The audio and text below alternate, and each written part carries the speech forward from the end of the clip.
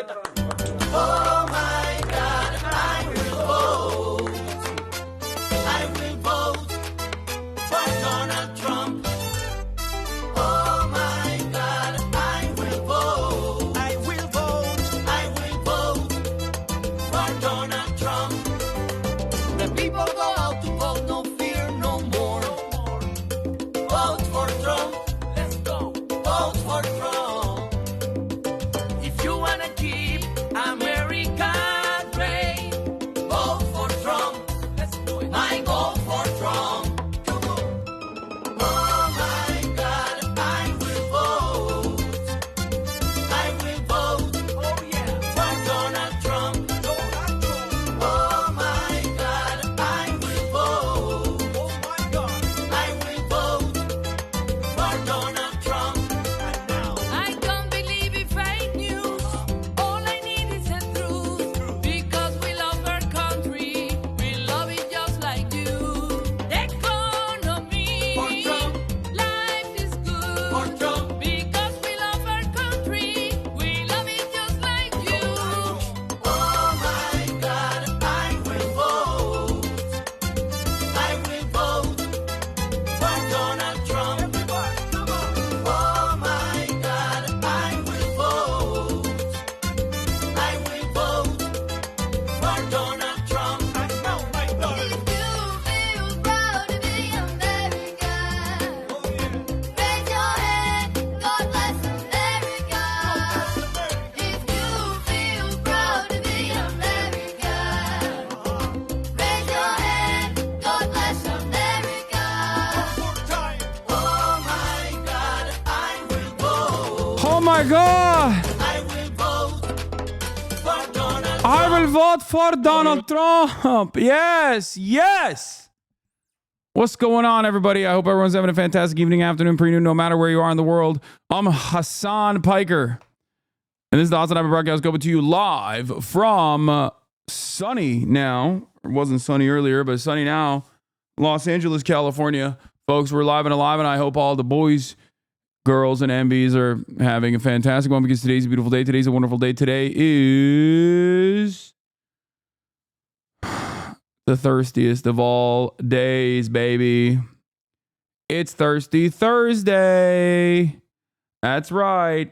It's Halloween. It's Thursday, October 31st, 2024. And I'm a little late and I apologize for that, but I had a bunch of stuff going on in the background this morning and I'll tell you all about it because this, oh my God, this is the part of the broadcast where I tell you a little bit about my personal news about what's going on in the world of Hasan, Hasanabi, Piker in between the time.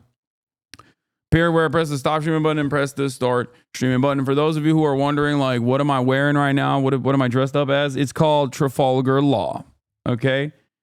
That's right. I am Trafalgar Law, baby. That's what I'm doing for Halloween. And cheers to that.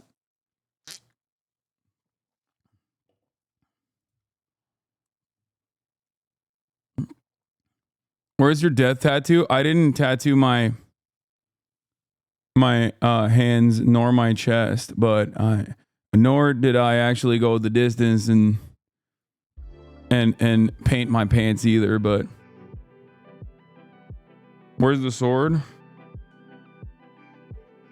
Fuck you mean, where's the sword? I always keep it on me. Room! That's not his jacket though. It literally is. I have two different costumes for Trafalgar Law. I'm using different costumes and I'm using my own clothes as well because this is from Punk Hazard. The jacket I'm wearing is from Punk Hazard, whereas the rest of the costume is actually from. The jacket is from Punk Hazard. The shirt is from the last arc from, I guess, Egghead.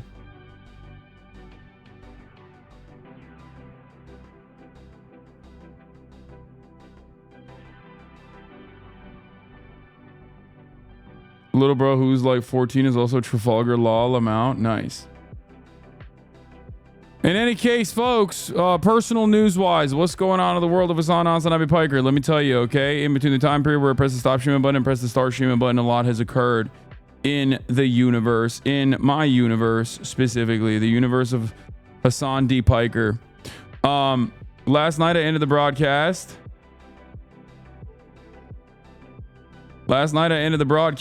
Okay?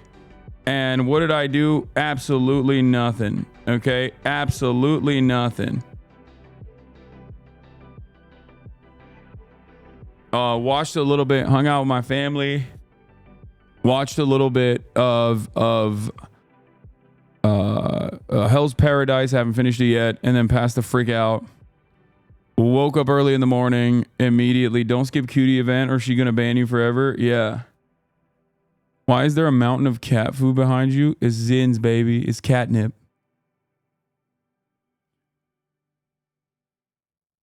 Bro is Disney bounding. Do not open any links. Do not look at YouTube recommended. Don't read any chat. Wait, what? Why?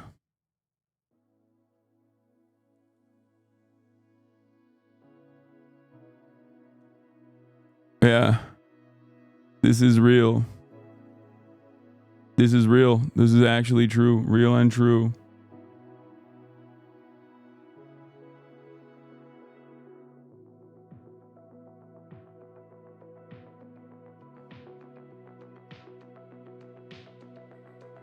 Does Kai have a costume? No.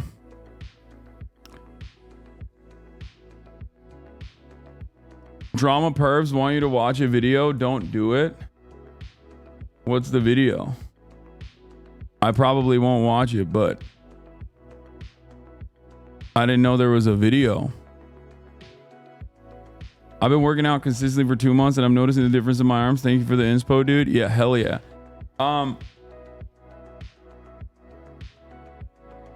Dude should have been Beppo.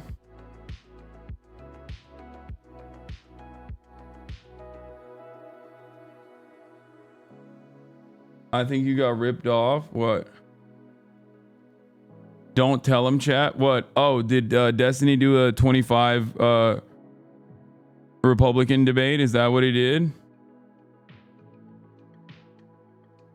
Great. I mean, I'm happy for him.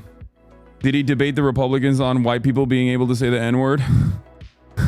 But as a Democrat. You and Kai should dress as Erlong Shen and his dog for an appearance.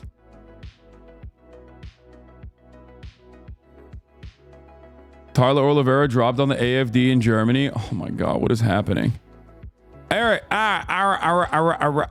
okay.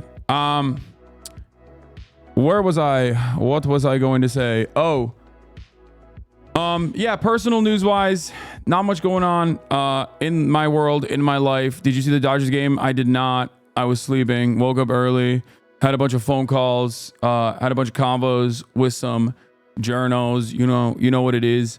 Got dressed up, played some basketball, got Kaya to run and roam the streets, got her tired appropriately. And now we're here because obviously the election mania is still upon us. And there is not really much happening in my life outside of the election. That's literally all it is. All I'm doing is I'm locked in. I'm laser focused.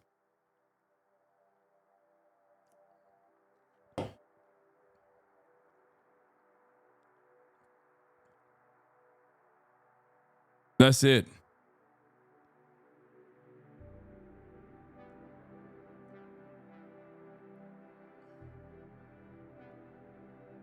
Another onion banger to set a good mood.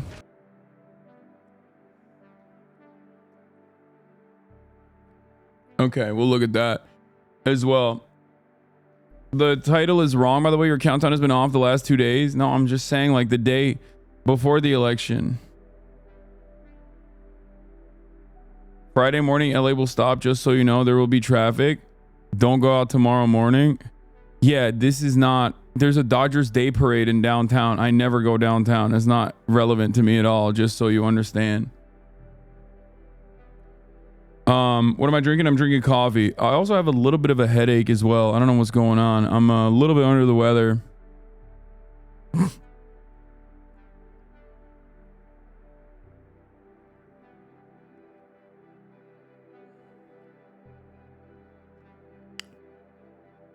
I don't think it's gonna be downtown getting fucked up, brother. Hopefully it won't be coming near me. But yeah, let's blast off and let's go. Let's get into it. Let's get into it. Election watch. JD Vance on Rogan. Will Kamala win?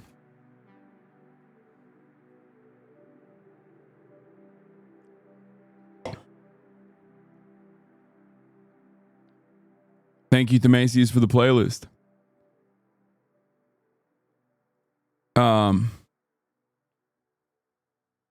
What else was I going to do? Pollwatch, Hogwatch, and more. Get in now. Oh shit. Doors open. Oh shit, I gotta fucking sign a document. Do we have a blast off meme? While I go sign this freaking document? Scary gaming? Maybe if we have some time later, I might play some scary gaming. Alright, I'm just gonna play this Kamala ad from the Onion, okay?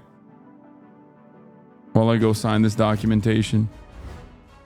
Controversial new ad from the Trump campaign rolled out this week, depicting a montage of all the people the former president I can't believe I'm about to says answer the door with this fucking costume, dude. he'll kill if he's elected in November. The largely silent commercial, which openly promises the murder of various political rivals, celebrities, and even a handful of ordinary citizens, is already airing in battleground states and has become one of the largest ad buys and harshest attack ads of the entire cycle.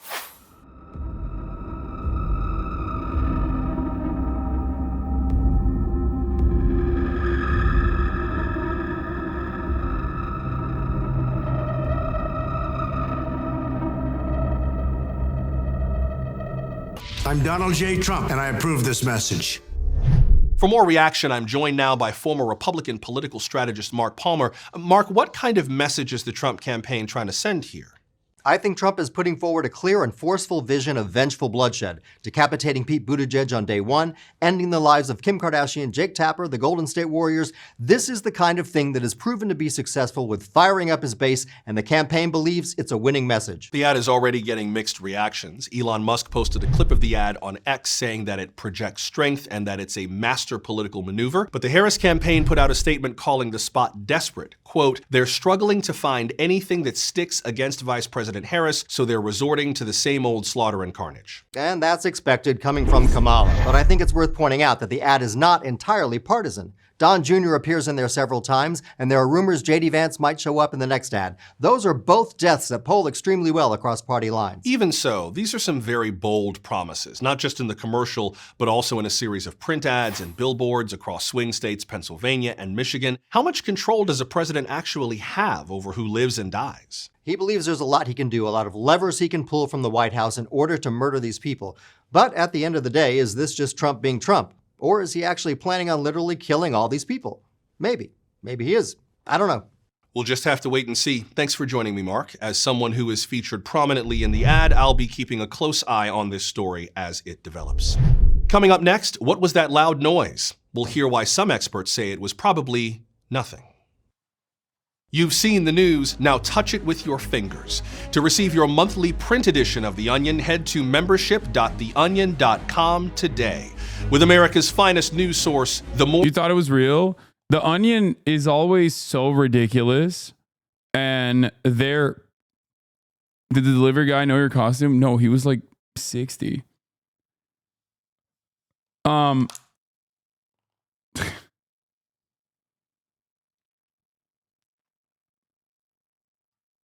He's like a specialty service that's like delivering like paperwork to sign.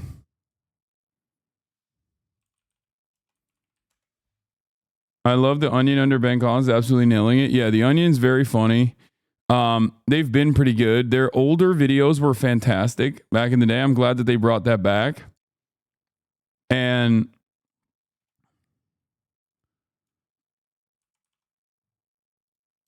Yeah, divorce papers from your mom. Anyway, we're blasting off, ladies and gentlemen. That's right. And I'm using the latest and greatest in the attack ads against Donald Trump, against Joe Biden, who is not running for president. He bit a baby. I love this because I love this personally because it's like so incredibly like old people shit.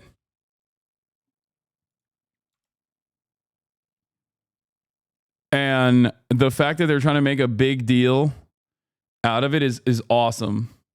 Yes, I know Tim Walz is being based as always. He said Donald Trump damn near killed himself getting into a truck. I saw. He's cooking. Okay, everybody calm down.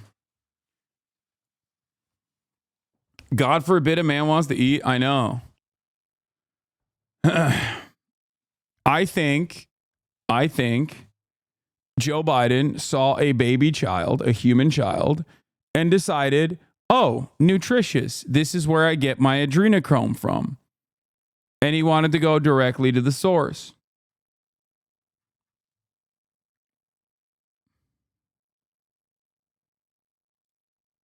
Look at this headline, Lamau.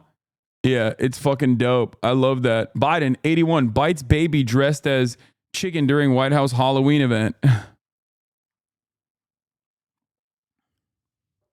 That's a lot of protein, man. What are you going to do? Bro said it's snack time.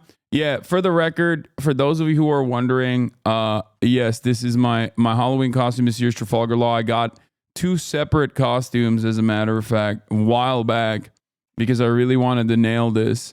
The first costume had a dog shit hat. The one that actually had this jacket had a dog shit hat. Both of the pants were awful. No pockets whatsoever. So I just wore regular blue jeans and regular boots because that's what he wears anyway. But the second costume had a blue like cape that Trafalgar Law wears. Problem is, the second costume, the blue cape, was too tiny, despite the fact that I actually ordered XXL knowing that it was going to be knowing that it was going to be an issue for me. But yeah, for those of you who are wondering, this is the one costume that I got. Okay. And then this is the other costume that I got. But the cape was tiny.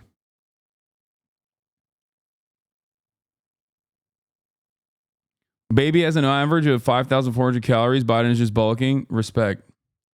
He's getting brolic. Sam, I ordered a 4X or XXL coat. It was too tiny. Yeah. I mean, this in and of itself is too tiny too. This is like, yeah.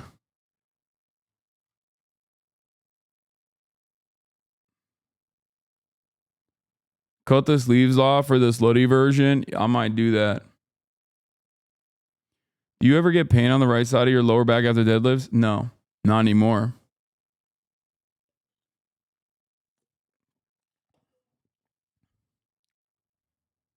Why are you asking me if I've seen Arnold's tweet? Yes, bro. Arnold endorsed Kamala Harris. Like, what the fuck?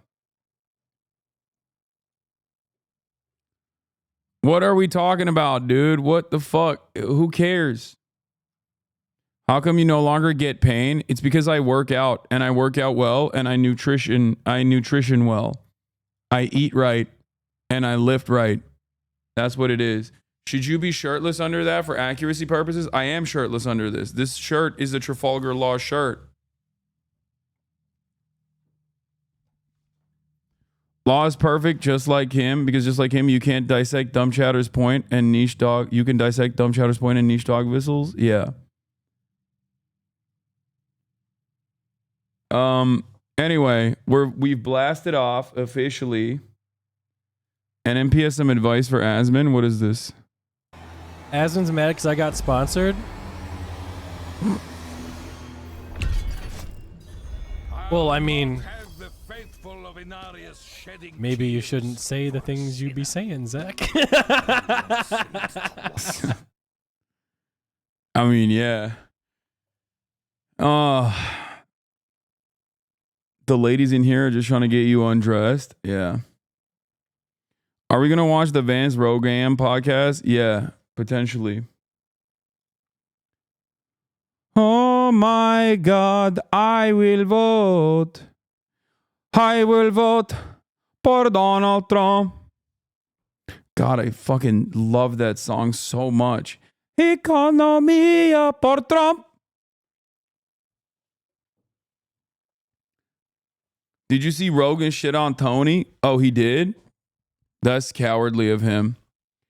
Will you have guests on election day? Will they be in your mansion? Yes, dude. Yes. Don't ask me. Bill Clinton. Oh, we're going to talk about Bill Clinton's crazy fucking take. Insane take from last night. I was talking to Hasan about this because, like, there's some really good polls for the Democrats coming out of Pennsylvania. Like, some polls for the Democrats that look really good coming out of Pennsylvania. And I think that they saw that, and the Republicans saw that, and they're like panicking about women. So their argument has been to just be like, fellas, go out and vote, or else these fucking dumb broads are going to run the show, which is very cool. I think, like, if you are seeing a massive surge, of a massive surge of women going out, like new voters going out and voting, most likely for the Democratic Party, I think one thing that you should do is just be as misogynistic as possible, right?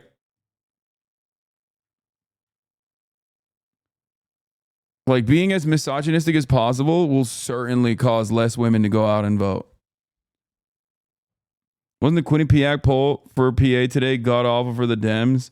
For every god awful poll for the Dems, there's a good poll for the Dems, okay?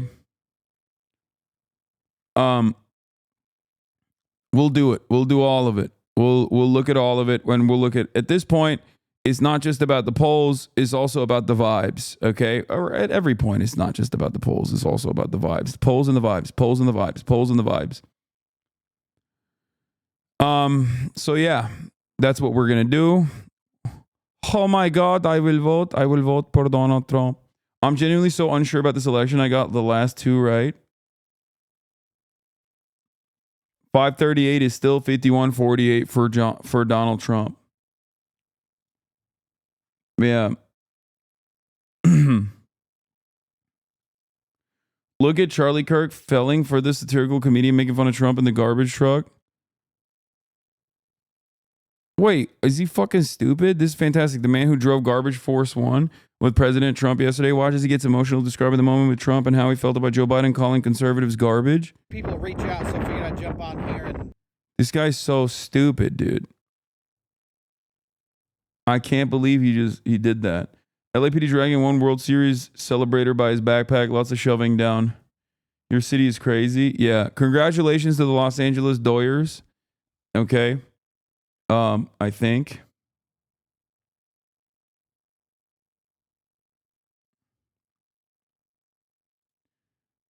And congratulations to Joseph Robinette Rogan shitting on Tony Hinchcliffe.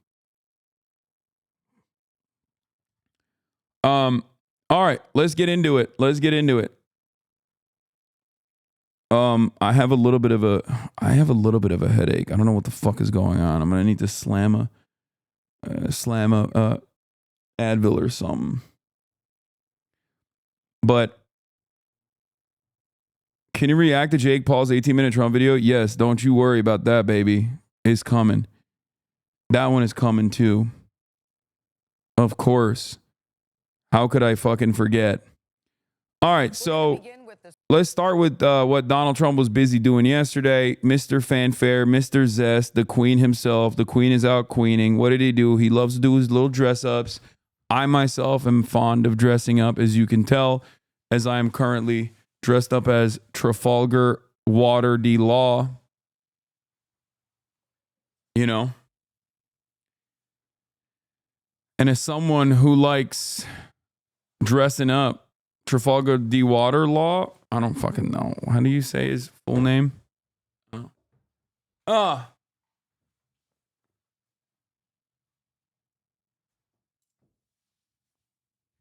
look how short this fucking costume is.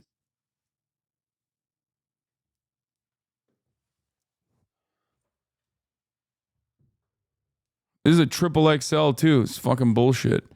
Anyway, Hassan D. Law. But yeah, Donald Trump was queening out big time. Let's take a look. The sprint to the finish line in the presidential race, you know now, it's just 5 days before Election Day. Both candidates hit multiple battleground states yesterday, with Vice President Kamala Harris talking about unity, abortion rights, and a middle-class tax cut, and former President Donald Trump heavily focused on border issues. Trump also sought to capitalize on a gaffe by President Biden with a photo op on a garbage truck as he tried to move beyond a scandal over racist remarks. Damn, they showed the slippage. They showed my boy slipping. He almost slipped and slid. You know what I mean? That was crazy. My man was slipping and sliding, dude. That shit was... I cannot believe that he almost died right there. That is insane. What the fuck is going on? Oral loss minus 1 million is not even cutting it, dude. It's worse than minus 1 million aura points lost. It's quintillion aura points lost. It's crazy. Remarks by some speakers at his New York rally. Bob Costa is in Kenosha, Wisconsin, with the latest on the story. Bob, good morning to you. Good morning, Gail. Yesterday was a snapshot of what the final week of this campaign has been all about. Spectacle and celebrity and rallies where both candidates are battling over who is standing up for the working American. Climbing aboard a garbage truck in Green Bay. Bro, I was thinking about that. It's like, when do you think is the last time Donald Trump actually opened his own door?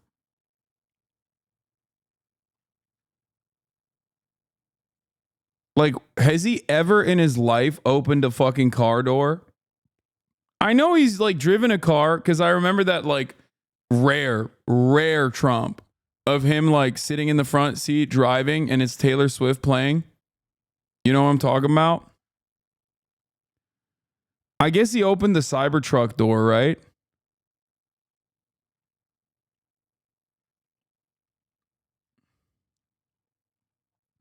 That had his campaign's logo on the side. How do you like my garbage truck? This truck is in honor of Kamala and Joe. Yeah, this is a classic. This is a classic Trump. Donald Trump drives a car with his son Barron while listening to Taylor Swift December 2014.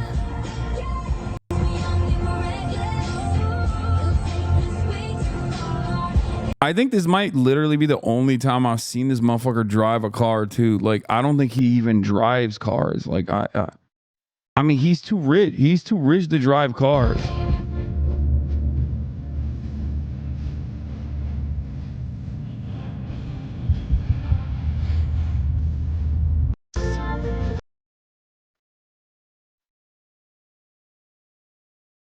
Last time he opened his own car door. My car, valet people. I'm sorry, Mr. Trump. There's a delivery truck blocking your car right now. We're gonna get Oh, I love this video. This is hilarious. Sorry, it'll take like a couple minutes, I swear. I don't have a couple of minutes. I'm busy. You know, I'm making money. I'm busy.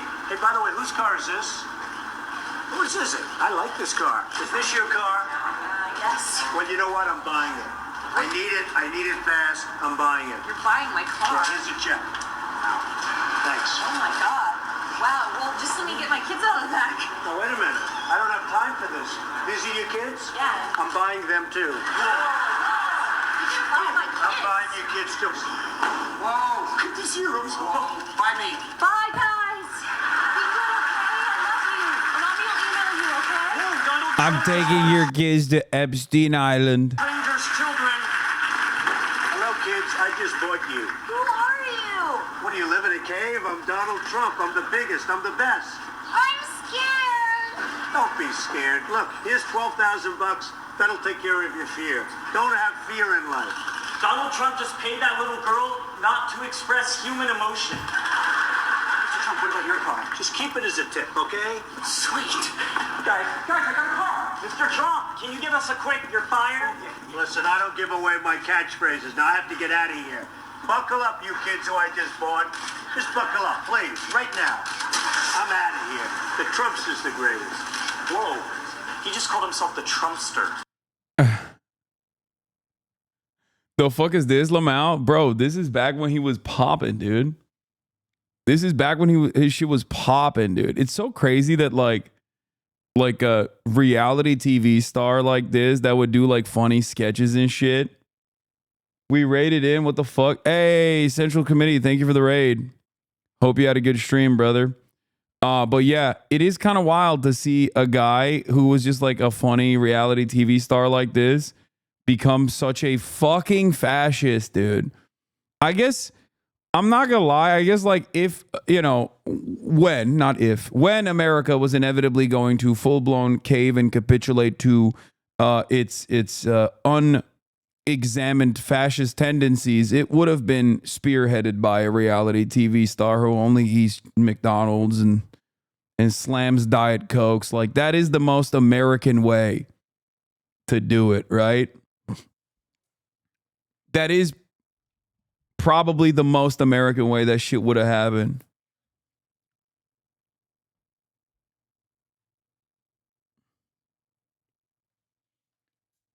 Are you dressed as Waldo? Oh my God, y'all are annoying. Love the Deku costume, Funkle. You look great. It's not a Deku costume. Shut up. I'm Trafalgar Law. You really couldn't iron the costume? No. Anyway, here's Donald Trump. Back to the garbage moment. Former President Trump embraced his latest political set piece as he amped up his attacks on Democrats. Joe Biden should be ashamed of himself. Even though President Biden has clarified what he meant, Trump and his allies are now confident that Biden's recent remarks can slow down any momentum for Vice President Harris. The only garbage I see floating out there is his supporters. Yeah. His demonization of seen as unconscionable, and it's un-American. Crooked Joe Biden finally said what he and Kamala really think of our supporters. He called them garbage. Later on stage, in that orange construction vest, Trump insisted that Biden's comment indicated a loathing of the electorate. You can't be president if you hate the American people, which I believe they do. Hours earlier, Harris made clear she speaks for herself and welcomes all voters into her coalition. I strongly disagree with any criticism of people based on who they vote for. And while polls show a significant gender gap, Trump had this to say last night.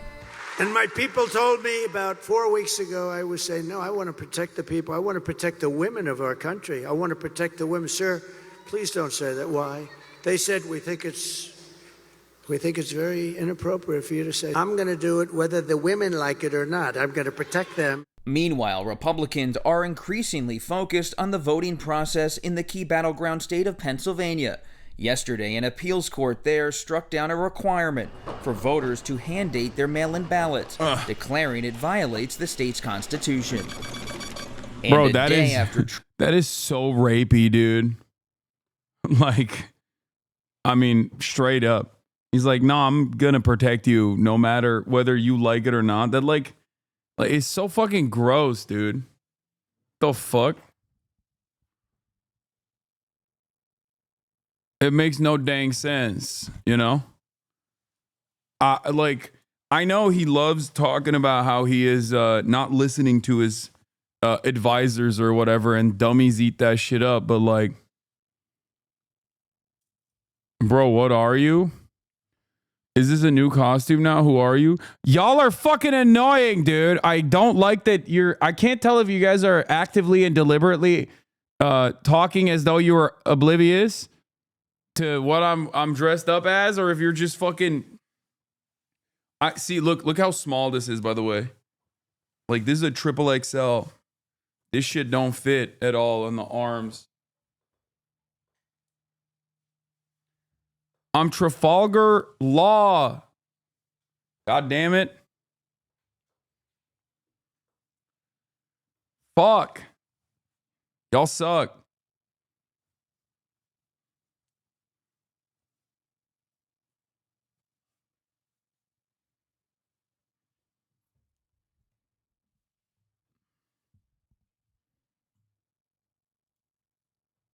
This you? Yeah, this is me. That's my costume. Love the Goku cosplay. What is this? Something wholesome? There is never anything wholesome. Okay, I was wrong. This is wholesome. The joy I get from watching them right now might not be normal. Anyway, happy Halloween. Aw. This is actually wholesome. You were right, March.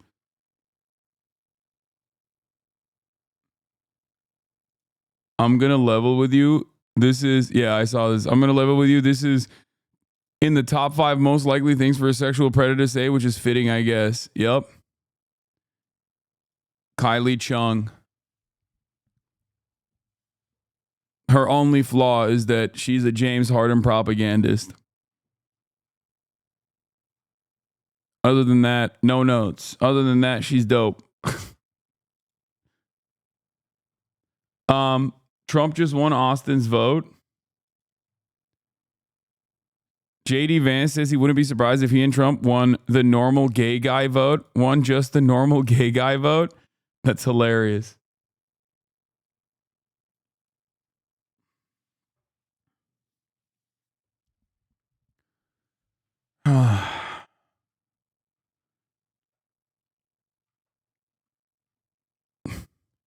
Dude, sometimes y'all fucking get on one note and you just can't get away from that one note, you know? And that note right now is look at your costume.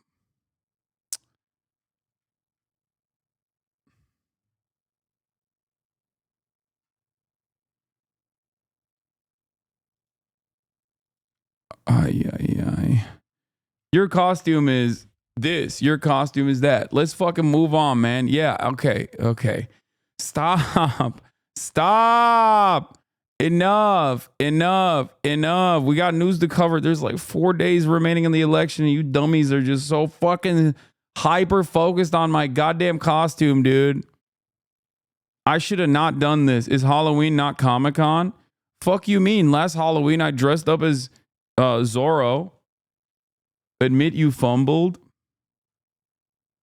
I did not fumble. I am Trafalgar D. Law. Okay.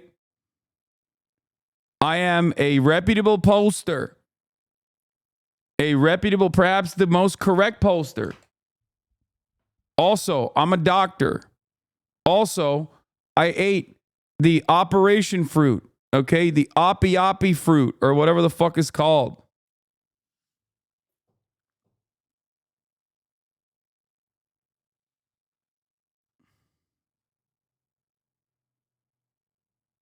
The op fruit. My powers are doing room and then opening up an area that I have complete control over. I'm the surgeon of death. You can't let a motherfucker be nerdy for like 3 seconds without punishing him. What the hell? I can't be myself, dude. It's crazy. I'm getting bullied by other nerds. I'm getting bullied by fucking nerds that are saying that like I'm too nerdy for them. What the hell is going on?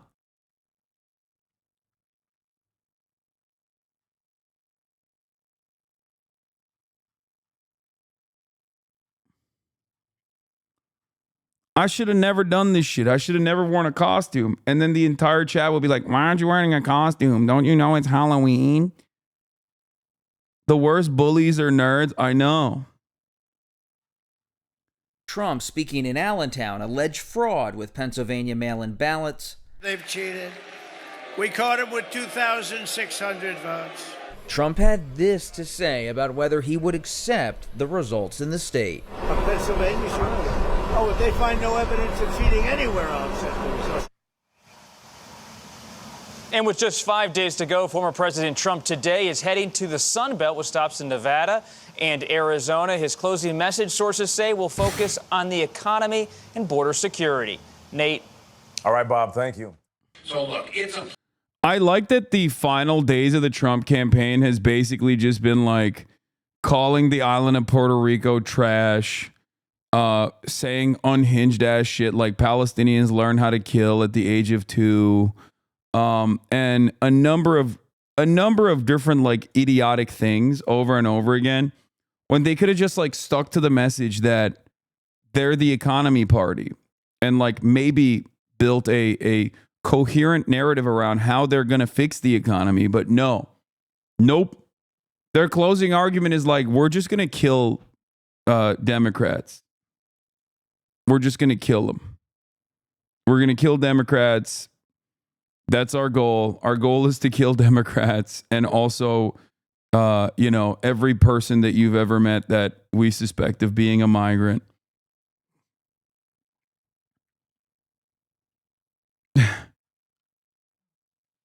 And also, wait, hold on. Another final message. I'm not Adolf Hitler. That was another good one, too. That was a real fantastic final closing message. I'm not Adolf Hitler. That's what Donald Trump is saying. Okay, thanks, sir. Anyway, Tim Wallace is popping off on Donalde. He had a good line here. He had a good bar here. Let's take a look. Plan. We're damn proud of it. It's not a damn concept of a plan. It's real and it's out there. Now I've misspoken and said they don't have a plan or a concept of a plan. They do have a plan. It's Project 2025 and it's 900 pages. It's 900 pages. Those folks in here, I said, well, they pretend we don't know anything about it. They took the time to research this, make it. Senator Vance wrote the foreword of the book, the guy who's the architect of it. I had never written a foreword to somebody's book, but I think I'd remember it if I did. But oh no, they're dodgy. Here's what I know as a football coach. You take the time to make a playbook, you're going to run the plays. Yes. And this playbook is a goddamn nightmare for the nightmare. So for all the labor folks in here, repeals the Bipartisan Infrastructure Act, the Inflation Reduction Act, costing hundreds of thousands of new jobs. Brad just talked about this. Included in there were things like the hydrogen hub that's going to create tens of thousands of new jobs for Boilermakers right here in Pennsylvania. They're talking about taking that. When Senator Vance got asked and said in Lansing, Michigan, that act created 625 UAW jobs in Lansing, Michigan. They talk about taking that back, and he said that is table scraps. Well, you tell those 625 United Auto Workers that put food on their table with those jobs that that's table scraps. That's what their plan is. He also is talking about putting a national sales tax on everything. Things to buy, every clothes, food, toys, whatever you buy, $4,000 a year that it adds to your family. Now look, this dude's nearly 80 years old. He damn near killed himself getting into a garbage truck. You would think over 80 years you would understand how a tariff works. Smarter people than Donald Trump, which is a good chunk of folks, CEOs of companies like Black & Decker, AutoZone, and Columbia have gone on the record to say if Donald Trump goes forward with this plan, they will simply have to raise prices and pass it on to you. Donald Trump saying China will pay for those tariffs the same way Mexico paid for the wall. It's not going to happen. So look, some of you in here, and they're in our neighbors, they're our family members, brothers, independents and Republicans. The Republican Party added much to this country over the years. When they talked about freedom, they meant it. That's not who Donald Trump is. Turns out when he talks about freedom, it means the freedom to invade your doctor's office, and freedom to invade your bedroom, freedom to tell you what books to read or what movies to watch. And I keep saying this, and I've now seen this is true across the country. I thought it was just a Minnesota euphemism, that the world works best when people just mind their own damn business.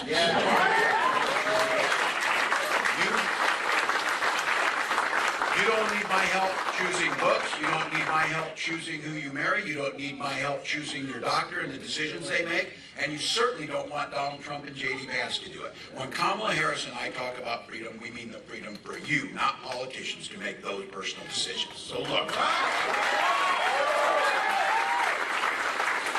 You saw it at the convention in Chicago. We talked about freedom a lot. We took back freedom. We took back family. We took back the damn flag. Because I'll tell you what, I'll be damned if I'll fly an American flag with some man's picture pasted on it or something. That's not how we do things. And And for Pennsylvania, this was just me personally. We got freedom, we got the family, we took back the flag. I took football just because we want to, because we're taking back. Look, freedom means a lot of things, but it's very personal. Freedom for our seniors to retire with dignity, to collect Social Security and Medicare. That's freedom. Freedom to be able to send your children to school without worrying they'll be shot dead in the hall. That's, and I say this, I'm a 20. Once again, incredibly effective communicator on issues that he cares about. Incredibly effective communicator that has a very unyielding progressive perspective on issues that he cares about. Whenever it's something that he has to defend that he doesn't personally have any any interest in, it's actually dog shit, It's wild to see him speak on issues that he is knowledgeable on issues that he's actually had a long, consistent track record defending. Is it cope to think his voice might push the admin if Kamala wins? Yeah, it's massive cope because the campaign after this fucking choice that they made would have been the opportunity for them to relook at the way that they're communicating, and the strategy did not change at all. If anything, Tim Walz changed. So no, I don't think that is a real thing.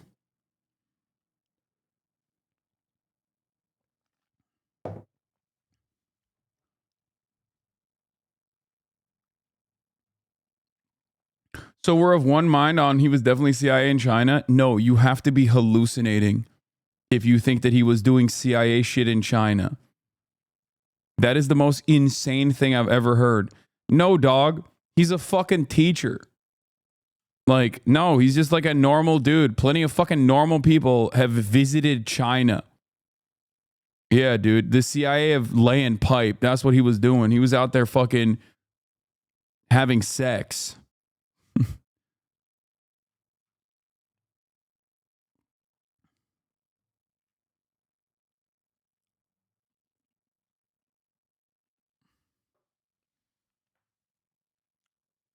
Is Stein the actual spoiler candidate that many liberals think she is? No.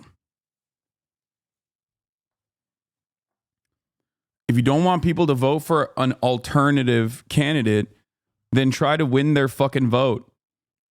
What do you mean? There is no such thing. This concept is so stupid. Okay? That's not how democracy works. Okay? You have to make an argument. You have to win people's votes. Please stop. It's also utterly irrelevant anyway in the grand scheme of things. It's votes are earned. Just, I don't know. I don't know how we're, forgetting this basic principle, I guess. But yeah, no, the Walz China article, the ex is still salty. She also talked about his pipe game. That's crazy. I didn't even look into this. Kamala Harris' VP choice, Tim Walz, had a secret fling with a daughter of top Chinese Communist official during teaching stint in China. Yeah, my man was dropping seeds, okay? He's so cool. He really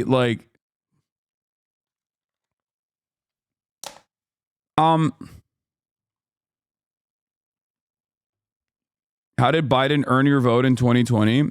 Great question. Biden's campaign in 2020 was significantly more progressive than Kamala Harris's current campaign. It wasn't just by not being Donald Trump. That was a big reason, okay? But I think a lot of people forget that Biden literally said he was going to do his first 100 days agenda. When politicians say what they are going to do, I listen to them. Remember the Bernie Biden Unity Commission Lamau? Yeah, Biden's 2020 campaign was the most progressive general campaign in our lifetime.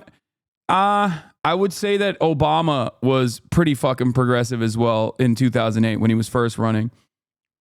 Not what they did. And you believe them, lol? Come on.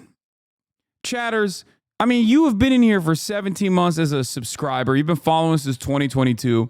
I think that 2008 Obama was probably more progressive overall, but I need you to explain. I need you to understand something. There was never a moment where I said, yeah, I definitely believe Joe Biden is going to do everything he said. Like, my anger towards Kamala Harris revolves around her not even having the decency to lie to capture the attention of a broader base of support. Okay?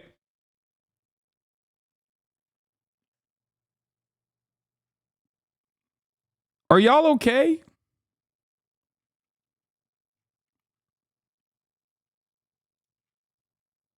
Anyway, let's get back to this. Kamala Harris's VP choice, Tim Walz, had a secret fling with daughter of top Chinese communist official during teaching stint in China.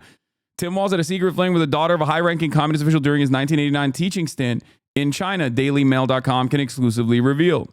Jenna Wang, 59, claims the VP hopeful showered her with gifts and seduced her at his pokey staff accommodation at number 1 high school in Foshan, Guangdong province. The lovers could not risk holding hands or showing affection in public because Wang's dad was a high-ranking figure in the Chinese Communist Party who would disown her for fraternizing with a Westerner. But their romance blossomed behind closed doors as they sipped tea, made love, and listened to George Michael hits, leading the then 24-year-old Wang to dream about his marriage and a new life in the United States. Oh my God. She guang on my dong. She guang on my dong. Until I don't even know how to finish that. Until I CCP. Okay. No proposal was forthcoming for the future Minnesota governor. However, the shame of being treated like a prostitute eventually left Wang feeling angry and suicidal, she claims. Damn. Dude, his pipe game was so excellent. Pipe game so good. You have people in the background. You're causing international incidents, okay? Pipe game so good you left someone feeling suicidal. Pipe game so good you left them depressed.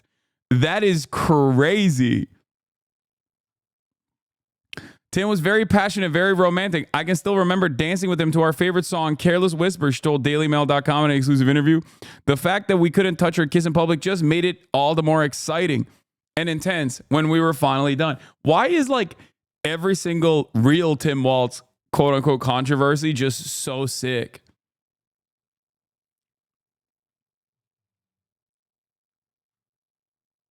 Like, it's just, wow, dude, are you telling me he was dope and awesome? That's crazy. This is what he was listening to, where he was like, yeah, that's right. You know, one day I'm going to be a coach for a football team. I love China. Thank you. Oh, we have a saying in Minnesota for this. Minnesota nice. Good going. Oh. That's what was happening, huh? This feels deeply creepy that she still talks about it like this. Yeah. We were deeply in love and I wanted to marry him and start a family. When it didn't happen, I felt very unhappy and sad. Tim's behavior was very selfish. Bro, she's not even... Dog, this is a crazy hit piece because the hit piece is literally the person being like, it's been 50 years and I still love him. Like, not 50 years, but like 30 years. 30 years and I'm still in love. I haven't stopped thinking about that white boy with a whole lot of swag. Like, look at him. Walt, pictured in a 1990 photo he sent to Wang, is said to have fallen head over heels for the pretty highly educated English language teacher at the nearby number 8 middle school several months after he arrived in Foshan.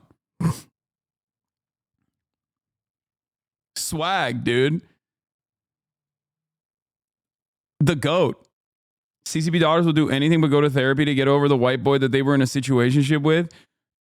Yeah, I'm sorry, dude. You will not convince me that this is bad, okay?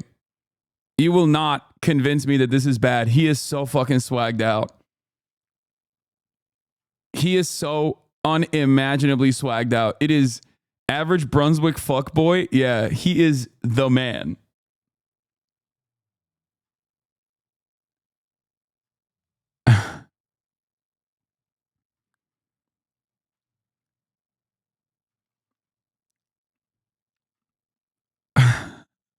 Also, what's really funny about this is that Republicans are so funny. They get mad when like Chinese agents come to America and like honeypot, I don't know, Eric Swalwell or whatever. But then they also get mad when like an American goes to China and honeypots a CCP high-ranking official's like daughter. So what is it? Like you just don't want any sex to happen between an American and a Chinese person? Is that what's going on? Like what the fuck? Figure it out, man. Figure it out. You can't have it both ways, okay? They're like... Twitch streamer Hasan Piker thinks giving good dick internationally is a good thing. Yeah. My colleagues couldn't speak whole sentences, but Tim told me if he closed his eyes and listened, it was like being back in America. Wong had a friend on the same teaching staff as Wall, so she was able to gain access to the exclusive school where she could visit him in his one-bed staff digs. It's so gross and slimy the way that they wrote this fucking article. Holy shit. People are just afraid and obsessed with sex at the same time. Fucking horny Puritans. I know.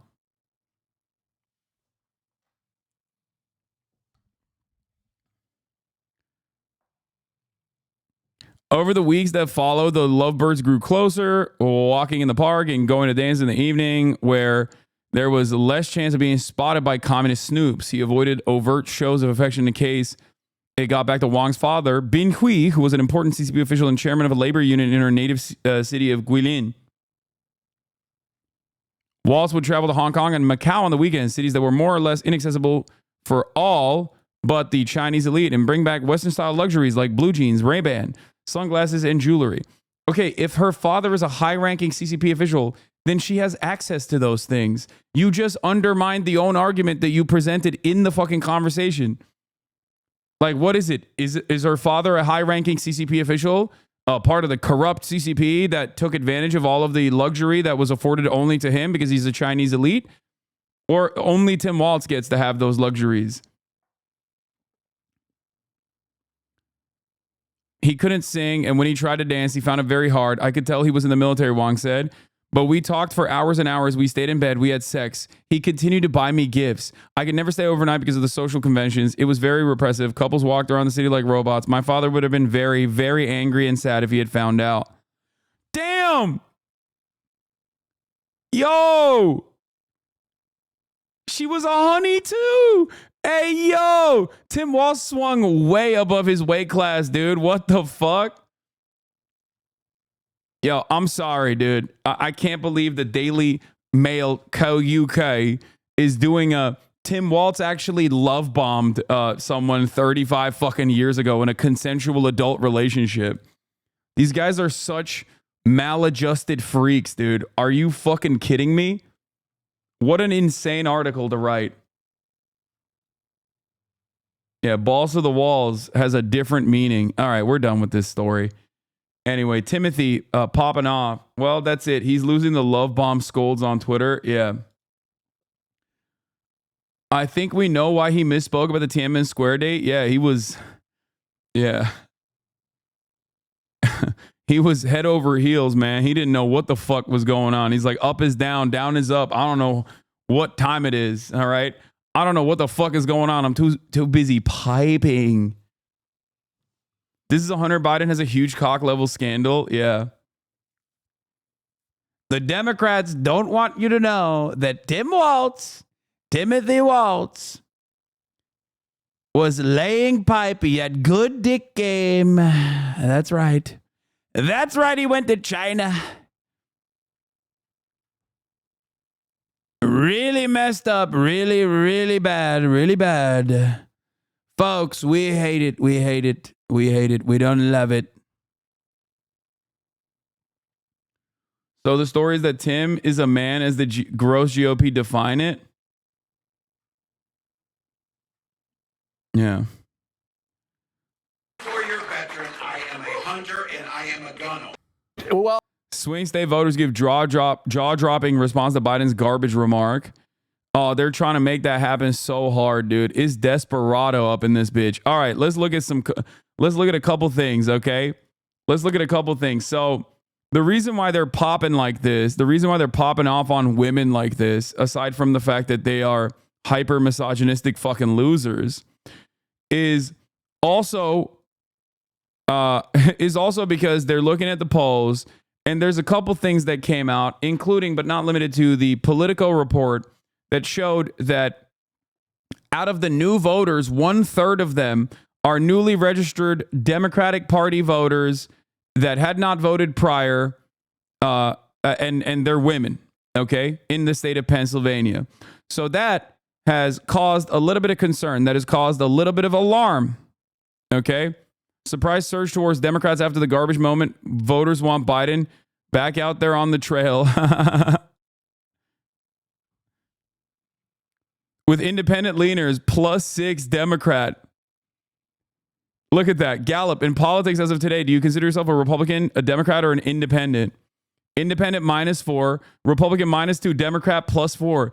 Dude, do this more, please. Do this more. Say Republicans are garbanzo. Say it. The people yearn for more Biden bangers. That's what I'm saying, dude. That's what I've been saying. The people, you know what the people actually yearn for? They yearn for a fighter. Like, they want someone to just look at these guys and go, nah, that's fucking bullshit. You're bullshit. They don't want someone to hug and kiss the people that they're trying to fucking remove from power, trying to actually ensure that they get nowhere near proximity to power. It doesn't make sense. Why is there an election to begin with if that's the case, you know? If you're going to hug and kiss Republicans, if you want to like align with the Republicans, like, yeah, then might as well just let the Republicans win then, I guess. Oh. But yeah, as I said, but it didn't work for Hillary. Brother, Hillary Rodham Clinton is a uniquely bad, uniquely toxic candidate that everyone knew from a mile away was going to fucking be god awful. Okay? The comparisons with Hillary Clinton is not apt. You are not a Democratic Party staffer. Please stop deluding yourself and others in your immediate vicinity. She was the least electable candidate in American nomination history. Like, guys, let me explain something to you, okay? Americans, kind of anti-Semitic in general. Americans definitely hate socialism, don't understand what it is. Hillary Rodham Clinton was so goddamn toxic that Americans almost made an 800-year-old Jewish socialist their fucking candidate. Do you understand? Hillary Rodham Clinton was so disliked, so intensely disliked, that Bernie Sanders almost became the candidate for one of the two major parties. She got 65 million votes. She wasn't that toxic, clearly. Yeah, I was one of them, and I despise her. What the fuck are you talking about? Also, she lost. I don't know if you know this, but she lost. She lost the election. She won the popular vote, and she still lost the election. Stop coping. Please.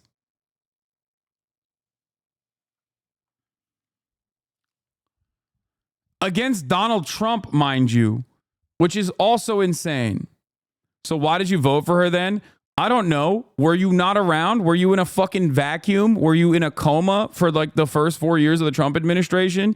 Are you oblivious to, I don't know, the Supreme Court of the United States dramatically changing in its ideological principles, becoming a supermajority right-wing court that has struck down a litany of good laws that were in the books, including but not limited to Roe v. Wade?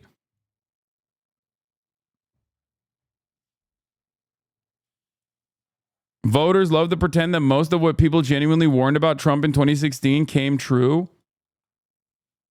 Or you mean didn't come true? Because like everything that people warned about Donald Trump came true. everything I warned about Donald Trump became reality. We're now living in that world. Oh, yeah, you meant didn't come. Yeah.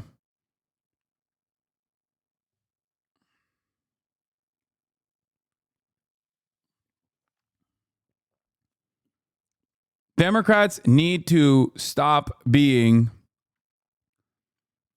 losers in general. Didn't you openly endorse Hillary at the time? Yes, I did. Just like I endorsed Joe Brandon as well in 2020. Yeah, fucking Chevron overruled. Like, this is so unimaginably damaging. We got chatters like Cliffo out here pretending that 90% of the Democratic Party voters are not simply trapped in the lesser evil reality they're forced to live in.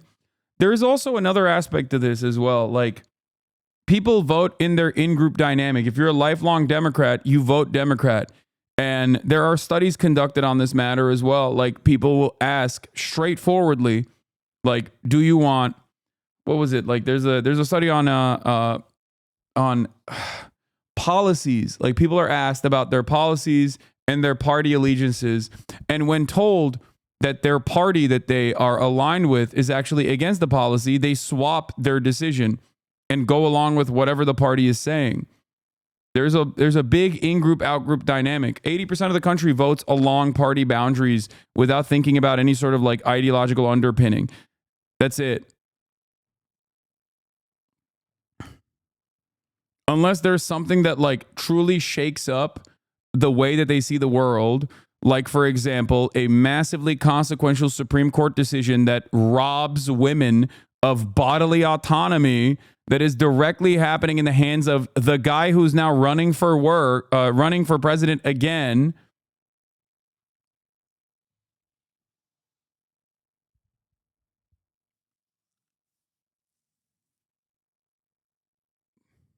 Most people just like stick to the party that they vote for. And even then they stick to the party that they've historically voted for, even right now. Like, it is shocking to me. I mean, we'll see what it looks like at the end. But it's shocking to me that there is no... If Kamala wasn't doing an act of genocide, would you have endorsed her? Most likely. I'm still very frustrated with the immigration policies as well. So I don't know. But yeah, it would be, I mean, that is a massive, massive issue for me. Yes. Anyway, having said that,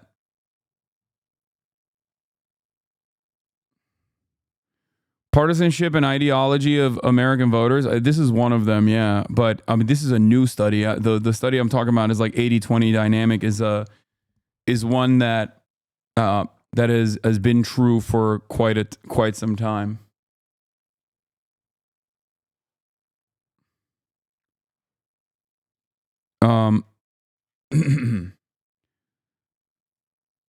80% of Americans vote along party lines without really thinking much of the policies themselves. And 20% of Americans have like an ideological reason for why they're voting for a party. At least this is how they're reported. Wait, what? She's a total train wreck. And by the way, I looked at her this morning. She had a little news conference, lasted for like 2 minutes. She's exhausted. You know? She's exhausted. She's a train wreck who is totally unqualified to be the president of the United States of America. There are some people who thrive under pressure, and there are some people who crack under pressure. She's a cracker. Yo, chill, bro. That's a slur, dog. Excuse me, excuse me. This is worthy of a ban, sir. This is worthy of a ban, sir. And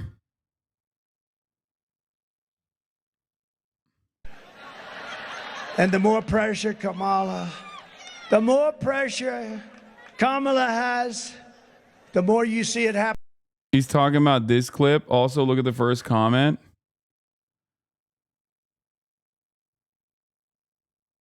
This elector's like, I need to hurry up and end because it's turning y'all R-worded. What do you mean turning? They've been that way. Pay close attention to Kamala when she thought nobody was watching. Wow, she yawned.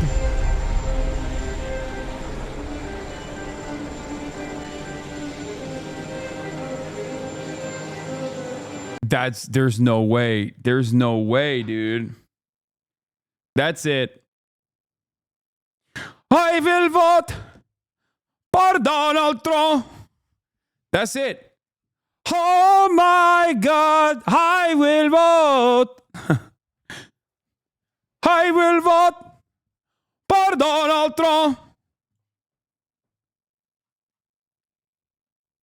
It's done. It's done. Yawngate, dude. The biggest thing that's happening out there. What is going on with the Republicans? Is this for real? Yes. And it's only going to get worse. And I cannot explain this enough times to many of you, okay?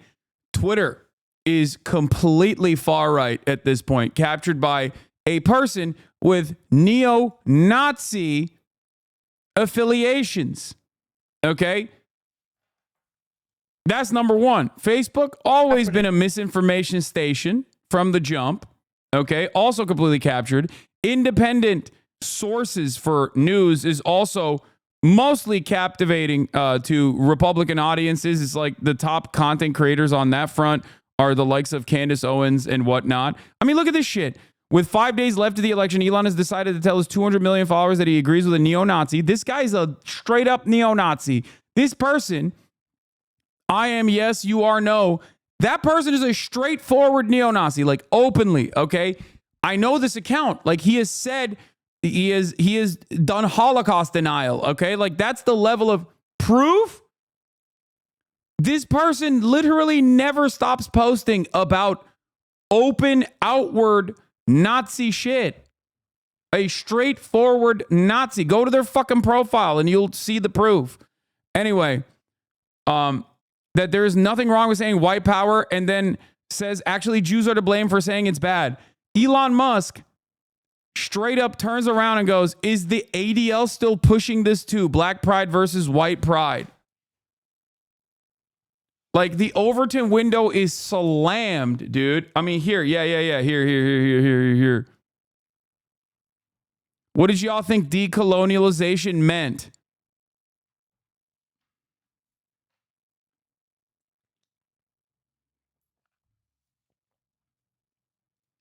Happy Halloween.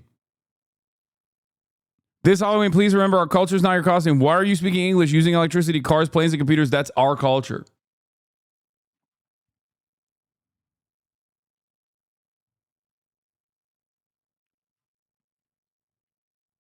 Like, what are we doing? What are we doing? What the fuck is happening? What is happening in the world right now? Like, the most powerful billionaire on the planet who owns a straight up social media platform, okay, which is hemorrhaging his base of users, but still, like, that's one of the major fucking social media platforms. And this motherfucker's a straight up Nazi on it. And he's like following him and actively supporting him. I'm a true American. The only true Americans are Native Americans. You should leave and give them their land back. If you're an immigrant, just like your ancestors from Europe, foreigners should leave Europe. Europe should stay natively white. What the fuck? You're literally a racist bigot. Anyone can live in Europe. Fucking fascist.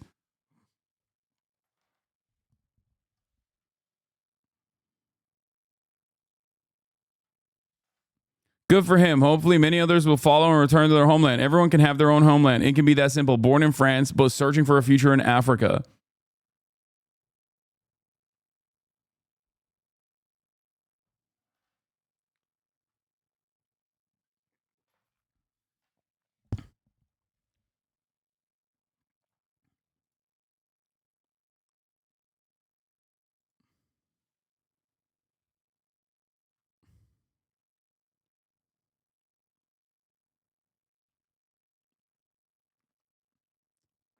Why are we reading this Nazi's Twitter page again? Because some chatter was like, what do you mean he's a Nazi?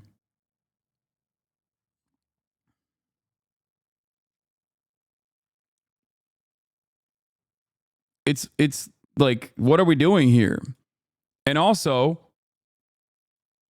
the fucking most powerful billionaire who is in the tank for Donald Trump. Like shit that would get you legitimately shit that would cause a serious amount of backlash, worthy backlash, nowadays doesn't even broach the standard of like reporting. Like people don't even consider it a significant offense. Think about that.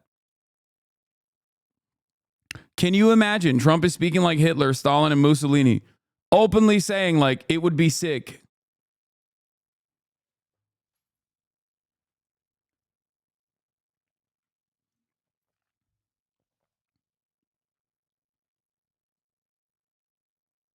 Direct evidence of him talking about Jews. The guy Elon is replying to is a literal Nazi. Here's him talking about the Jewish question yesterday. Elon doesn't mind this, of course, because he's also a Nazi. 2003 versus 2024. What happened, I wonder? Dublin, one of the safest cities in the world. Dublin ranks among the top 10 most dangerous major cities in Europe. What is the most important question of our lifetime? Define the JQ and I'll answer it. Go. JQ is the Jewish question, by the way. The question is what to do with them. They're a known problem. I'm certain that's what the great Hitler meant by JQ. To become the enemy they fear us to be. That is how we defeat them. To become a majority too. Like this guy does not hide his Nazi associations. Will Jews ever be satisfied with fully not enslaving the world, knowing their prophecy is therefore gone unfulfilled? They will not. That is who Elon Musk is associating with. That is who Elon Musk is highlighting.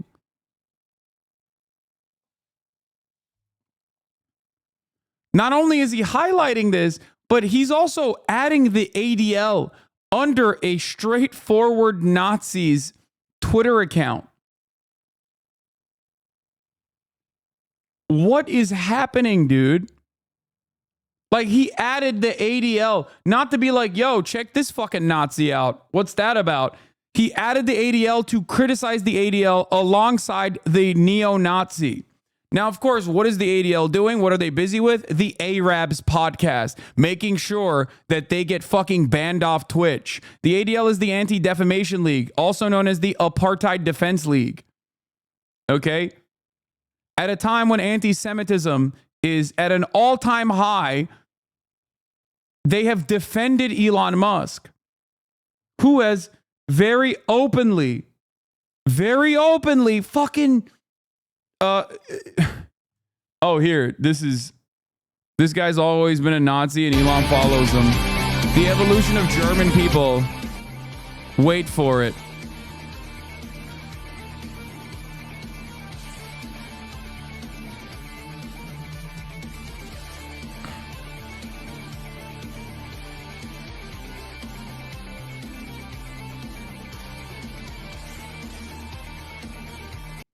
AI prediction. Wow.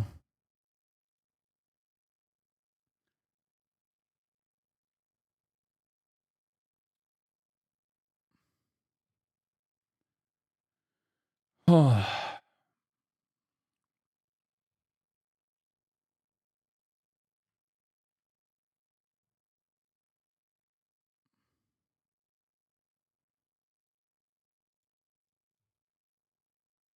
Lamau is my first time seeing actual Nazi Twitter. So funny. I mean, it gets so much worse than this. This guy is like a pretty big account, and also Elon follows him. So he at least tries to like dog whistle his way out of most shit, but he like openly talks about the JQ and things like that. But you have to understand, like, there's so many. There are so many worse accounts out there that are so Hitlerian that they outflank Hitler. Okay. JQ is the Jewish question, guys. The Jewish question. That's what JQ is. How the fuck is this community not like well equipped to understand Nazi dog whistles? This is like all I have talked about for years and years and years.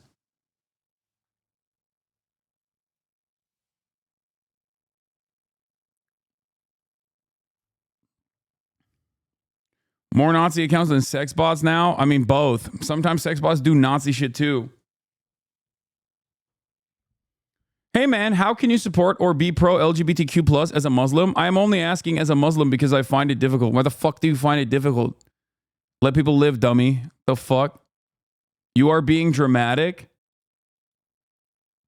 You're joking, right? I think you're trying to do an ad break debate, even though I'm no longer running ads at the top of the hour. But you can still subscribe for $6 or for free with a Twitch Prime. And you will get a bunch of different things. You will get a bunch of access. You have a lot of new chatters, brother. Just be patient. I know.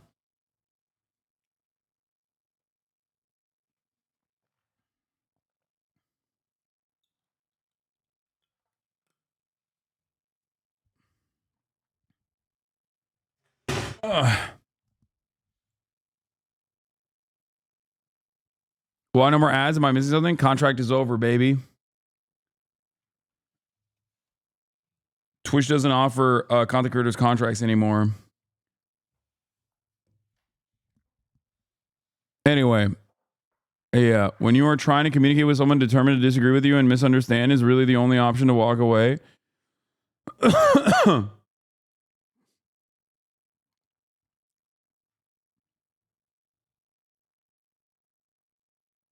As a Muslim, I'm wondering how you're dressed as a character who hasn't even stated there is no God but Allah and Muhammad is his prophet. Yeah. All right. Yeah, Elon is the fucking reply guy for an open neo-Nazi. Okay.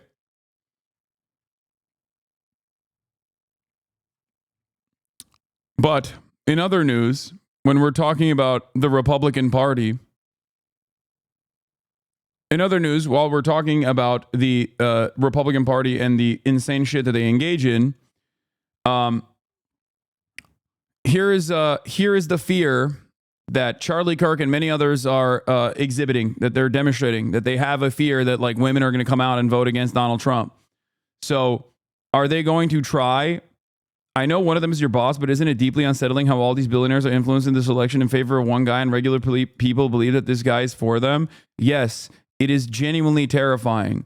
And I have talked about this extensively. Okay. Yes. Jeff Bezos is like, interference in the Washington Post is unironically damaging. Is incredibly damaging for journalism in general. It will cause people to not trust reporters from the Washington Post, and that in some ways it just shows that like the free and fair press. I mean, he's like very brutally honest in my opinion, even though his like answer for why he did it was like very dishonest. But it shows that like, yes, billionaires do absolutely own media outlets specifically to do their bidding, and that they will intervene in the events, in the reporting, in the editorials output when they see fit, and it's truly frustrating. And Washington Post has like lost 200,000 subscriptions as a consequence of this. And I find that also damaging too, because there's still fantastic fucking journalists of the Washington Post. So it's really frustrating that their like regular news reporting is going to suffer as a direct consequence of this when they can't staff the same amount of people. It's so annoying.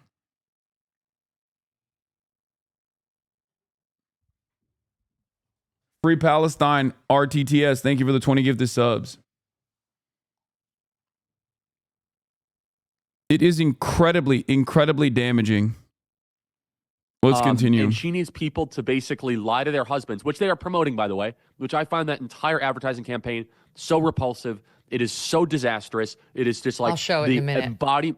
It is the embodiment of the downfall of the American family. I think it's so gross. I think it's so just nauseating where this wife is wearing you'll show it, wearing the American hat. She's coming in with her sweet husband who probably works his tail off to make sure that she can go, and have a nice life and provide for the family. And then she lies to him saying, oh yeah, I'm going to vote for Trump. And then she votes for Kamala Harris as her little secret in the voting booth. Kamala Harris and her team believe that there will be millions of women that undermine their husbands and do so in a way that it's not detectable in the. They should play this. Like, they should just literally play this over and over again to women to be like, you have no autonomy. Oh my God. You have no autonomy. You have no control over your own decisions. Your husband has all the control in the household. The polling. Here's another one of these idiotic statements. Here it is. And if I found out Emma was going into the voting booth and pulling the lever for Harris, that's the same thing as having an affair. Yeah, this is the ad. No idea if you showed it yet. Fuck, I can't even. God damn it, I've been blocked by so many goddamn blue check markers. Holy shit. How sad for these women. In the one place in America where women still have a right to choose. You can vote any way you want. And no one will ever know. Did you make the right choice? Sure did, honey. Remember, what happens in the booth stays in the booth. Vote Harris Wallace. It's not a bad ad. It's totally understandable that they're making this ad. It's also ironic that the Republicans' response to this is like, come on, macho men. Make sure you don't let your stupid ass broads go out and vote for themselves. Like, okay, sick, dude. Love that. That's a really great way to run a campaign, I think. Just undermining the autonomy and the decision-making structure of half the fucking population at a time when you are literally worried that they are going to vote against you. Good luck. Good luck on that front, you know? Great job, guys. Anyway, look at this fucking annoying loser. And if I found out Emma was going into the voting booth and pulling the lever for Harris, that's the same thing as having an affair. That to me. Oh my God! Let him finish. Go, Jesse. It's our day. That violates Judge. the sanctity of our marriage. Preach on. Yes. What else is she keeping from me? Exactly. What else has she been lying about? Why would she lie to you? Have Jesse you has- threatened her? Why would she lie to you? Oh, they want me to tease. Why would she do that and then vote Harris? Why would she say she was voting He's Trump not the problem, and then Judge. voting Afraid of Harris? you. And I caught her. So And then she you said, would- I lied to you for the last 4 So you years. admit you intimidate It's people. over, Emma. That would be D-Day. Sick, man. Sick. That also obviously, goes along with the idiotic notion from Donald Trump the other day, where he personally said a day ago, yeah, I'm going to be the protector of women. They're telling me, don't say that. Don't say that. Don't say that, but I'm going to say it anyway. And if women don't want me to be protectors of them, I'll be forcefully their protector, whether they like it or not. Good stuff.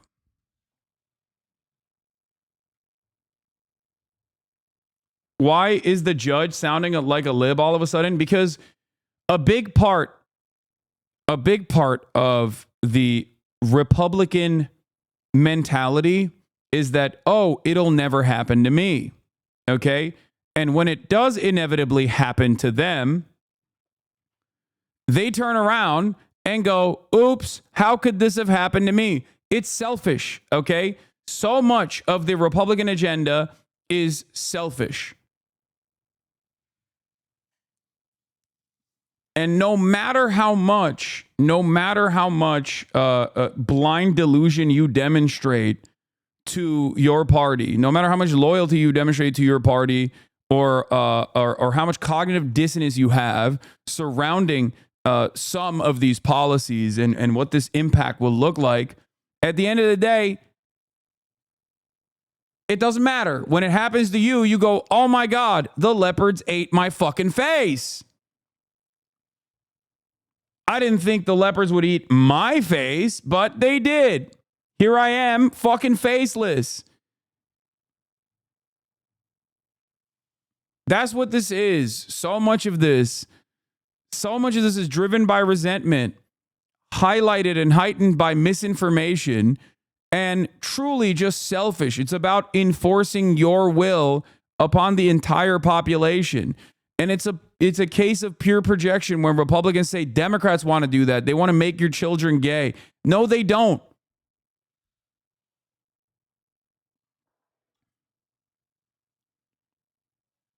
No, they fucking don't.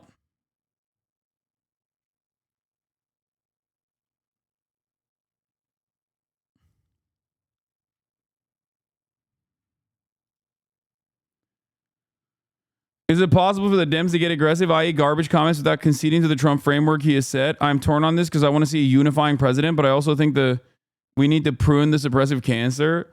Yeah, you can call him fucking weird. You can say like, you're not weird, but Trump is. And some of his diehard loyalists in the fandom are also fucking weird. You can say that. I think.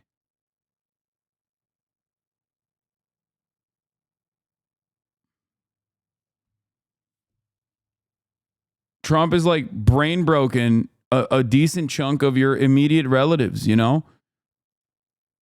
It's a cult. There is no such thing as like unifying with fascists, by the way. That's also silly. What is this? Interesting. Good or bad parenting? Memphis rapper made his son hold a stack of cash as punishment for getting trouble at school.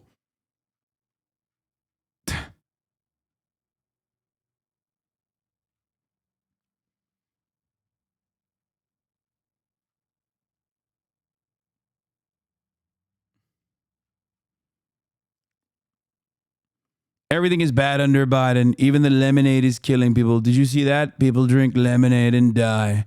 The lemonade didn't kill you when I was president. It was tasty and fun to drink. We loved the lemonade, didn't we? We did not. We did, but not under Biden. Bacon is more money. Gas is more money. The lemonade is more money, and it kills you. When life hands you lemons, Joe Biden kills you with them. Yes. This is correct. It is one of the funniest fucking lines that has come out of this entire campaign. Sadly, I think it's fake. No, he did. He did mention not all of that is. I don't think all of that is real, but he did. I'm pretty sure mention the lemonade killing you. Am I misremembering? I think that the quote that they're showing is fake. But if I recall, at the time when Panera Lemonade was killing people, he said something along those lines. Or am I misremembering? I think the meme that they're showing is fake though. This got community noted. No. This is not new anyway. It was like a long ass fucking time ago. I thought he did. Trump urged voting in Iowa caucus, didn't blame Biden for alleged lemonade deaths. Fact check. Oh, it's from 2023. The claim, Trump criticized Biden for deaths allegedly tied to Panera Lemonade. In an Instagram post, includes several screenshots. Everything is bad under Biden. Our rating falls. Trump did not make any such remarks in the December rally in Iowa. According to a review of the speech transcripts, the claim first appeared on a comedy writer's X account. Damn, I got. Around the corner, fudge is made.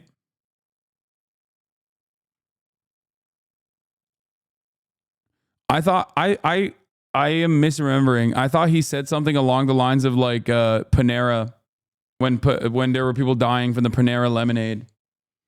I know it's election season, but are we going to cover Dirk being locked up? No. Bro, you're too plugged in. Trump's rhetoric is appalling. Had a patient in his late 40s 2 days ago who didn't speak English that got shot by a white guy because he was Hispanic and couldn't speak English. I remember covering something along these lines. Maybe I literally fucking fact checked it back then. He definitely said the lemonade thing. No, viral images of Trump talking about Panera Lemonade are fake. Wasn't there? I wonder if there's a video at any point where he like might have. No, you're right. This is poop sock. Thank you. Thank you for this. Have fun. You will no longer be participating in the election night coverage as a chatter. I knew that it was coming. I needed to make an example of someone. I will continue making examples of others by banning you for the entire week, which means you won't be able to write your funny jokes on election night. Think about that. You will only be able to see the chat from my screen.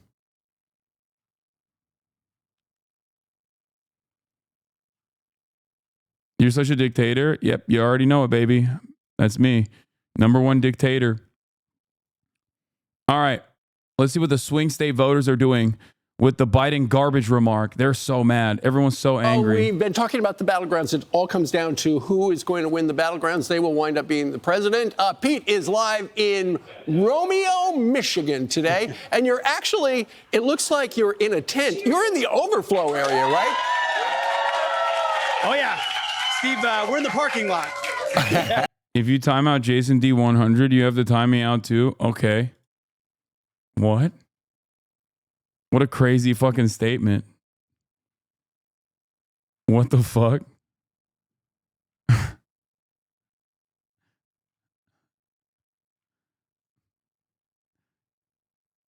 Does anybody else want to catch a band? Like what?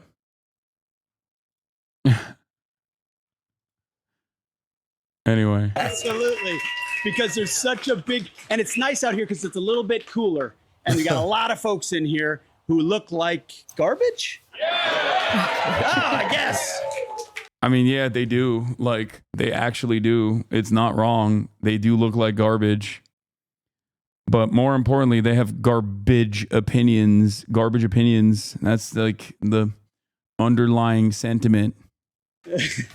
Guys, we're in Romeo, Michigan, the Four Corners Diner, Macomb County. They call it Trump County, I'm saying. And this county went for Trump in 16 and 20. And by the way, it's Halloween. And I didn't know this, but Romeo is one of the biggest, if not the biggest, Halloween town in America. What's the name of the street here in town? Tilson Street. Tilson Street is where all the decorations are. Apparently, it's just right down the road. We'll have to check it out later on for decorations and for kids and everything else. But this morning, we're talking to voters. How many here have early voted here in Michigan? Okay, that's a lot. This is the first year ever there's been early voting in the state of Michigan. Over 2 million, almost 2 million Michiganders have cast an early vote. Out of 8 million possible voters, that's a big chunk 6 days away from Election Day. But I want to get a sense of how this group, and we'll go talk to the other group as well, is feeling about those comments. I can't help but see this gentleman here wearing a reflective vest like the president did yesterday. Have you ever actually used that to remove garbage? Absolutely, picking up garbage along the side of the road with cleaning up the highways and stuff like that. So what do you make of the comments made by Joe Biden and the president's reaction? Well, I think it speaks to what Joe Biden really thinks and Harris really thinks of the people in this country that support Donald Trump. And he's going to take out the garbage. Going to take out the garbage. Come with us, because we got a lot of folks here. Good morning, everybody. Thank you for your service. How you doing, sir? What do you think of the garbage comment? Well, I just think it's them. I mean, we need somebody back in office that cares about the American people, not the administration that cares about themselves.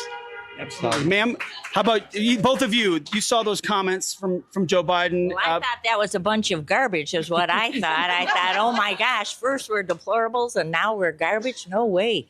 We are the heartbeat of America. We are the United States of America. We are the patriots. We need to get Trump back in office, is what I think. Well said. What is it? God, family, and country. God, family, and country. No garbage in there. Absolutely. I love it. Thank you very much. Let's go inside now. We're in the park. We're coming back to you guys. Oh.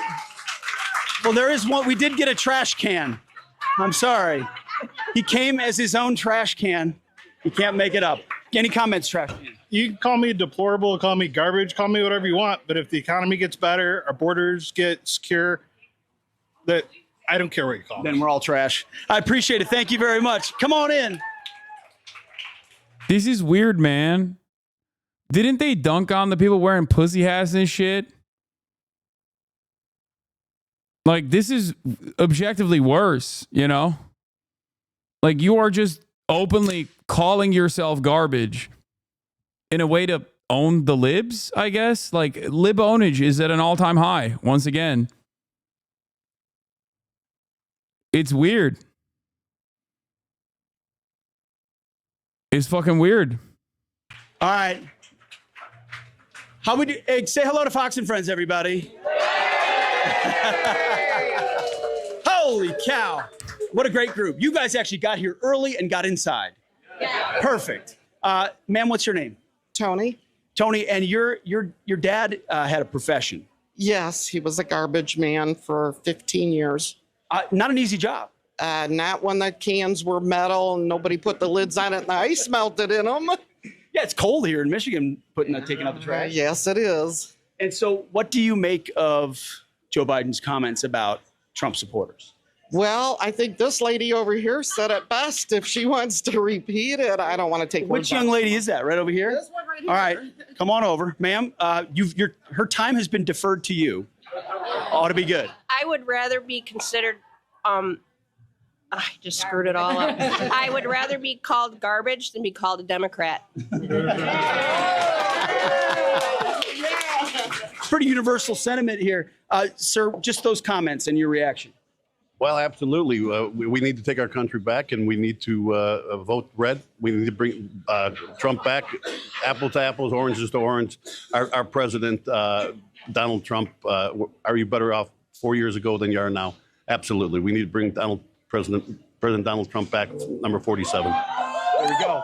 I mean, there you have it. Hey, we're going back to God, family, country. We want our economy back. We want secure borders. They can call names all they want. Ultimately, you got a lot of knowledgeable voters in here. How many here have cast your vote already? I mean, tons of early voters here I mean, it's almost the entirety of the room. And if you haven't voted yet, shame on you. Because their votes are helping the rest of us out. It's how many almost 2 million in Michigan, guys. Okay. That's 2 million in Michigan have cast their vote already. First year of early voting here in Michigan across the state. Pete. And of 8 million voters, potential voters, that's a big number. I cannot believe how popular you are, Pete. Look at that turnout. That is unbelievable. Just to see you in person. Oh, it's incredible. You have more people outside than inside. It's not just about. No, they love you guys. They want to say hello. I love how the red, white, and Folks in blue. New York. We'll talk to you again later. Good morning. How we doing? All right. We're on live television. Settle down, everybody. No, I'm just kidding. It's good to see all of you. Again, a show of hands, who has early voted? So a big chunk of folks. And ma'am, I was talking to you. This is your first time voting, and it's an early vote. It is. I waited heavily. I decided that this election was too important, and I went. That's such a lie, bro. You're old as fuck. You love voting. You voted for Trump, and you would vote for Trump illegally if you could. Like, this is such a lie. Oh, I weighed heavily on voting. This election is the most important of our lifetime. It's like, man, shut up. You love voting. There's never been an election that you haven't participated in, okay? Old people love voting. And I did it in person. I have a good feeling. I think Sunday the Lions are going to win, and Tuesday Trump is going to win. Now we're bringing the Lions into this. I mean, that's fair. As a Vikings fan, I understand that. New Tyler Oliveira video on neo-Nazis. Inside the rise of Germany's, in air quotes, neo-Nazis. That's incredible. My man is international. My man has gone officially international in his fascist normalization. Tyler Hitler Vera at it again. Well, come on. Come on, Sam Darnold. How about some other, who else early voted here? Ma'am, you early voted. What issues matter the most to you? The main issue that matters to me is the illegals, immigrants that are crossing our border and making it unsafe for the rest of us here in the United States. And sir? The flow of illegal drugs coming through here, this fentanyl is really a big deal right now. And yeah, we got to stop that. Once again, you know, I would like to reiterate that there is no border crisis impacting Michigan. That would be ridiculous. Also, on top of that, I grew up in a Jewish community near Detroit that was pretty insular. And let's just say when I started encountering people in the Romeo area, I very quickly learned about the rest of the political landscape in Southeast Michigan. Richard Spencer chose Macomb County to hold a rally, and my friends and I were able to stop it from being held in 2016. Yeah. I wonder why Richard Spencer, neo-Nazi, went there. Much to consider. But yeah, Macomb County. That's a thing that I wanted to mention here again is that remember when I talk about how like most of the panic that these guys delude themselves into believing is just completely made up. Macomb? I thought it was Macomb.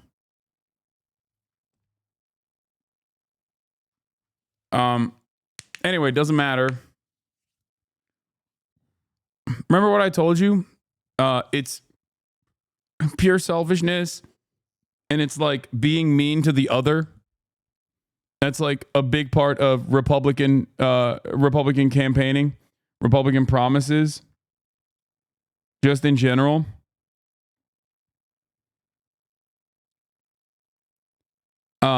But in terms of like this guy being like fentanyl's a big problem, it's true. It is a big problem. Fentanyl overdoses are declining for the first time ever under the Biden administration. If only the Democratic Party promoted that or talked about that. But also beyond that, 90% of the chemical compounds necessary to create fentanyl are trafficked over the border and are apprehended or caught at regular points of entry. Okay? Border crossings. 90% of the people that are caught trafficking fentanyl or any other kind of drug really over the border are actually American citizens. So the idea that like illegal immigrants are bringing in fentanyl is ridiculous. If only the Democrats would routinely talk about this fact. They do not. They never do. It's just factually inaccurate. These guys have deluded themselves. These guys have deluded themselves into believing a false reality. Yeah, because it's not true. Major cap.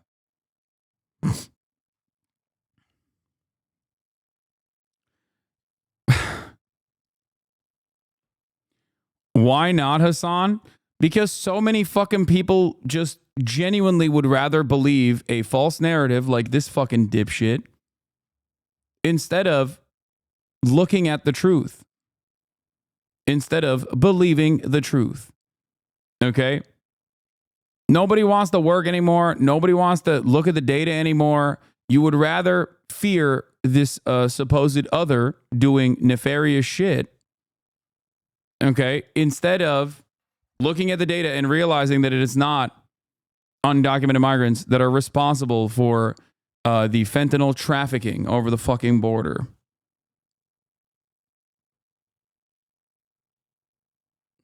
Why even have facts? I don't know. I mean, narrative is more important than truth. Narrative is 100% more important than truth. Narrative will guide what people perceive as truth. And in this day and age, when nobody is doing the job that they're supposed to be doing, which is like, hey, this is a completely made up thing that you are repeating over and over again. It's gotten worse and worse. Why are you spreading fake news, bruh?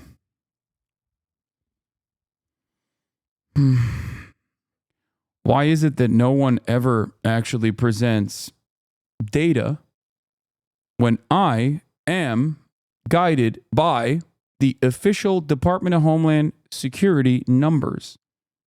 Okay? I tuned out of politics for like 2 months and I forgot Hasan has to repeat the same statistics like a million times. I know. And I'll never stop. I'll never stop repeating it. Just understand. I will never stop repeating it because I know that even if there are people in here that are refusing to reckon with the reality, it still does not matter. There are still plenty of people who are maybe hearing it for the first time ever. Okay? The information I'm presenting to you is from the Department of Homeland Security.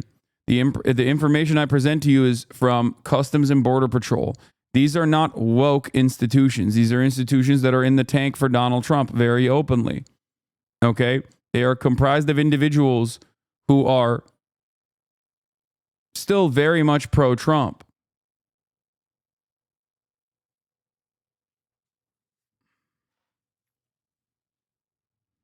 That affects everybody, no doubt.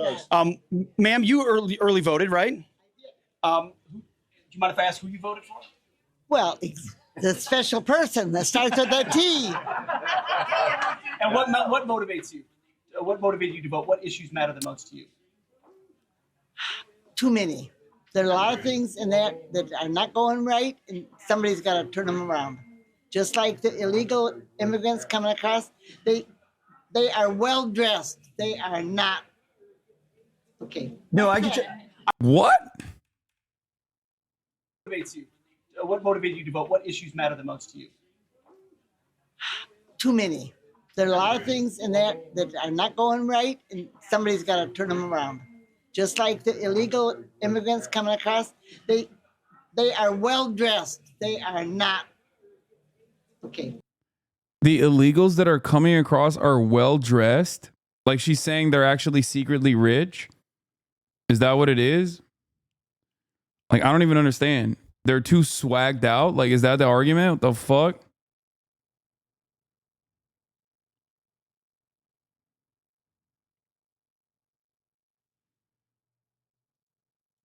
No, I get you. I get what you're saying. Illegal immigration is a huge issue. And ma'am, now you said you're going to wait for election day. I always do. Okay. Why is that? Just because it's tradition. You know, I like being able to actually stand in the long lines and be able to talk with people. It's just my own personal tradition. Yeah. She likes long lines. No, I get the tradition of it for sure. A lot of enthusiastic folks here in Romeo, Michigan. We're going to be back with them in a moment. Don't go anywhere. All right, let's go out to Pete. Pete, you're in that state of Michigan where there's going to be a lot of focus. That state. And we understand, according to our last poll, we're in a dead heat in Michigan. It's a dead heat, and there's already 2 million votes, and we've got 6 days to go to election day. A packed house here. Hey, everybody, how are we doing this morning?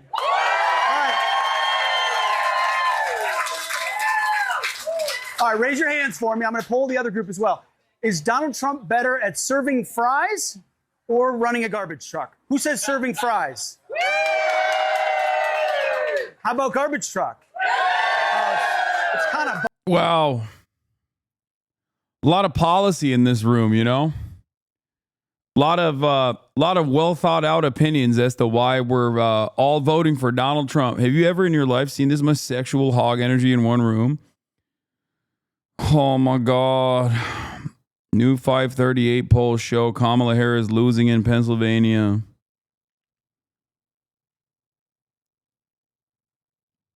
We shall see.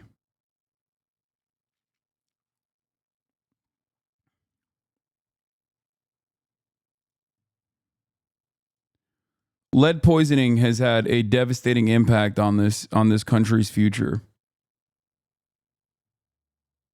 Okay. Both. It's not really fair. Good to see y'all. Let's go to the other side. Let's see what they think. You know, Good morning, everybody.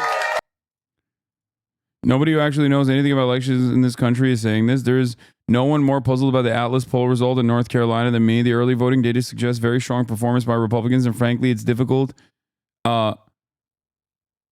It's difficult to see how, based on this data, the race is even close. Our own poll also suggests Republicans will win the election day vote by quite a large margin. The only possible explanation is higher rates of Republicans and independents voting for Kamala in North Carolina than one would expect, or perhaps Democratic turnout is indeed lagging and the poll result will be off because of that. We will be releasing a new set of results this Saturday, so we'll have the opportunity of looking at this issue with more data, but I confess I am quite puzzled by this. Every single aggregator in this country treats this guy's surveys with New York Times level weight because he put out a bunch of results that show things in the margin of error in 2020.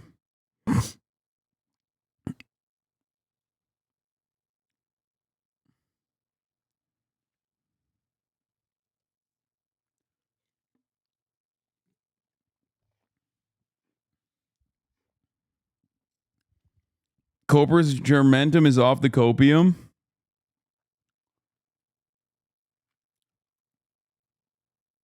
So the analysis was correct. The Republicans galvanized early voting. Interesting. I didn't think it would be accurate. I think both you and Austin talked about this. What is your opinion? Republicans have made an initiative to do early voting this year, unlike last year when they were, or last election cycle when they were stupidly going against the wishes of their local party members in states where there are a shit ton of early voting. This year, they have been back and forth on it, but they have actively made an effort to try and get people out in early voting. Now, having said that, I mean, we'll see. We'll see what happens. But Austin's opinion here is that Republicans are cannibalizing their same-day voting by pushing for early voting potentially, which I think there is truth. There's truth for that. The pollster is hilarious. They're from Brazil and known for being off by 10 plus in their own country. It came here and got lucky in 2020 by saying everything is a tie, and then got called accurate. Lamau is awesome.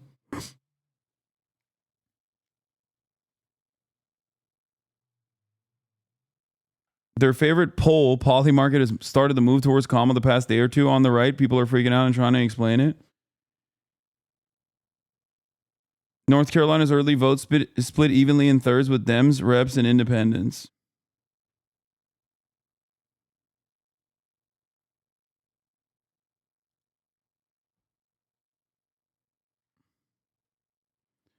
These results for this pollster are not very surprising to me, looking back at some analysis I did on their 2020 national election poll microdata at Roper. To begin with, their unweighted result for Trump was 66, Biden 33. No idea how they were getting so many Trump voters in 2020. Then I try to replicate their weight according to their stated methodology. There's a discrepancy here because in one, it's mentioned they weighed by 2016 recall vote, but not in the other. From other polls in the same pollster, I'm pretty sure they did weigh by recall vote. I tried several different versions of weighing by those variables, but none of them was able to replicate their final estimate of Biden 52, Trump 47.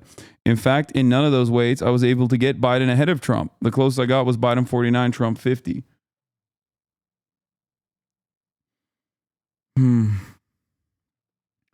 I do not care about Polymarket or Predict It or any number of different, election gambling websites that are, I think some of them are like cryptocurrency backed anyway.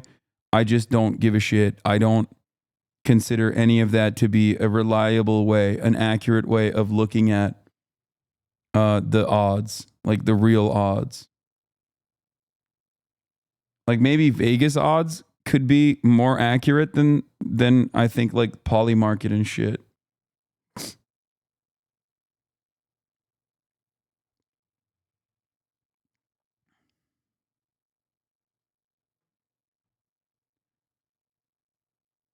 Yeah, the betting odds are really, really fucking stupid.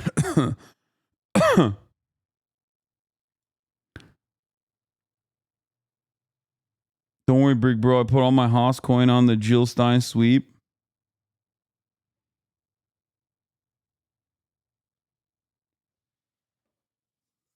Hasan is sad. Joe Biden has low chance on the poly market. Yeah. Where does their claim that betting odds are more accurate than polling?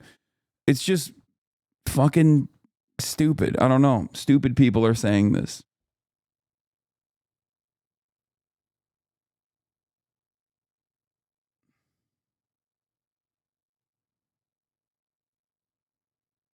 Like others have said, you made the poo on head thumbo.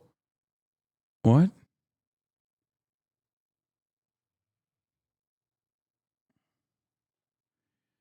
It's no different than like surveying this community and being like, well, this community is going to Kamala Harris by wide numbers. You know?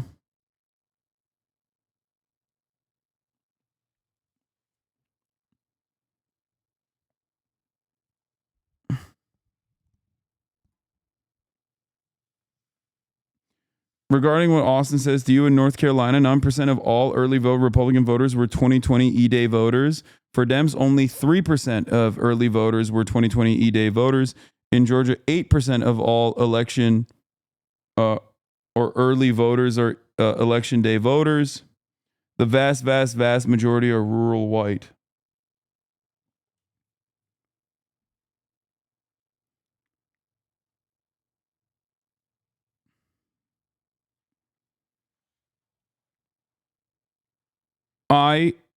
Looking at the polling data and also adding on a little bit of the Hasanabi vibes, see Kamala Harris winning the election.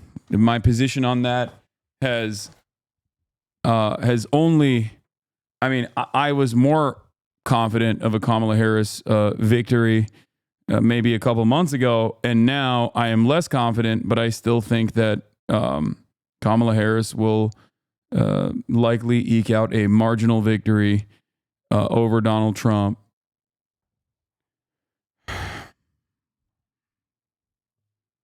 I mean it is definitely a toss up.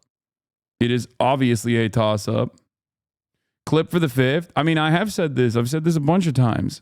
I that's what I think.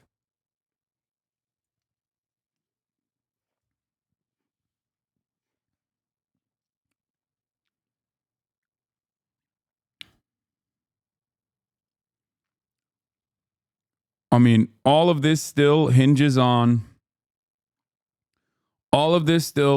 very much, in my opinion, on Pennsylvania. That is the most consequential aspect of this.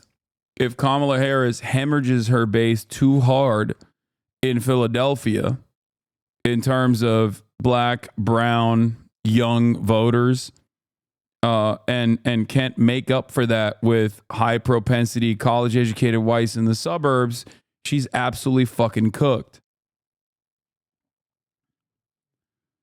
This should have never been a toss up. And I think that Kamala Harris will probably eke out a marginal victory over Donald Trump in spite of her terrible campaign.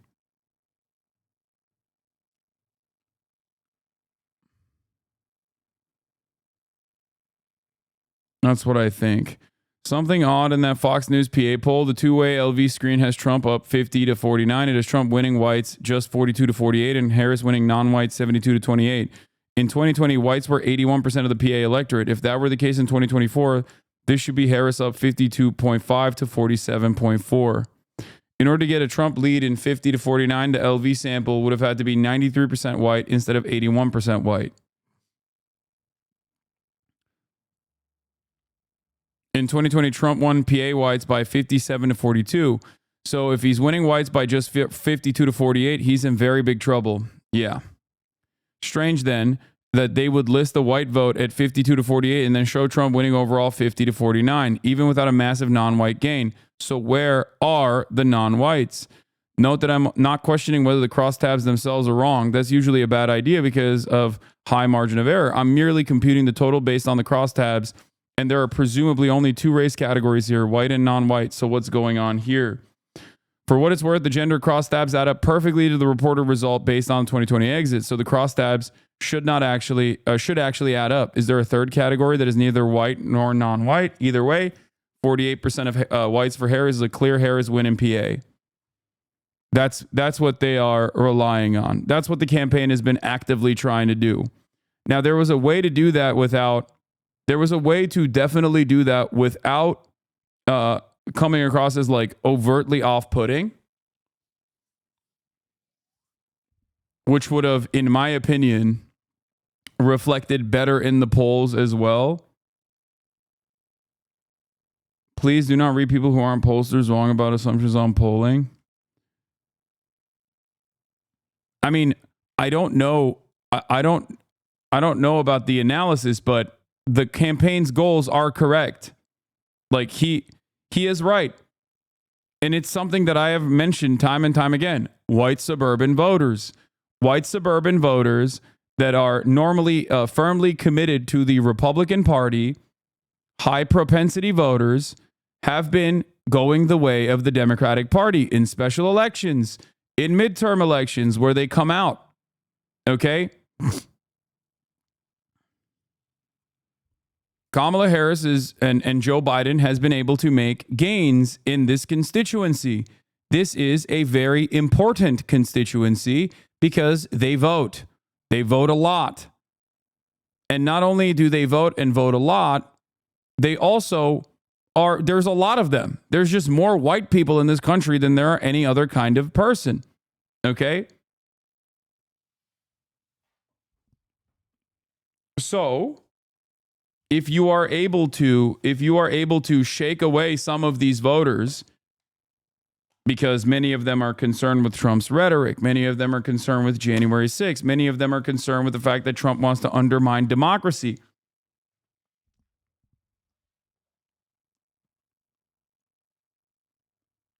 If you're rich and a believer that the system still, to a certain degree, works in your favor, you are going to be less interested in voting for a guy who wants to blow it up. Kamala Harris is still very much the institutional defender. That is the way she has presented herself. That's the way that Joe Biden presented himself. People that are, and there are a shit ton more people out there who are upset with the institutions, certainly. But the problem is, people who are upset with the institutions, what did you eat? Is Zin. I packed the fucking Zin. People that are upset with institutions are oftentimes poorer on average. That's the reason why they're upset with the institutions. They're like, this shit's not helping me. And many of them do not vote. The likelihood of them voting is lower than a wealthy white person with a college education in the fucking suburbs. Okay? So,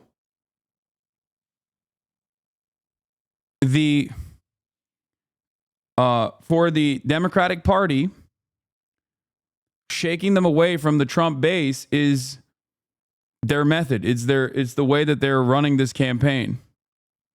It's how they've chosen to do so that frustrates me.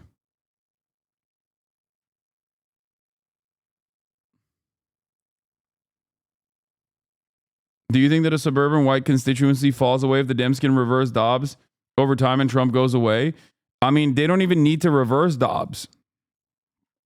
When Trump goes away, that suburban white constituency will absolutely flip back by unimaginable numbers to a competent Republican and more, and then some, because in that entire time frame, the Democrats have actively primed the rest of their base to being less resilient towards fascist sentiment by openly communicating that they will be the border control party.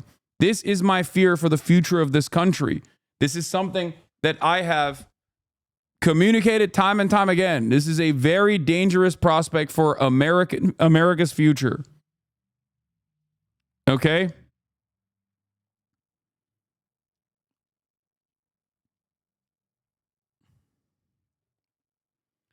That's the way I see it. For what it's worth, the New York Times poll shows Harris up plus 16 with college-educated non-whites. Biden was plus 3 in CNN exit polls in 2020. The suburbs outside of Philly seem a lot more blue than before. This is just through my observation while doing Uber Eats in the Philly suburbs. And in super red areas where I used to see a lot of Trump signs outside of houses.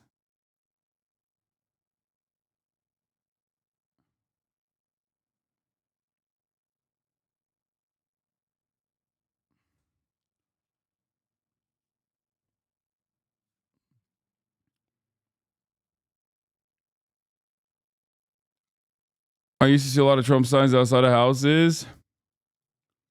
I've seen significantly fewer Trump signs and surprisingly some Kamala signs popping up.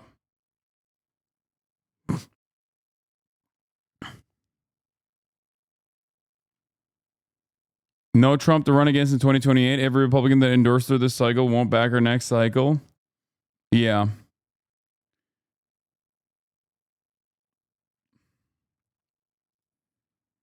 Anyway, let's continue. All right. Quick question. So Donald Trump worked the McDonald's fries and the garbage truck. Who thinks he's better at fries? Who thinks he's better at garbage truck? This group is full of garbage men. I love it. And we're going to talk to a special annex table over here. All right, excuse me, folks, while the camera moves. I'm going to move through here because they've been stuck in a room by themselves, and we don't want to leave them alone. So here they are. How you doing? Good to see y'all. I don't care about the women's split. I care about the white women. Okay? Do you understand? I don't know what number Trump has to arrive at with the women's split to figure out the outcome, because Trump's base of support comes from white women. It's white people. This is something that you have to understand. Like, the reality of the matter is 60% of the women vote is white. Okay? 66%, or give or take, more than 60%. I don't know what the exact number is off the top of my head. But that is what Trump's base is. Trump has always captured majority white women. White women make up the largest chunk of the women vote. If you see the white women vote go by, if Trump no longer has the majority of white women, that means he's losing the election. Okay? Trump gains with Hispanic men, Harris up with white women, Reuters Ipsos poll shows. I know, we saw this, we looked at this yesterday.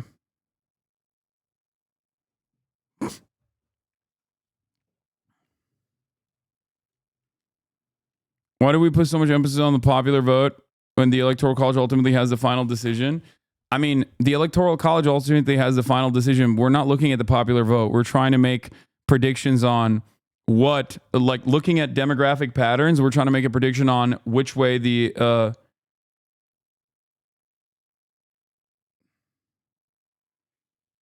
yeah.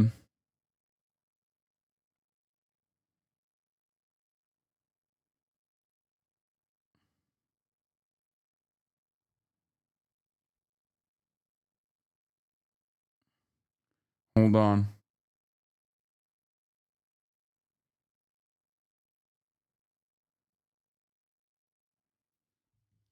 We're looking at votes in only states that matter, not the popular vote chat. No, we're looking at national polls as well. But given that party polarization is completely set, and that people are either a Democrat or a Republican, and that is just like set in stone across the board, you can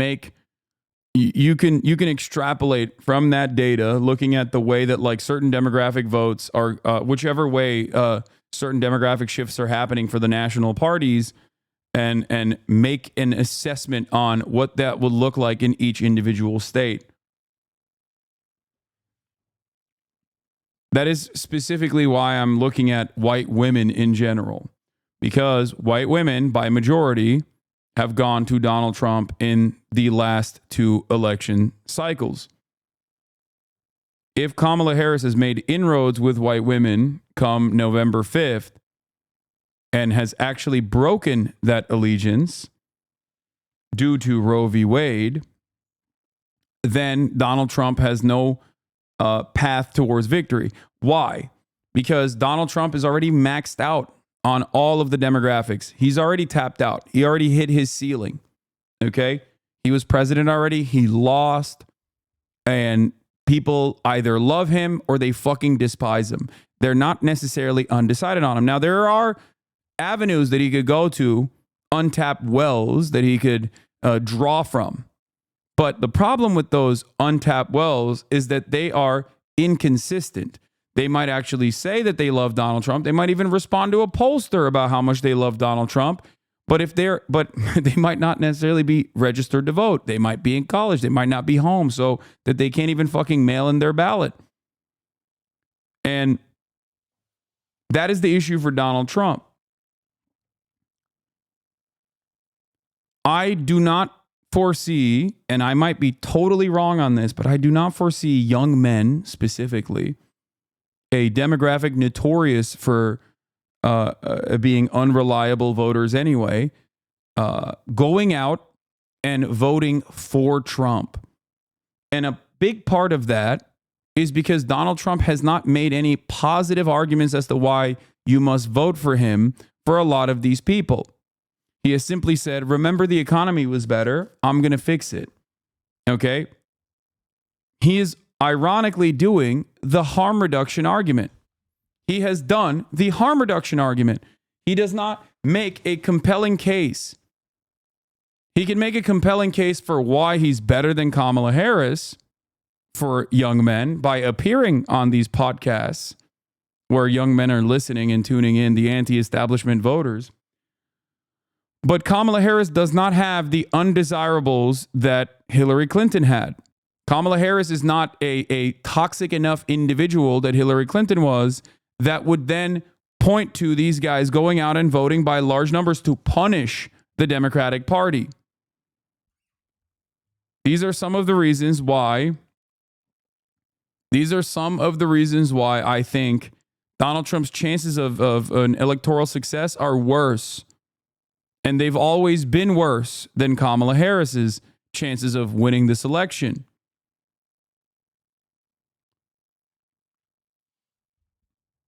Kamala Harris never had decades of Oppo research on her. Kamala Harris did not have decades of conspiracy theories, some warranted, some unwarranted, that carried that was, you know, something that she carried along with her everywhere she goes, in the same way that Hillary Clinton had that.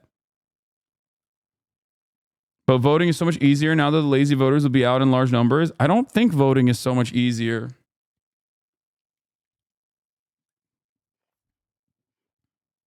Do you really believe that the majority of young male voters care about the undesirable aspects of Trump's character? No. Donald Trump never made a convincing argument as to why young male voters should vote for him. He has made a convincing argument as to why young male voters should vote against Kamala Harris, i.e., the Republican version of harm reduction arguments. But harm reduction arguments are not successful at converting someone. They might be good at winning your support. But winning your support does not mean you're going to go out and fucking vote. Especially if you're a low or mid propensity voter. Especially if you're a low propensity voter.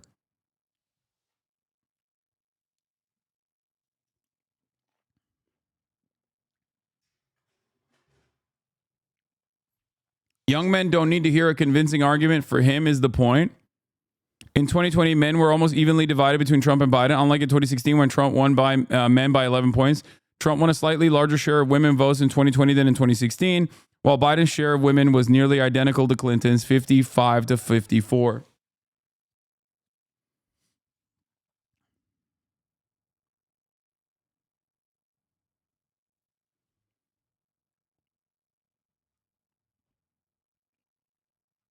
Young men, just like everybody else, also needs to vote for something. I hope you are right. We need all the copium. Propensity to vote is the likelihood that you will vote, and it's tracked by looking at who you have voted for or how you have voted, or if you haven't voted in the past elections.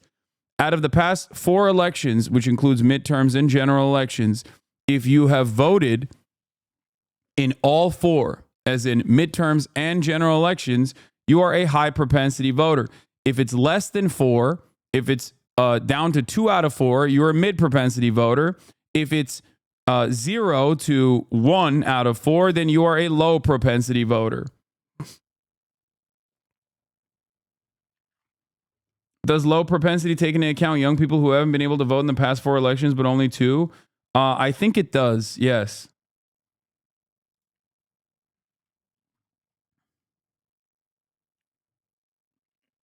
It would be so funny if all the theories fail on election day the same way it did in 2016. Well, the difference here, as opposed to 2016, is that the polls are not actually showing Kamala Harris putting up fucking LeBron numbers in the way that they were showing for Hillary Clinton over Donald Trump. That's the difference. So I think a lot of people are terrified of a Trump victory. As a matter of fact, they consider it likely. They consider it likely that Trump will win. And it makes sense, especially in a community such as this one. You are younger on average. You're under the age of 35. You're more likely to be under the age of 35. And this is a very male-dominated space, Twitch is. So there are plenty of young men who may or may not go out and vote, but still will openly say they are for Donald Trump. And so this is the reason why I think a lot of people have this sneaking suspicion that Trump is going to put up incredible numbers. And the reason why they think that is because people around them are saying they're pro-Trump. But if you were to actually examine the likelihood of those pro-Trump people under the age of 35 who like the Joe Rogan Experience or watch Theo Vaughn, the likelihood of them actually going out to vote or remembering the vote at all, you will get a better understanding of how things are going. Part of that is because Donald Trump hasn't, in my opinion, actively argued for anything. Like, these guys, I'll give you an example. Donald Trump's number one fucking thing for the podcaster vote is constantly talking about trans people. There has never been an election where people put trans people and dominating them and dominating their lives in the top 40 fucking priorities, okay? It does not track. Like, Israel, Gaza is infinitely more important than that. Gun control or, having access to guns is infinitely higher of a priority if you're a Republican, right? Protecting your guns, your arsenal of weapons is an infinitely higher priority for Republicans. Nobody gives a fuck about trans people. People don't know enough trans people. Okay? They don't think about trans people at all. Most normal people do not ever think about trans people. But we are deluded by what we see on Twitter because all the fucking crazies get highlighted on Twitter. If you were to look at Twitter or if you were to look at your YouTube algorithm or if you were to think about your coworkers that are mainlining, insane right-wing podcasts, you would think that's all people care about. Everyone is a Matt Walsh supporter. This has never been successful in terms of turnout and in terms of how people vote in any of the last elections, whether they are the midterm elections or whether they are the general. As a matter of fact, it has been remarkably unsuccessful in the last midterm election in 2022. So the more they fucking talk about trans people, the more people just go, okay, whatever, who cares? It doesn't actually cause your podcast watching coworkers to go, hell yeah, brother, I'm actually voting specifically because Donald Trump is going to kill trans people or Donald Trump is going to forcibly reverse gender surgeries. No one does that. The people that believe that are most likely not going to vote. Okay, they're fucking crazy. Do you understand? Why are there still insane amounts of anti-trans legislation, though? Because the party needs to do busy work. The Republican Party, that is. And this, seemingly for them, is busy work. They're like, oh, yeah, we get to fucking dunk on a marginalized group that, that is virtually helpless and with no way of, like, fighting back. And it's a good way to signal our vices that we're doing something different.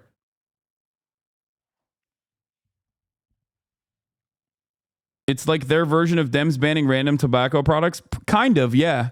It's just significantly more consequential for the trans community than it is for people who like mango flavored vapes or whatever.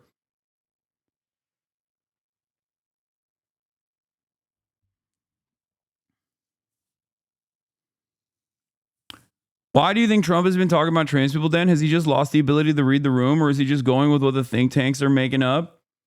I think Trump goes out. I mean, there was a point I remember so vividly when Donald Trump was like, you guys love when I talk about trans people. You like it more than the economy. And the room was like, hell yeah, sir. You're right. I think he's just going to these like donor meetings or going to like his super fans and he's seeing how much they fucking cheer for the trans shit.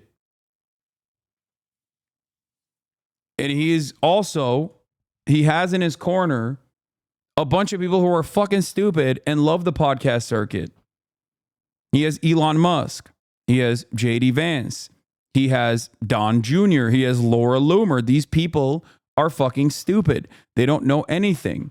They are also primed by the echo chamber that they have cultivated. They have mistaken, and this is something that I keep reiterating, okay? They have mistaken the algorithms for reality on the ground. It's a big mistake. They've done too much internet. Okay? They have done entirely too much internet. They've gotten gross and they've gotten weird. The average American does not care about this shit. They care about putting food on their table.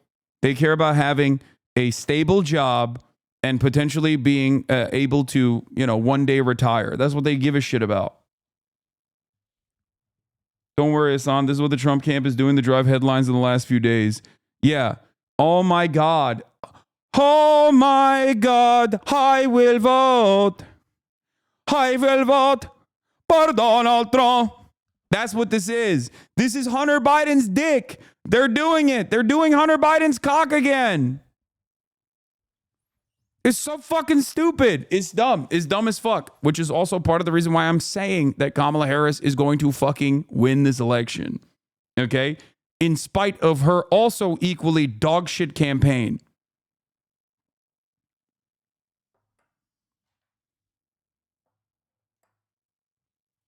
Like, this is so fucking stupid. It's so stupid. What an idiotic way to fucking run a headline. What an idiotic way to try to change the fucking campaign narrative in the last couple of days.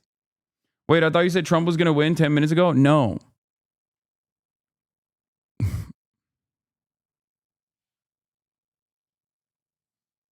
So you predict Kamala? I have been saying that I think Kamala Harris is going to win over and over and over again for the past couple of months. I still, however, am unimaginably upset with how dogshit of a campaign that she has run. Okay?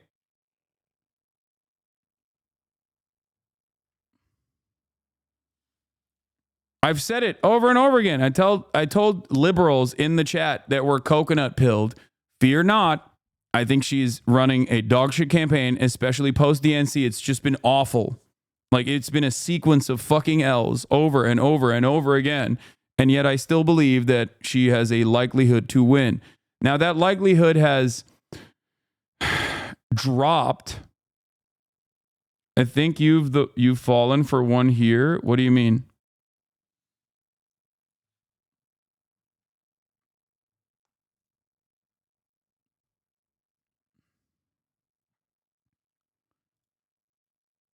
My goat has spoken. What are we even talking about here? When I think about my kids and my family and how they will grow up, the choice is clear to me. Vote Kamala Harris. Together, it was awesome. All right. Heck yeah, it's cool. Black guy. That's one of my buddies. We had fun. We carved watermelons together. It was awesome. No, I'm not a racist. You did say they will snatch defeat from the jaws of victory. I said never underestimate the Democrats' capabilities of snatching defeat from the jaws of victory. If you look at the fucking polling for the past couple of months and the momentum in the direction of Donald Trump, you will understand that I'm not wrong for saying that. The Democrats, I have said over and over again, are slated to win in spite of the Democrats, okay? In spite of the Democratic Party's best wishes. The Democratic Party is desperately, seemingly trying to fucking lose. It makes no damn sense. The problem, however, for them, even though they are trying to lose, is that there is a lot of animosity towards Donald Trump, and that has not changed. This is the third Trump referendum, okay? The third Trump referendum now. It is basically turned into a Republican primary at this point. So you want Trump to win? When have I ever said that? When have those words ever come out of my mouth?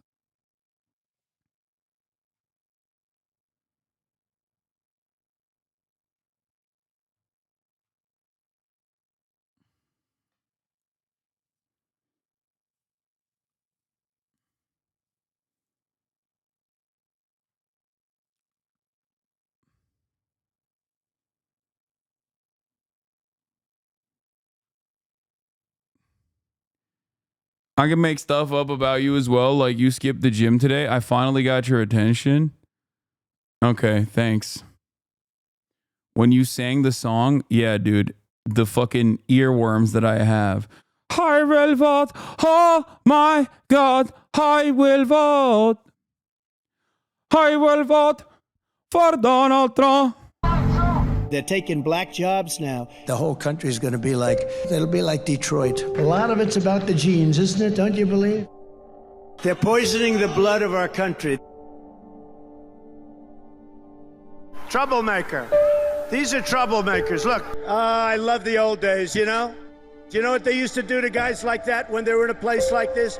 They'd be carried out on a stretcher, folks. Like to punch him in the face, I'll tell you. Now, if you had one really violent day, like one rough hour, and I mean real rough, the word will get out and it will end immediately.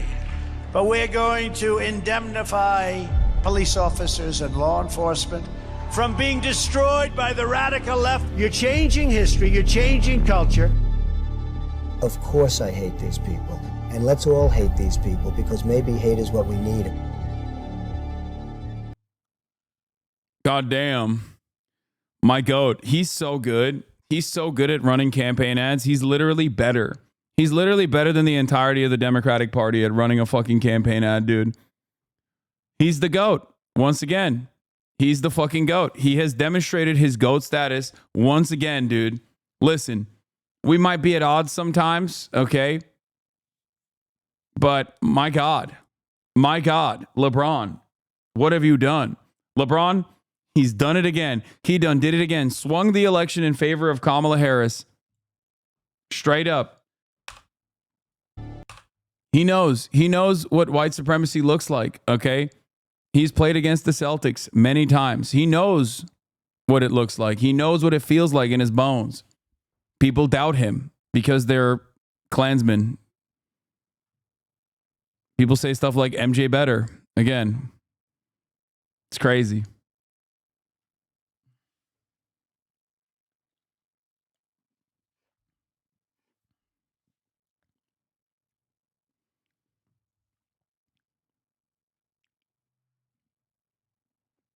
The problem is the right will just set it to different music and use it as a hype video.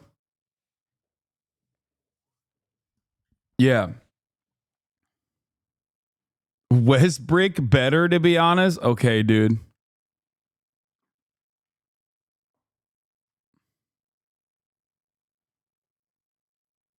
Kamala will absolutely lose. She's neck to neck in PA, and Democrats usually need to be a couple points ahead to win. I know polls have tried to account for that since 2020. However, I don't think it's enough. Historically, Trump has been underestimated, and if the Democrats don't have a change in policy, they will lose. What do you mean change in policy? There's no change in policy coming. There's 4 fucking days out from the election. Are you crazy?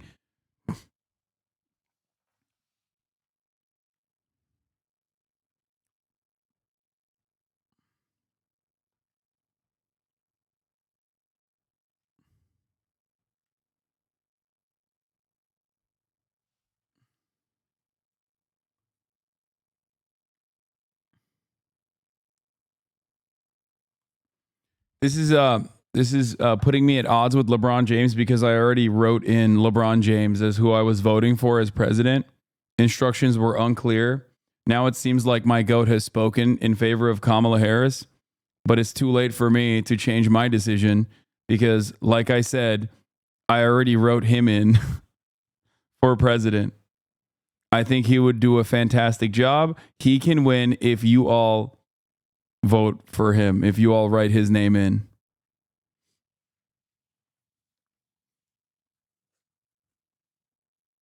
I thought you were riding with Biden. Yeah, no, I was lying this whole time.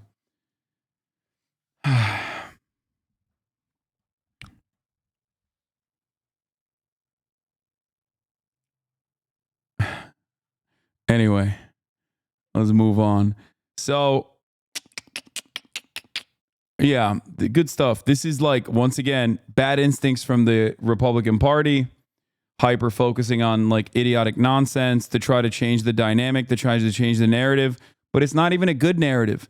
And it's also, in some respects, not a good narrative because like they can't fucking point to the gas prices because they're going down. They can't really point to inflation that much. They can only say like, things are very costly, which it is, right? And with no actual solutions, and the only solution that Trump has presented being fucking tariffs, which Kamala Harris obviously directly pointed to as a massive sales tax across the board. Good luck to Donald Trump in the upcoming election. Republicans are psychotic. Kill Obamacare now. Yeah, that's great, man. Good shit. I'm sorry, but anyone citing 2016 is talking out of their fucking ass since everyone was wrong. All the models will try to account for Republican undercounts. If anything, we may overestimate Republican turnout, far more likely than an underestimation.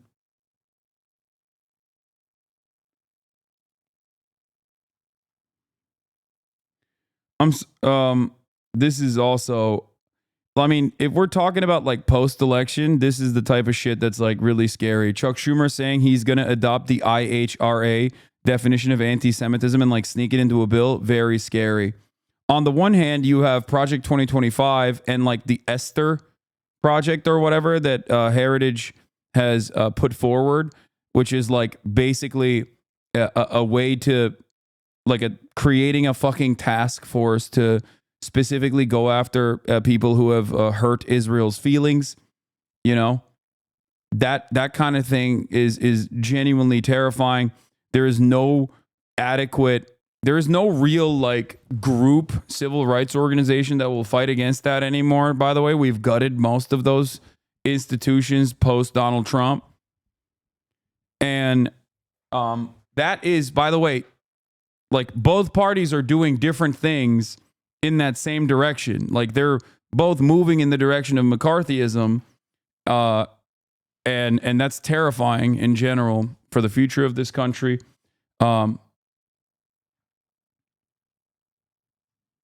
So you have Project Esther for the Republican Party, and you have Chuck Schumer trying to advance the IHRA definition of anti-Semitism.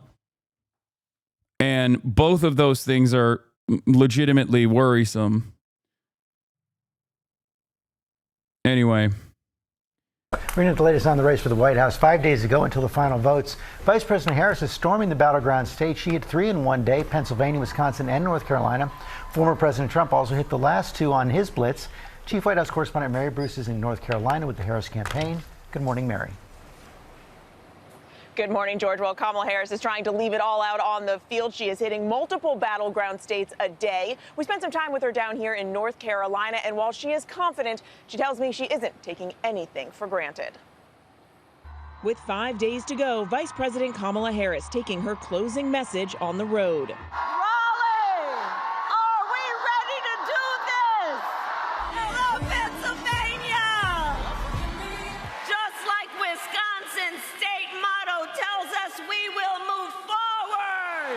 Across the battlegrounds, Harris hammering home her pitch for unity. It's time that we start locking arms together as a people. Unsubbing because I used to be a fan until you ruined my life. The Donald Trump song has been stuck in my head. My wife has left me. I haven't worked and got fired. I'm now homeless and addicted to drugs because they're the only thing that can silence the voices of that song. Dude, I'm not gonna lie to you. It's been burning in the back of my mind as well. I will vote for Donald Trump.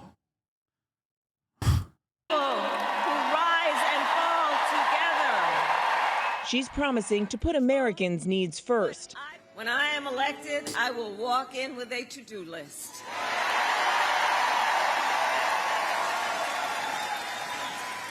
And at the top of my list is... It's funny because like the election is bad policy on one side and some decent policies, but mostly bad policy on one side versus no policy on the other. And the only policies that Donald Trump even remotely mentions is mass immigrant deportation. Okay? I do not believe that enough Americans are like, hell yes. Okay? I don't believe that enough Americans are like, oh, dude, that's fucking sick. I love tariffs and I love mutilating migrant children. Like that is my exciting reason for why I'm going out and voting. Bringing down your cost of living. That will be my focus every single day as president. And vowing to be a president for all. Unlike Donald Trump, I don't believe people who disagree with me are the enemy. He wants to put them in jail. I'll give them a seat at my table. And this morning, she's distancing herself from President Biden's comments that seem to disparage Trump supporters as garbage. The White House adamant the president was reacting to a comedian at Trump's recent rally who spewed racist insults. What did you think when you heard President Biden make those comments? Well, first of all, I think that the president has explained what he meant, but I've said it earlier. I strongly disagree with any criticism of people based on who they vote for. And that I've made that clear throughout my career, including my speech last night before I think this all happened, which is I intend to be a president for all Americans, and including those who may not vote for me in this election. I take very seriously my obligation and my oath to concern myself first with the needs of the American people and put them before whatever might be my selfish issues. With just days to go, we spoke with the vice president in the key battleground of North Carolina, and we asked her how she's preparing for the likelihood that Trump won't accept the results if he doesn't win. In 2020, we saw Donald Trump come out and prematurely claim victory on election night. I know you've got a whole team of... Mark Cuban says strong, intelligent women are never around Trump. The entire Democrat closing arguments to call Trump supporters weak, dumb, garbage. Yeah, they should say it, and it's correct. I don't like Mark Cuban, but he kind of cooked here, okay? Sorry. He's right. Donald Trump, you never... Yeah, I don't like Mark Cuban at all. But let me tell you, when he's right, he's right. I call balls and strikes, baby. See him around strong, intelligent women, ever. It's just that simple. Donald Trump, you never see him around strong.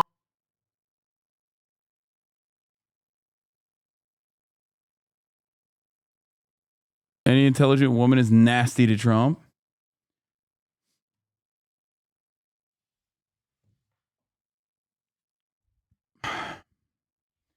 Why don't I like him? I don't know. Look at him. He's a billionaire sitting in his fucking private jet. That's like one of the first reasons. Wait, explain. Hey, Mark Cuban, if you never see Trump around strong, intelligent women, then explain this.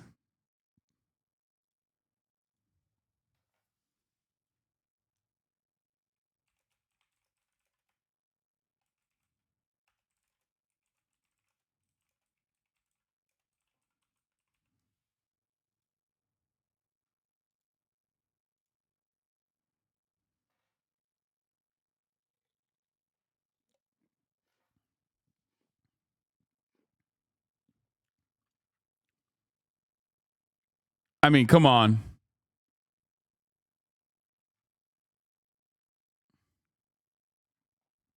Most lib thing you've said, it's not.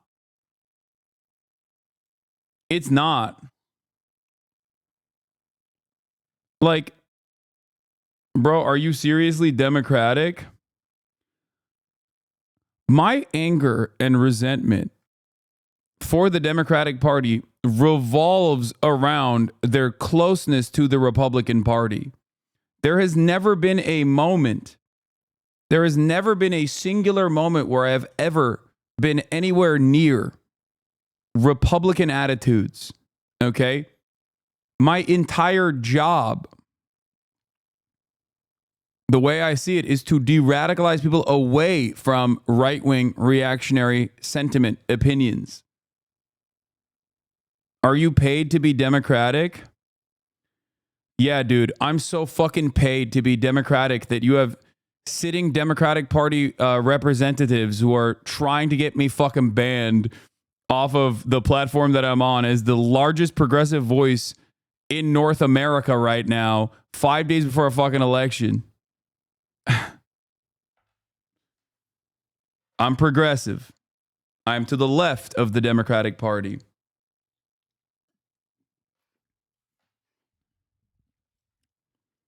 Also, my man wrote paid with a Y. Open the schools. No more child left behind. None of that. None of that. Abolish homeschooling. What are we doing? What are we doing? Stop.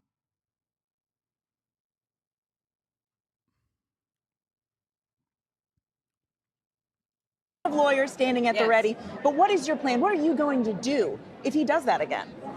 Well, we are sadly ready if he does, if we know that he is actually manipulating the press and attempting to manipulate the consensus of the American people based on fiction instead of fact. We're prepared to respond. Are you concerned he's going to try to interfere again with the certification of the election results? What will you do then? I don't know. I think he is capable of anything as proven by what he did on January 6th. Now, after blitzing the Rust Belt yesterday, Harris is out west today in Arizona and Nevada. The only people I paid by are you, okay? People who subscribe. That's it. And many subscribe to support my editorial independence. Some subscribe to avoid the top of the hour ad break, which I no longer serve. I no longer have a contract from Twitch because they're done giving out contracts. But that's it. You may not agree with every single thing that I say, but ultimately, that's who pays me. Okay? Benign Burger. Thank you for the 50 gifted subs. Base Silly, thank you for the 10. Tech Slug, thank you for the 5 gifted subs.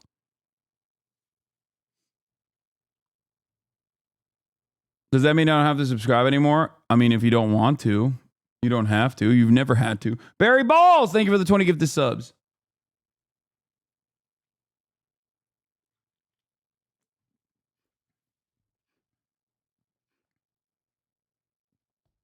Hasan, I love you, but what are we going to do to replace ad break debates? I don't know. I haven't figured it out yet.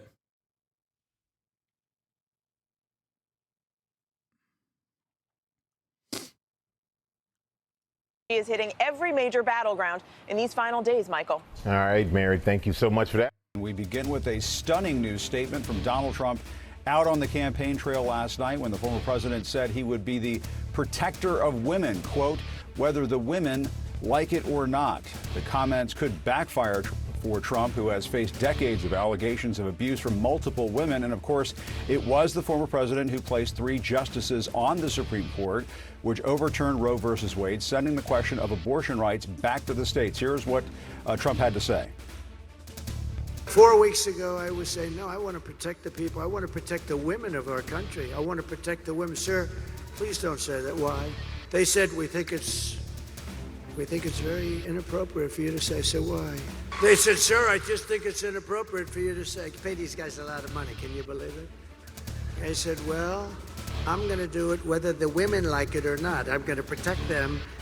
Today, we will be leaving Wisconsin, heading west. And I'll be obviously in 3 states again today, talking with the American people about the stakes of this election and the opportunity that we, the American people, have to chart a new way forward. I will comment on the former President Donald Trump's remark about women and whether they like it or not.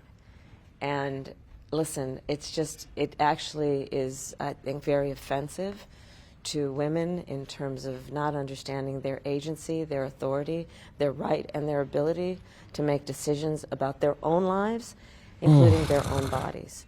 And this is just the latest on a series of reveals by the former president of how he thinks about women and their agency. Whether he has said, as he has, that women should be punished for their choices, whether he has talked about his pride in taking away a fundamental right from women. Trump was watching Kamala Harris's live reacted to Kamala Harris's fake news conference. All lies. She's desperate, but more importantly, she looks totally exhausted. She should rest now and leave the campaigning to me. That's so sad. Okay, my man has lost his juice. He's lost the sauce. Okay, he's like, come on, don't campaign anymore. No more campaigning. Come on, Kamala. Stop with the campaigning. Don't do it. Don't campaign. You no longer need to. All right, give up. It would be quite nice if you gave up.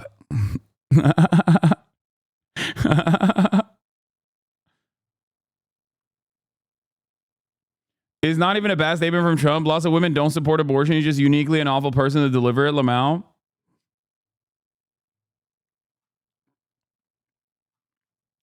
Like, it's so funny to be like, our strong message in our strong closing argument in this fucking campaign cycle that started years ago because Donald Trump unceremoniously threw his hat in the ring because of fears that he was going to get prosecuted.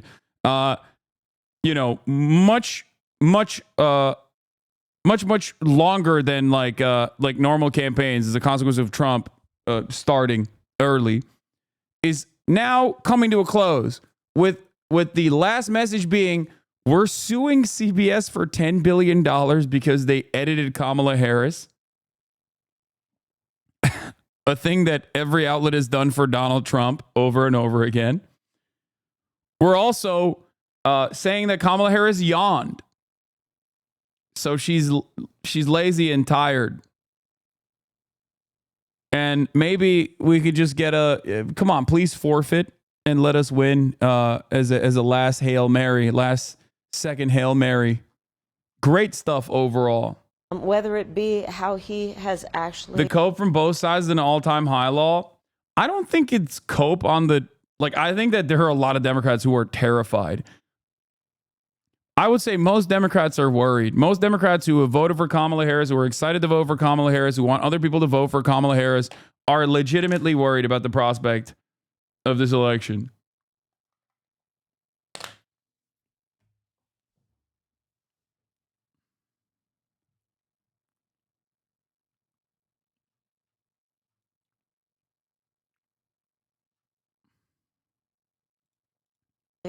created a situation in America where now 1 in 3 women lives in a... 30% of women do not support legal abortion. That is objectively a lot of women.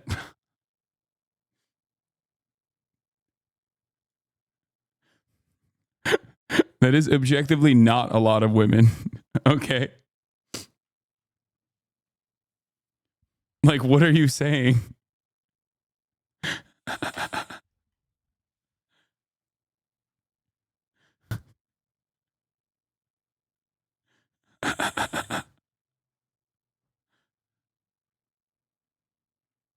That is, you have described a minority.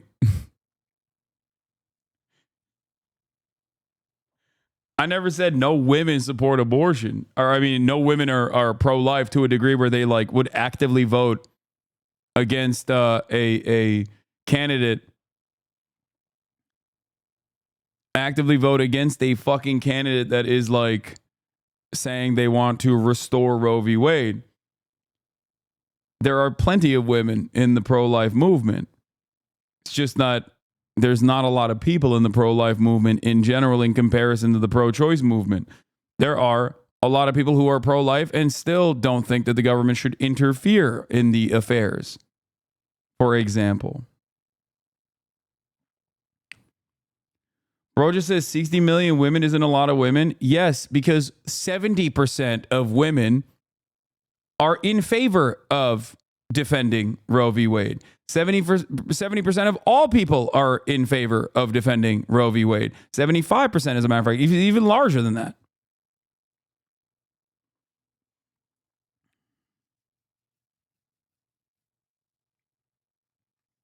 There is, we ran through this yesterday. Where I talked to Alabama chatters. Alabamians who were like, well, my coworkers are fucking so anti-abortion, I think you're wrong. And I was like, nope. There's not a state in this fucking nation from sea to shining sea where anti-abortion, abortion restrictions are reaching majority support. Not a single one.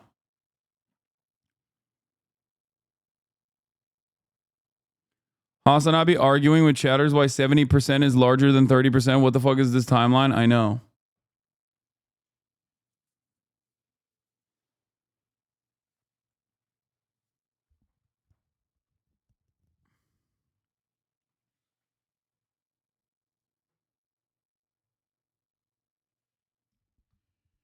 I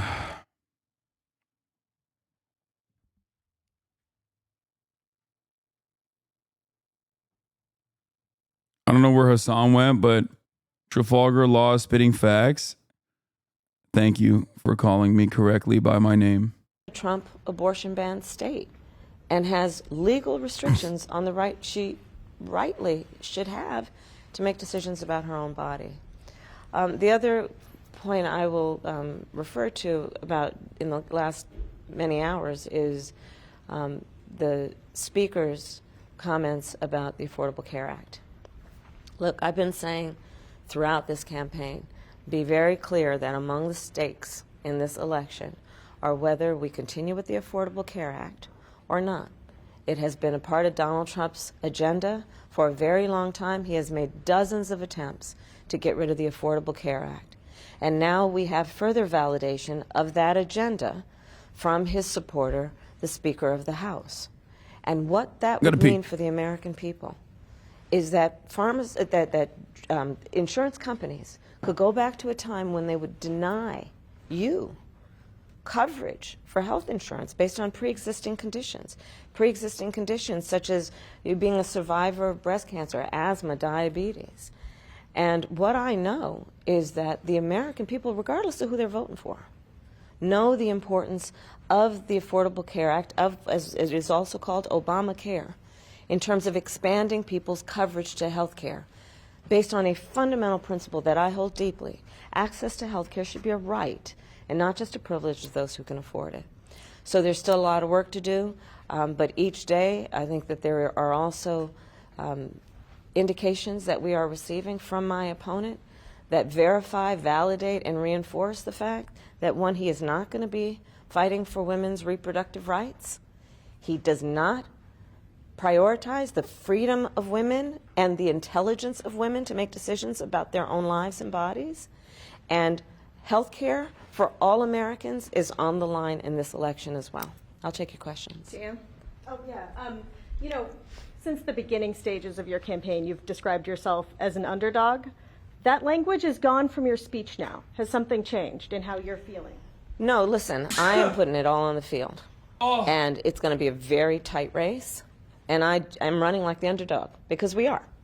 Donald Trump's been running for the last decade. I've been in this race about 3.5 months. And the stakes are so high.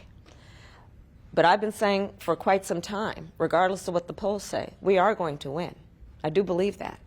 Because I do believe that this is a choice about two very different directions for our country. And the choice being offered by Donald Trump is about going backward, about a constant emphasis on degrading the American people and our capacity, versus a track that is about bringing the country together, knowing we have more in common than what separates us, and we should have a plan, which I do, to actually get things done, including bringing down the cost of living for people, investing in our small businesses, expanding access to health care, investing in American industries, including the future of American industries and American workers. So there you go. Well, so you talked about what the former president said being offensive to women. I think it's offensive to everybody, by the way. Well, that was my question. Yeah. What, the sort of hypermasculinity that he is talking about, what do you think about it possibly resonating with men and male voters specifically? You've been. I think that people keep saying, like, are you worried about the outcome of this election? And I think people don't understand that, like, I'm worried about the outcome of this election regardless of who wins. I'm worried about the future of this country regardless of whether Kamala Harris wins or Donald Trump wins. Okay? That is what that is the terrifying nature of this this current election cycle. This does not mean that, like, Donald Trump is going to be as bad as Kamala Harris. On some issues, they are going to be identical. Okay? But win or lose, we have genuinely changed this. We've genuinely changed the trajectory of this country.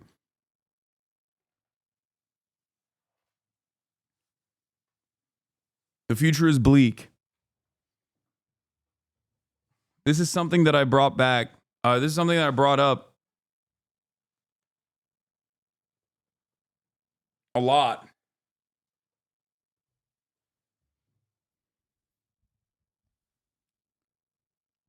Like, this is, we're basically running a fucking Republican primary at this point. Three Trump referendum general elections have occurred. And by the third one, Donald Trump has successfully changed American politics permanently in his own vision. Following me, and you will see that in the tens of thousands of people who attend our rallies, which is an opportunity to talk about the issues, to talk about the future of our country, right? There are men, women, young people, people of every race, every background. One of the points I think that is a point of pride for everyone who attends, and including myself, is that our campaign really is about bringing people together, people of very different and diverse backgrounds, around a common theme that is about love of country, defending the Constitution of the United States, and investing in our future, and rejecting the notion that we are divided or that should be acceptable, that we would be divided as a nation. So I'm very proud to have the support of men, women, young people, people of every background. Ebony? So we know we have 5 days until the election. How are you going to continue to draw the contest with former President Donald Trump, specifically with the undecided voters, as the pool is really shrinking now? I will continue, as we will do today, as we did yesterday, and so on, to talk with people where they live.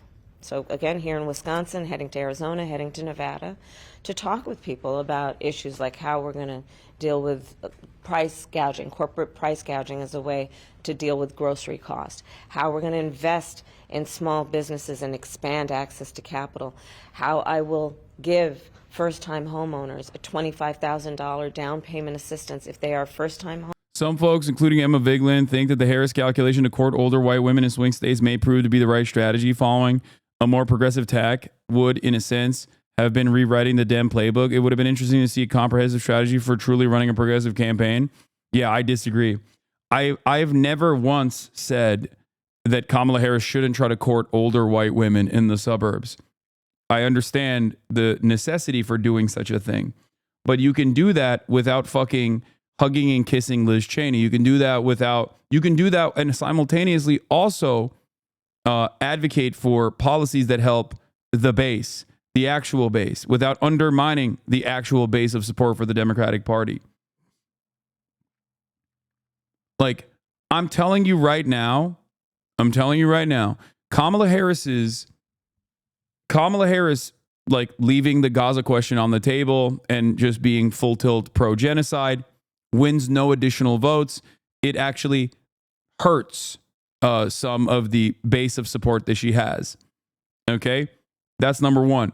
Kamala Harris running a right-wing immigration agenda instead of communicating that a more humane approach to immigration is an absolute necessity and that Democrats are hallucinating problems. Okay? Hallucinating problems that immigrants are causing when they're just our neighbors, you know? When they're just people exactly like you. That is not just courting the older white suburban women. Okay? You court the older white suburban women by talking about January 6th. You court the old white suburban women by showing Donald Trump as like an ugly, rude man who is not the kind of person that you want in your home. You court the old suburban white women by talking about Roe v. Wade and what Donald Trump's policies in action look like for the next generation of white women. You don't have to completely rewrite the party's agenda on right-wing notions that are not born out of like a logical demand for a real problem, but instead created by complete hysteria. It's ironic that you think we would be rewriting the Democratic playbook when Kamala Harris has rewritten the Democratic Party's playbook. Joe Biden rewrote it for her. But when we rewrite the Democratic Party's playbook to openly undermine a massive, massive policy differential in the way that we communicate, in the way that we legislate on the issue of immigration.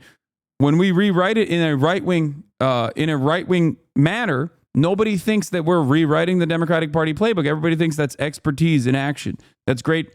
That's great campaign strategy. Do you understand?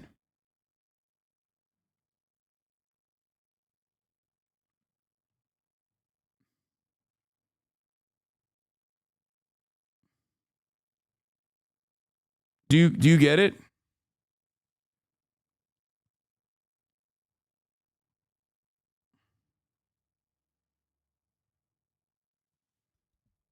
That's rewriting the playbook. There's never been a moment where the Democrats have said immigrants constitute a national security threat until this election cycle. That's a massive change from the ways in which they have. You said Trump as bad as Kamala. You misspoke. Oh, I meant Kamala as bad as Trump.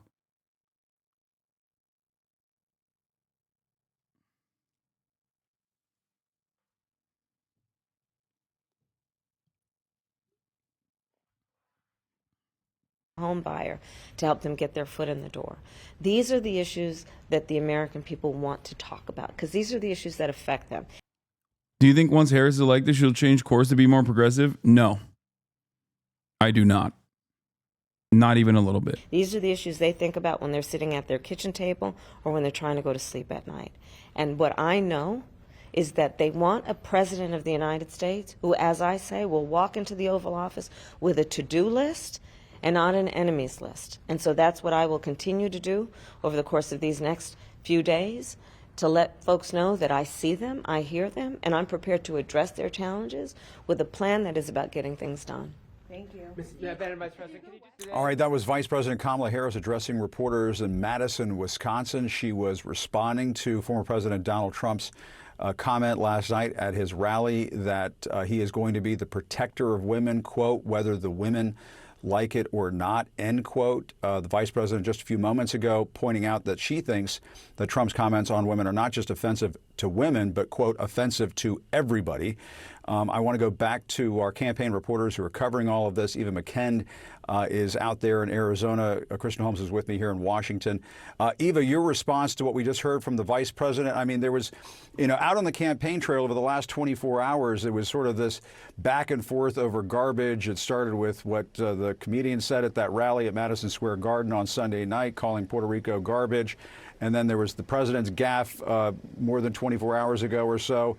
And then, when the Trump campaign thought that they had something, they were sort of, they thought they had the tiger by the tail here with Trump climbing into a garbage truck with his name on it and everything. Then he makes this comment about women. And you saw the vice president just seize on it a few moments ago. She did, Jim, because clearly she was setting the tone for the day with issues where she feels especially comfortable. So as it relates to connecting with women on this issue of reproductive rights, and then also talking about health care more broadly, which has become so. Where has this been? Campaigning in Phoenix, Harris says that if Trump wins, you can be sure he will bring back family separation policies, only on a much greater scale than last time. Wow. With fucking 4 days out, you remembered that Arizona has a young Latino base of support that is not fucking blood red and red hot and bloodthirsty for fucking mass deportations. Wow. Wow. Where the fuck was this energy? How many times did I say? How many fucking times did I say over the course of the past however many months that, like, the Sun Belt is not as excited at the prospect of concentration camps at the border as the campaign thinks it is?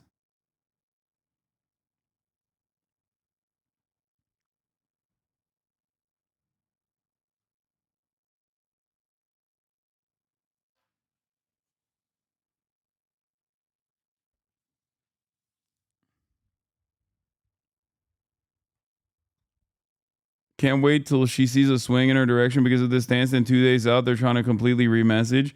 It's too late.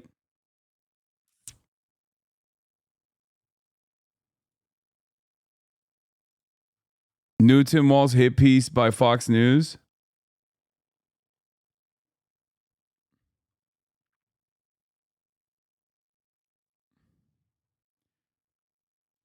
Fox News presents this as a hit piece, but the young man in question is quoted in the article as follows. Clement thanked Tim Walz for his impact on his life, the caring attention he gave, that positive support can pull you through really dark times in your life. That's amazing. Once again, I want to get your reaction to the president. Once again, they are trying to fucking present him as a bad guy, but then they fail to do so and showcase that, after all, he is a good guy. Do you think it is really important, in your opinion, whether Kamala or Trump wins? I mean, yeah. It's either going to be god awful or worse than god awful, okay? There is no good here. There is no good here at all. There is no harm reduction even. It's more so, how much more harm can you withstand? I've never once said that I want Donald Trump to be president. I do not want Donald Trump to be president again.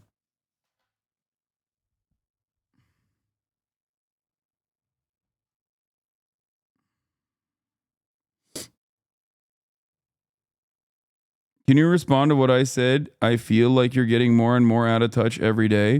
Hasan, I've been watching your shit for years, and it's really disheartening to see you start shitting on the populace of southern states. I thought you, more than anyone, would recognize that Alabama and other states like it are progressive communities who've been gerrymandered into the red wall shitholes. What? I can't respond to your delusions, man. Like, what the fuck are you talking about?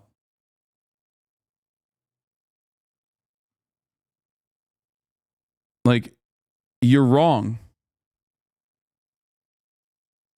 Shitting on the populace of southern states? The fuck are you talking about? Bro, as a Floridian, same.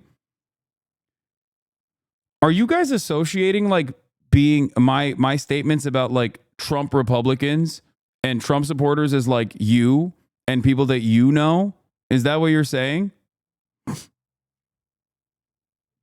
Can you point to a single moment where I've been like, oh yeah, fuck these red states? No, but you talk mass shit about Florida in the past, just saying. Yeah, I lived in Florida, okay? Yeah, it's apt. The fuck? Florida sucks ass.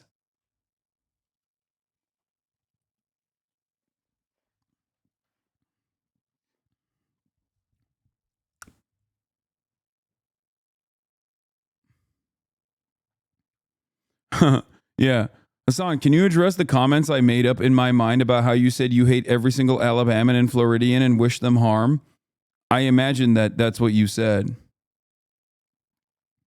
I think it means that you shit on people that are just manipulated to vote Republican, hogs, etc. Yeah, I don't care. Okay? On that note, there's a very easy solution to that. Did you use Alabama as a parallel for religious extremism and said, what if we bombed enclaves of white people in Alabama? Wait, are you that fucking stupid? I was saying that that is not an appropriate argument. I'm saying it's inappropriate to bomb Alabama just because there are religious enclaves in Alabama. What the fuck? Bro, why do my fucking haters literally assume the exact opposite of what I am saying all the time?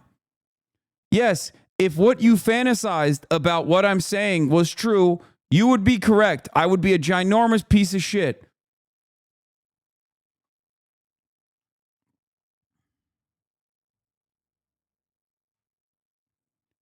It's ironic that you, an Alabama chatter, weren't here when I was shitting on someone saying that Alabama is actually anti-abortion.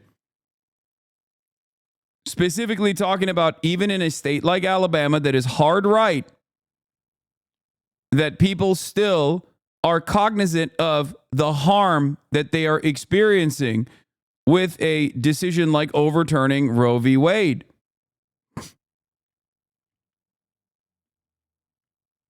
I apologize. I didn't realize what you meant. You listened to me use that as an example of how unacceptable it would be in the argument, and you thought I was advocating to bomb Alabama? What the fuck?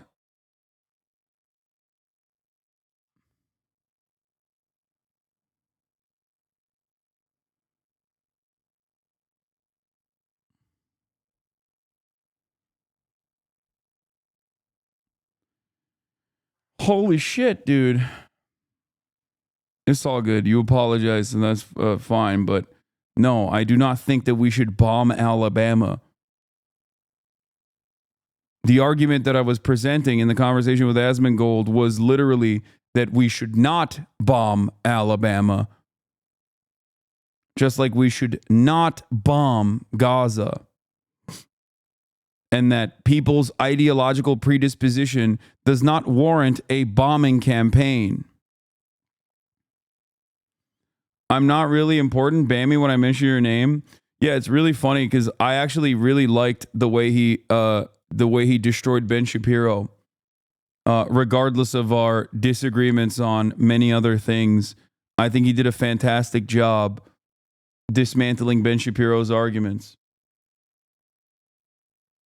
That's the difference between me and many of my haters, I guess, is that like I can be honest and be like, no, dude, I see the much greater evil here.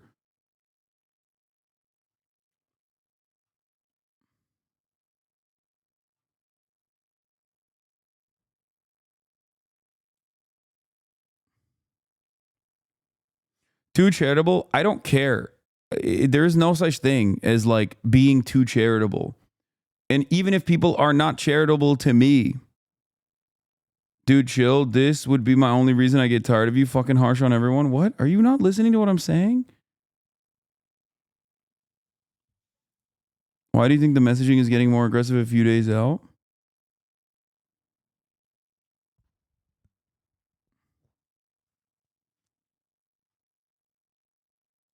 All right, we're done reading chatters. Let's continue. Central to this campaign. And the hope is that it resonates in states like this one, in battleground Arizona. You know, when President Biden won in this state in 2020, it was just by a little more than 10,000 votes, a remarkable feat for a Democrat. Hadn't been done since Bill Clinton in the 90s.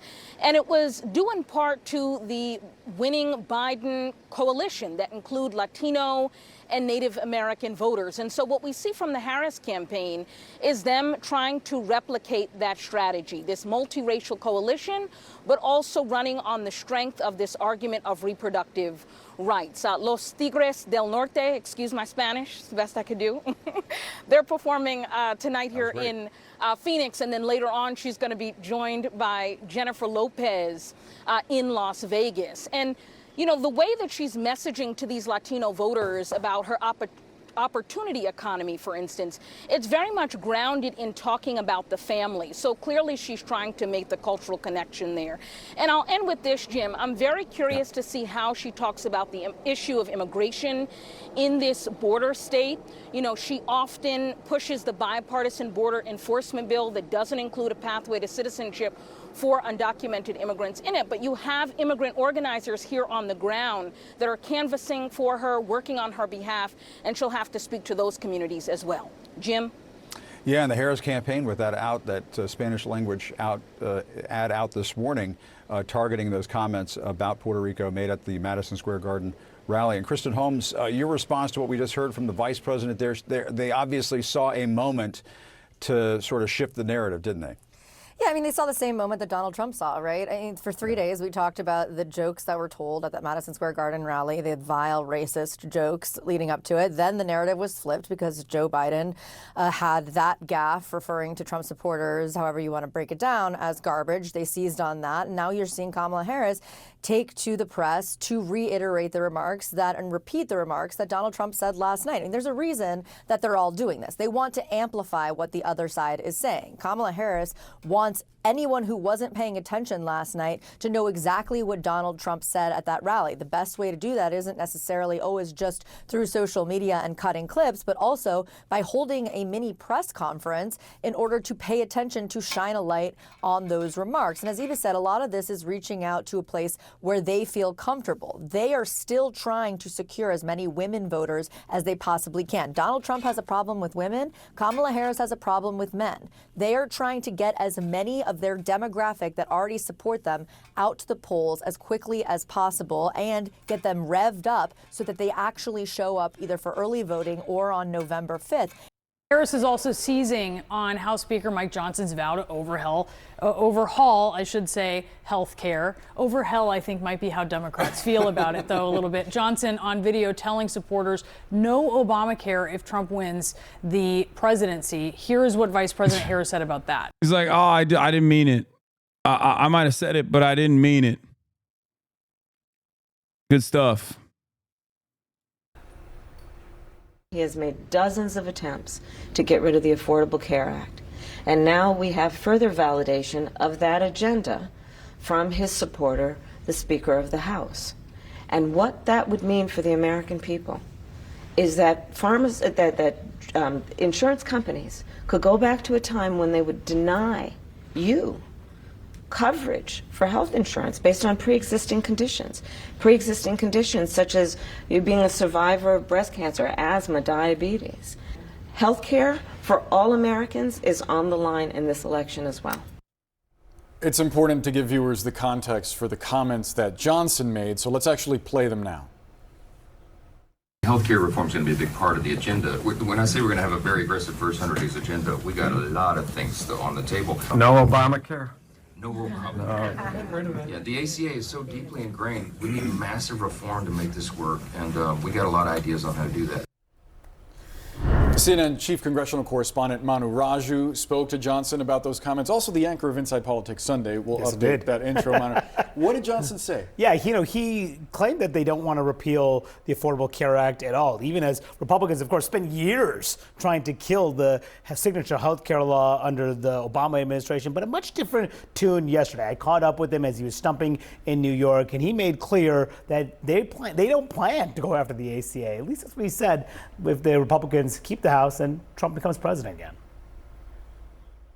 Yeah, that's my question. So how much are you talking about what you will do if you're in power, and does that include repealing the ACA? No, look, not repealing the ACA. No. This has been ascribed to me. That is not what I said. You can pull the recording of the event in Pennsylvania. That's not what I said. Look, we are laser focused on improving healthcare as we are every area. We need no, come on. Who would do such a thing? We need greater access. We need lower Stop costs. it. And there are ideas on how to do that. That's what I was referring to, and that's what President Trump wants to do as well. Because you haven't had a plan for many years. Well, no, we do have plans. I mean, when I was chairman of the Republican Study Committee, it's the largest caucus of conservatives in Congress. We had we published a whole booklet, and I was the leader of all that. We have a Docs caucus. They have lots of ideas that are published and prepared. So there are lots of ideas there. We'll put it all together in the final playbook. But it just shows you how concerned Republicans are about these comments about Obamacare being an issue this late in the campaign. Trump himself posted on his social media page about Harris's comments seizing on Johnson's initial calls for major changes to Obamacare. Trump says what Kamala is saying is that I want to end the ACA. I never mentioned doing that. Never even thought about such a thing. That's so funny. Because if I recall, Donald Trump ran on destroying Obamacare.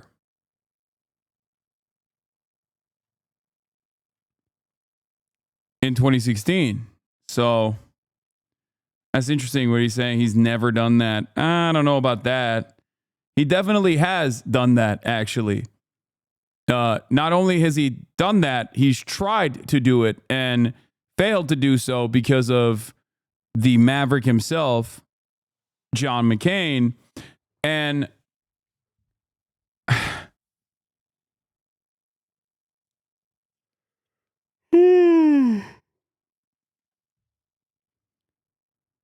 he shit on John McCain for that, like a lot. She also said, I want to end Social Security. Likewise, never mentioned it or thought it. Okay, to be fair, he hasn't actually talked about ending Social Security. He has defended that. She is the one that wants to end Social Security, and she will do it by putting the millions of migrants coming into our country into it. Kamala is a liar. Everything that comes out of her mouth is a lie. Made up fiction. He never mentioned doing that, never even thought of such a thing. So I guess we should rewind to the first Trump administration, the first 2 years under Donald Trump with Republicans in control of the House and the Senate. They tried very hard to appeal Obamacare. There was, of course, that infamous moment on the Senate floor where John McCain joined with a couple other Senate Republicans with Democrats as well. You see the thumbs down there on the Senate floor. They killed a partial repeal of Obamacare, and Trump spent years berating McCain over that. To this day, still does. And why did John McCain vote against that? Because they did not have a plan to replace it at the time, and they still don't. Going back to Johnson's comments, Manu, was he trying to say that when somebody asked no Obamacare, did he mean no, we're not touching Obamacare? It's a little unclear. He was sort of taking questions from the crowd and seemed to be getting energized by the crowd's enthusiasm about all of it. But it's a difficult thing because they've spent years campaigning against Obamacare, but now those provisions are very popular. New Elon Musk reportedly worked without authorization in the U.S. in the 1990s. Experts in immigration law say that if he lied about that as a part of the immigration process, he could be denaturalized and open to criminal prosecution. Oh my God, stop. I will nut. I will fucking nut. I will nut. Like I said, I am anti-deportation except for one man, and that is Elon Musk. Okay? I am anti-deportation except for Elon Musk. Oh my God. Get him out of here. Get him out. Deport his ass.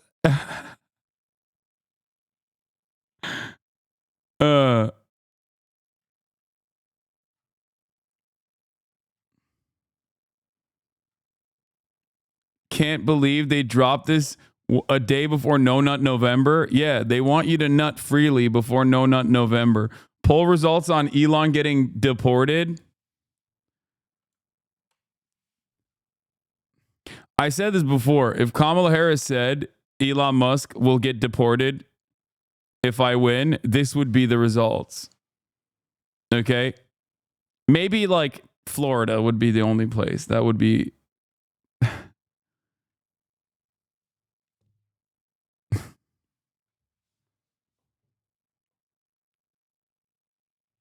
It's true about Musk. It's true about Musk. See the full story? He never registered at Stanford. Yeah, we know this already. I've talked about this a lot.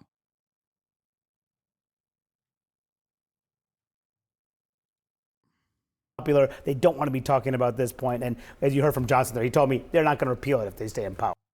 Vice President Harris will also be in Arizona and Nevada today after a star-studded rally last night. After this, we're going to get to Jake Paul, the greatest political theorist of our time, finally doing the brave thing and supporting Donald Trump, which is, of course, very brave.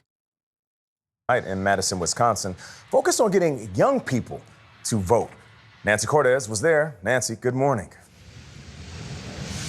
Good morning, Nate. Here's a stat for you. Harris currently leads among young voters ages 18 to 29 by 23 points nationwide, according to our polling. And so it's in her campaign's interest to try to drive up vote totals in college towns like this one.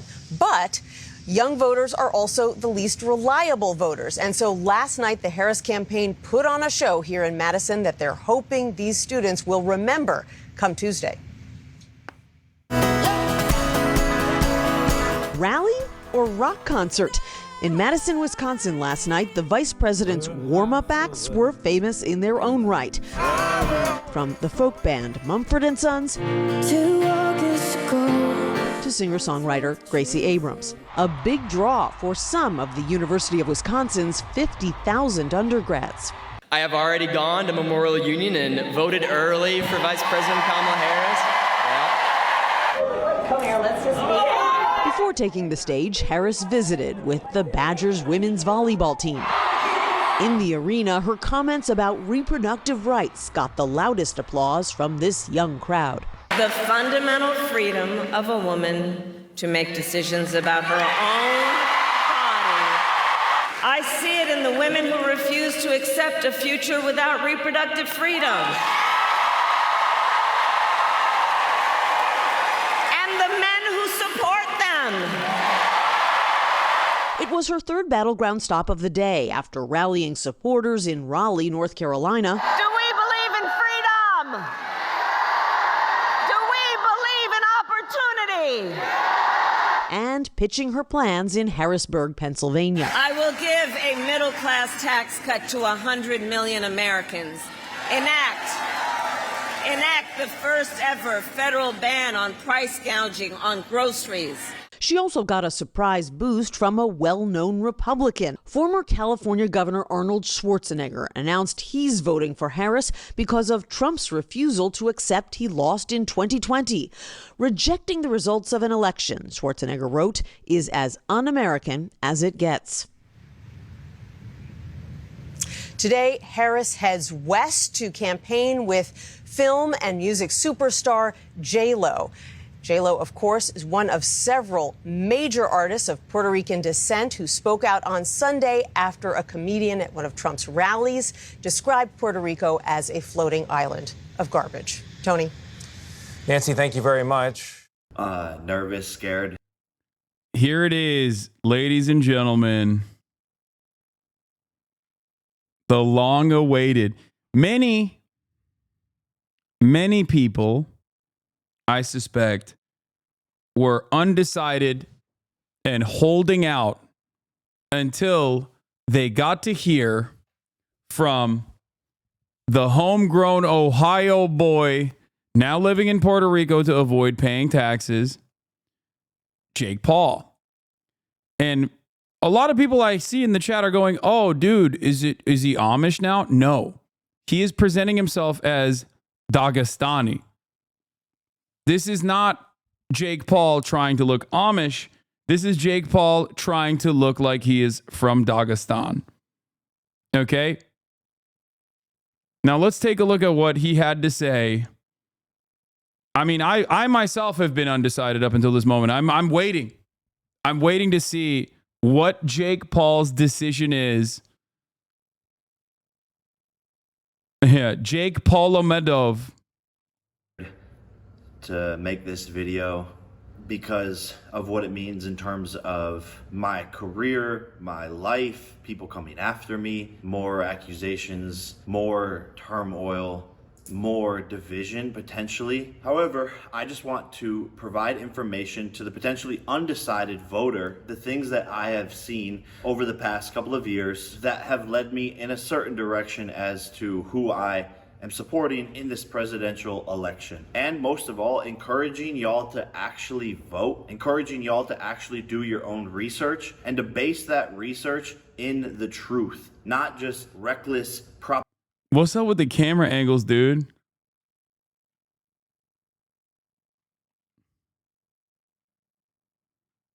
propaganda or your favorite pop star telling you to vote. Dog, your people's like maybe your teenager's 8th favorite charlatan on YouTube. The fuck do you mean? Don't vote because Bad Bunny told you to vote for someone. Do your own research and listen to me.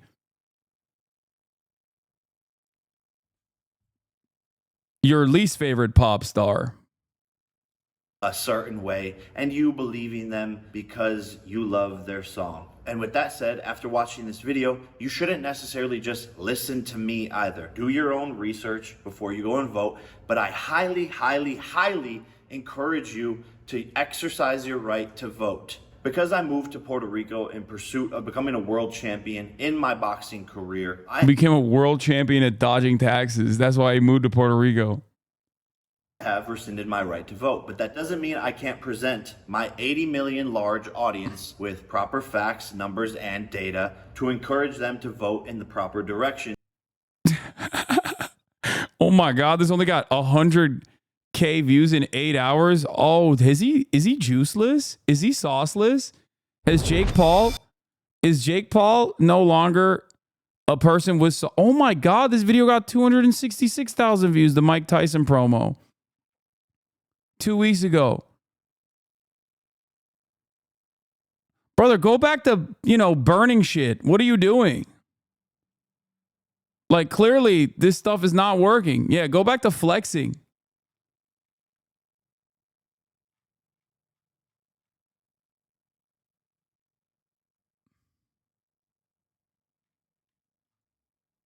God damn.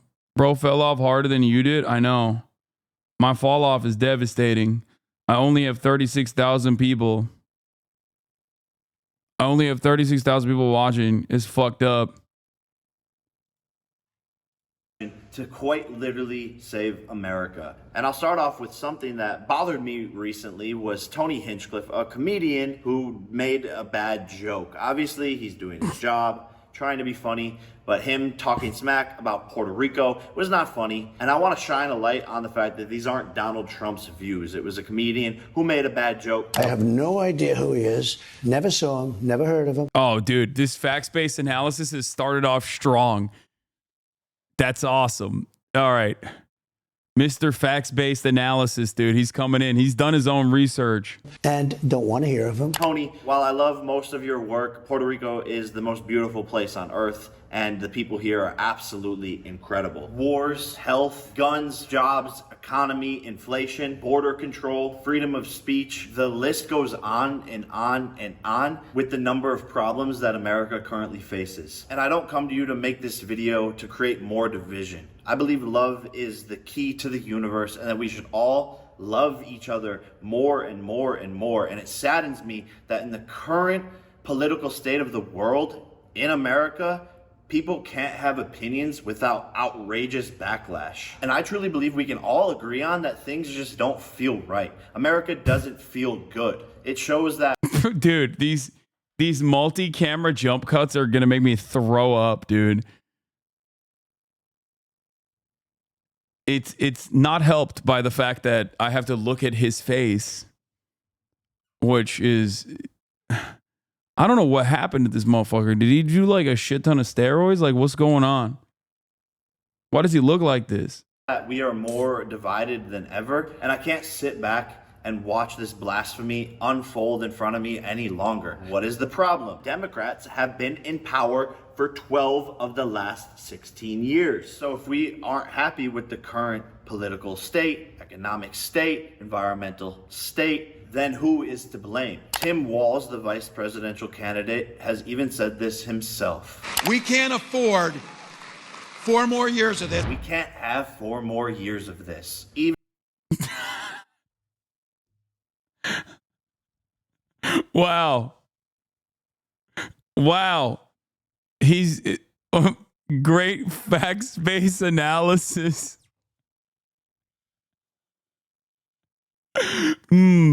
I wonder what Tim Walz was talking about.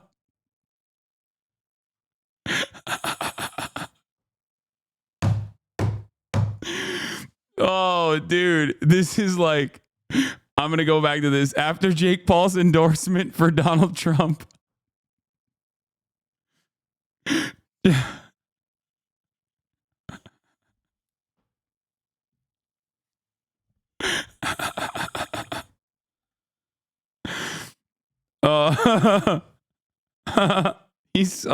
He's literally too stupid to make a good convincing argument for Trump. Even Tim says there needs to be change, and he's right. We need to change from Kamala Harris to the Republican candidate, Donald Trump. Tim, I remind you that your running mate, Kamala Harris, is vice president, currently in the office, and hasn't done anything while she's in office. Basically no accomplishments. Let's start with a chart of inflation during the Biden-Harris term. Their overall inflation is 20.2% compared to the Trump-Pence administration with an overall inflation of 6.7%. Statistically 14% better while Trump was running the economy. As you can see in every category, energy, gasoline, rent, and food, the numbers are exponentially lower and the lowest of the past 30 years of presidents. Again, regardless of your emotion, I'm just presenting you with facts. Do I think Donald Trump is a perfect human being? No, I don't think anybody on this planet is a perfect human being. Why are you dignifying this trash with a react? Because he's making true facts. Okay? He's right. And his 12-year-old fans that actually demand that he blow up more monster trucks or whatever are going to learn so much about how Biden did the brand inflation. Also, the conversation about vice presidents is really funny because Trump literally almost killed his vice president. Okay?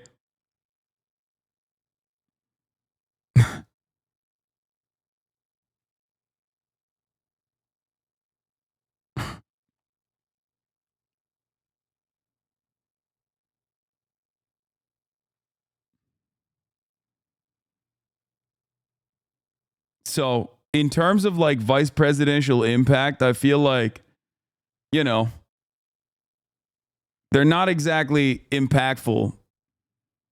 The one thing that the vice president does have the right to do is certify the fucking votes or choose not to certify the fucking votes. And fake friend Mike Pence couldn't even do that for my goat, Donald Trump. Kind of fucked up, if you ask me. That's all I'm saying.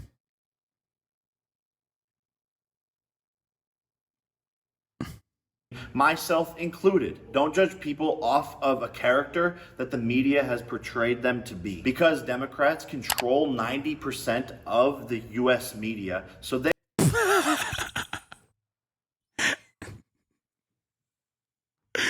What the fuck? Democrats control 90% of the U.S. media. 90%. He's right, dude. That's right. Democrat run news media. That's why I had to do it. I had to do it to him.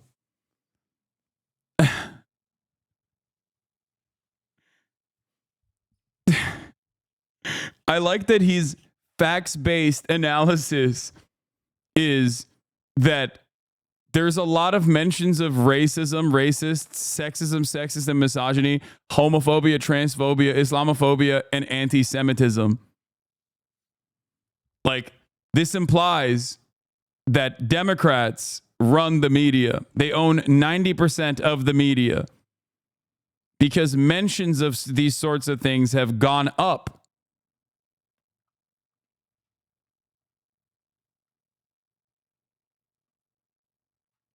I love this.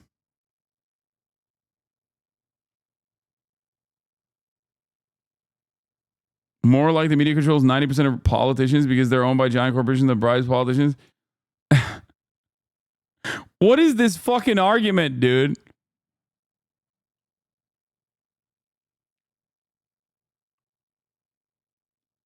You don't understand. Anti-racism is woke nonsense. That's the funniest part about this is that, like, these guys, again, right-wingers in general, especially prominent right-wingers online, including now Jake Paul, will often talk about how, like, woke is a bad thing. Like, being woke is a bad thing. But once again, when polled, Americans are like, yeah, it just means you're in favor of social justice. And yeah, I agree with it. By overwhelming majorities, as a matter of fact. There's never been a single fucking poll that has showed that, like, being woke is a bad thing. Okay? So when he puts this up as like homophobia mentions have gone up, like what are you fucking against the coverage of are you homophobic? Why are you voluntarily ascribing these values, okay, to the Democratic Party and then just sitting there and making it seem like that's a bad thing? Are you that fucking stupid? Did you get CTE? What's going on?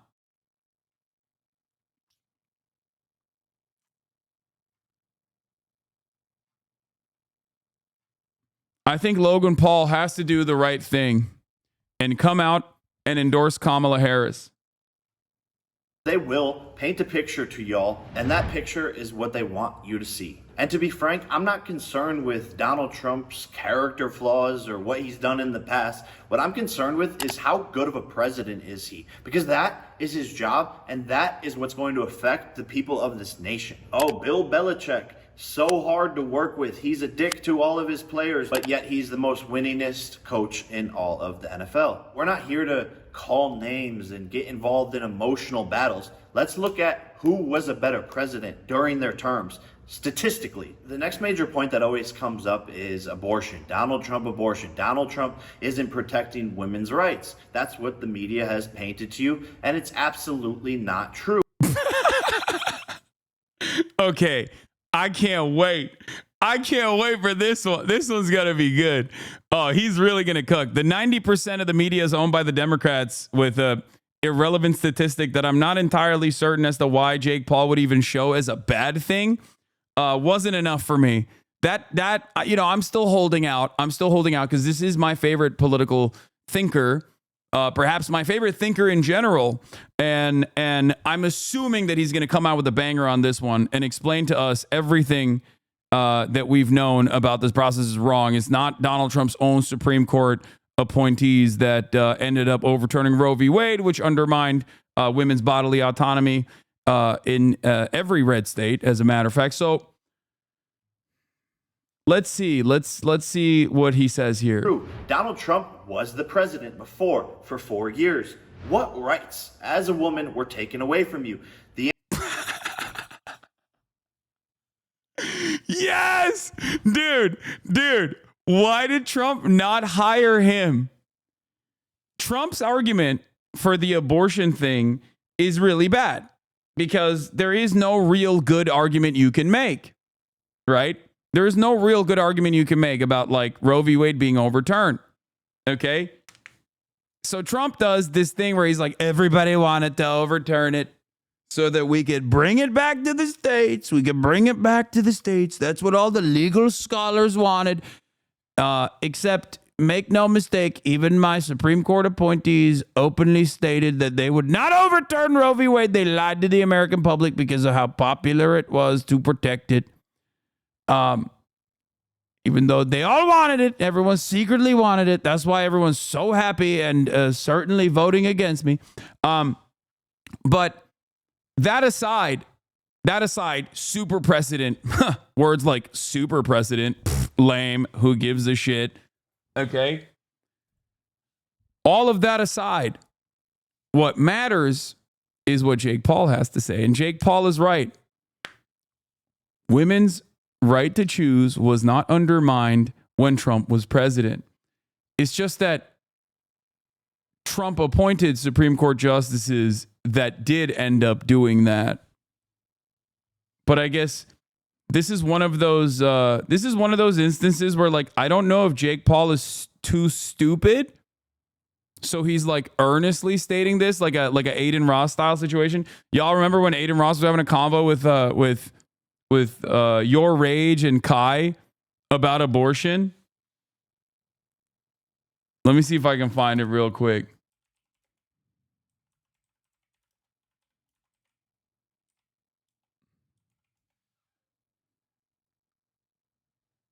Oh, here it is. Give me 3 reasons why Trump is better than Biden. I'm not saying you're wrong. I just want to know if you're actually talking and you're not just a bot repeating First shit. of all, what happened with abortion is ridiculous. You should not be able to tell a woman what to do with her body. That's first of all. That's a woman's body. You think? Yeah, why are we doing this right now? We're on the stream. You're so brain dead. You're so brain dead. All right, Josh, do you have a sister? Do you have a sister? Yeah, I have a sister. Wait, the TikTok is the Hasanabi pipeline, by the way. I just realized. Bro. Okay. Wait, you think Biden was the one that wanted abortion to be... That's what you think? That's how that works? He's a president. He can, you know what I'm saying? He can not ban it. What do you mean? All right, bro. Tell me... All right, bro.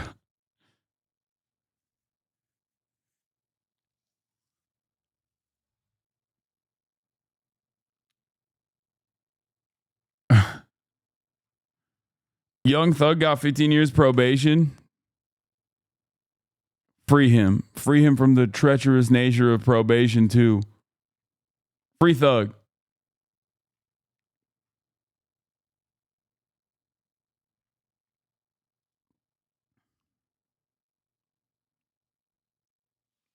But it's a good result overall. Anyway,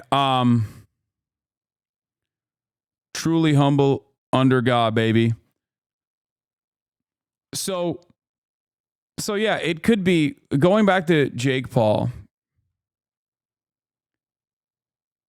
Going back to Jake Paul, this could be a moment where Jake Paul is simply saying this because he's too stupid to recognize what he's saying, or maybe he's disingenuously framing this as an argument. The answer is none. Donald Trump wants to put the power into the hands of each state to determine whether abortions will be legal there or not. So if you live in a Democratic... This is so funny because, once again, wrong.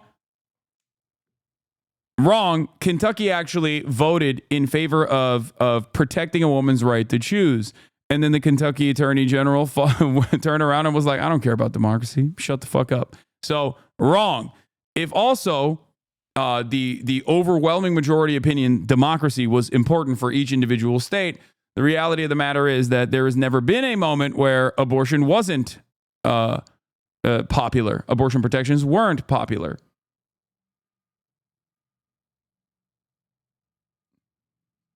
Don't watch the whole 18 minutes. If you voluntarily watch 18 full minutes of Jake Paul talking about the election, you should be lobotomized.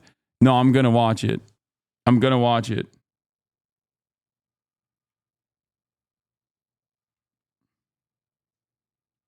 And you can't stop me. Like, we have to watch it.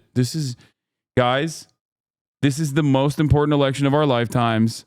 And Jake Paul is the most important person to speak on this matter. State like California, yes, the Democrats will vote to allow abortion in California, putting the power in the hands of the people. So while many women are focused on this single issue vote, I have made 2 comments about the love test. Yes, you have. I heard from a video you were like 46 or something. Is that true?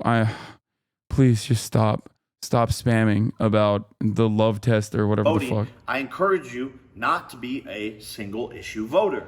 He was already president, and how many rights did you lose? 0. He's trying to protect women's rights. What do you think it is when we have men in women's sports, we have men in our personal spaces? What do you think it is when dangerous men come over the border? That's what protecting women and children is. Oh, he already said he's not going to do a nationwide abortion ban. He's not going to do it. Facts. And if you really cared about women and their opportunity... Facts. Dude, I love, this is more important than the 13 keys. Yeah, Alan Lichtman would never be able to predict a Jake Paul endorsement and its impact.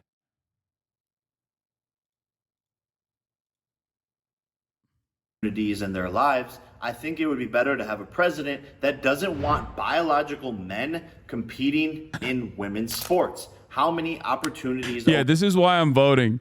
This is why I'm voting, dude. Yo, fuck the economy, dude. This is what's important. We got to make sure that the American president has a say in the Olympics. Okay? Over the last couple of years have been stripped from women who spend their whole entire lives in a sport, hoping for opportunities for it to be taken away by a biological male. And not to mention biological men in women's restrooms. What world have we gotten to where that seems acceptable and that... Dude, there's something really funny about him just like trying to do transphobic commentary as like the camera pans from one camera angle to the next and he's like, dude, what? What is the world that we've gotten to? This is, what the fuck?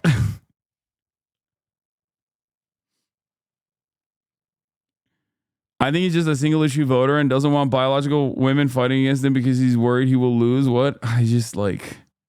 No, he's just a fucking idiot. And he's repeating talking points without really putting much effort or thought into it. Okay? That's it.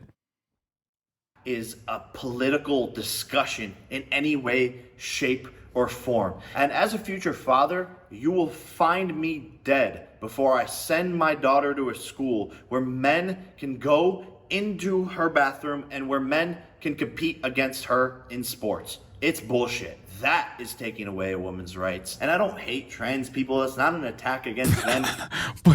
But I also consider you to be biological men, all of you, including trans men. Trans men, also biological men. Trans women, also biological men. Everyone is a man, actually, in my worldview. I have not really considered any of the things that I'm saying. So, you know. I like that gender affirming care has done wonders for this man, making his face as puffy as possible. And yet here he is being like, well, I will deny everyone else the opportunity. It's cool.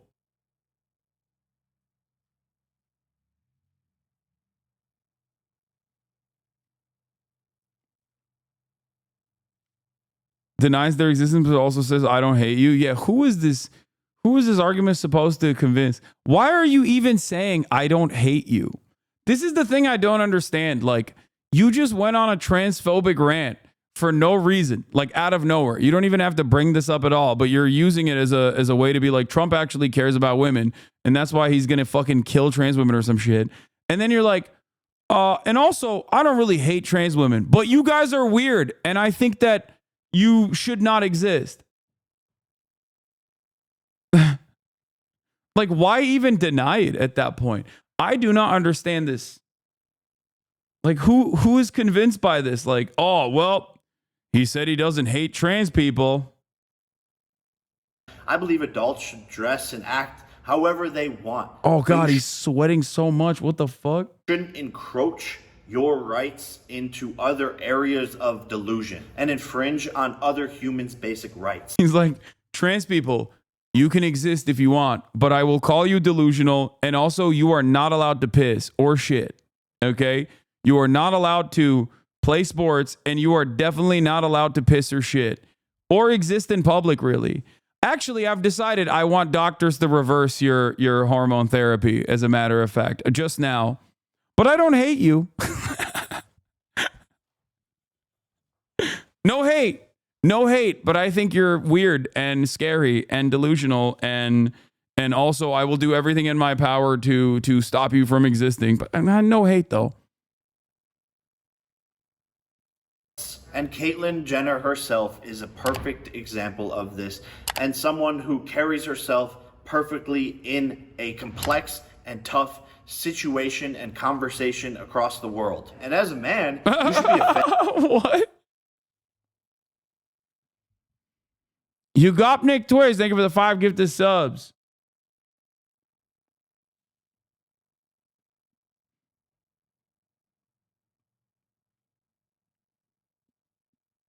Don Jr.'s holding a camera. Don Jr.'s behind the camera holding a gun at Jay. He's not doing this on his own free will. Hassan, please understand this is under duress. No man sweats like that normally. I'm gonna agree with you.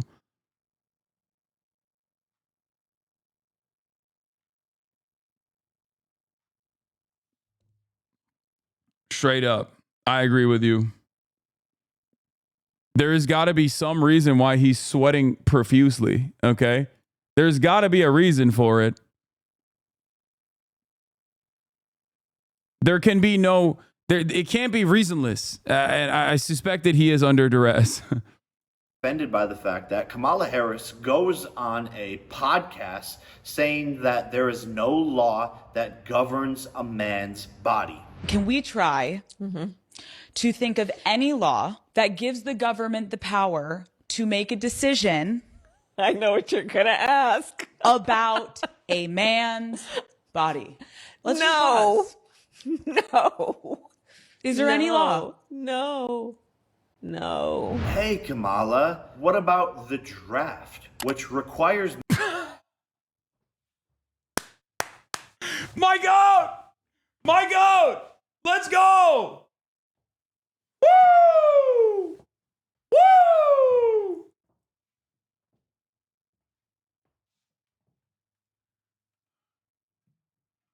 Oh my God. Hey, Kamala! What about the draft? Woo! Woo! Make women draft. Oh. Jesus Christ.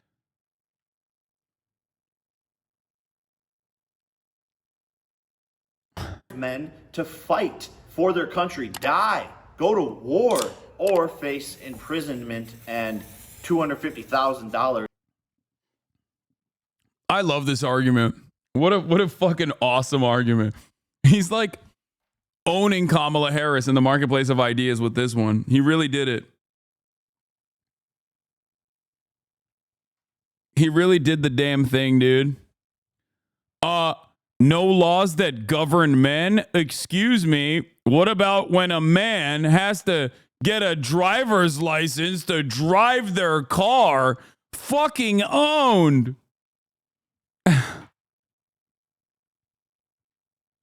That's amazing. True facts. You're right. You must also object the draft. No, yeah, I don't give a fuck, dude. Yeah, fuck the draft.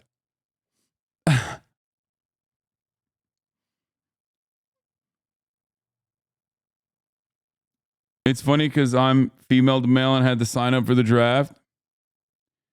Yeah. Well, remember, in the minds of transphobes, many of them don't really realize that there are trans men out there. So if you were to describe to Jake Paul that trans men also exist, I think you would literally cause him to have an aneurysm. He would perish on the spot.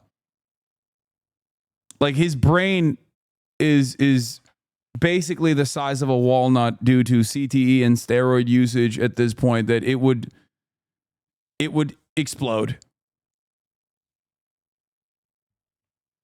Are political commentators voices for the people? Okay, the two-button thing, put it down. You're milking this. How appropriate. What?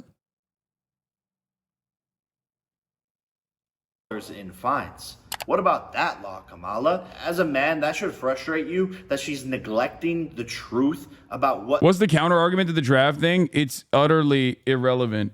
It's not like, it's not a real thing in general, okay? Last time it was a fucking real thing was during the Vietnam War. The American military has a poverty draft. It is voluntary, the way that it currently works. And also, I am not in favor of the draft anyway.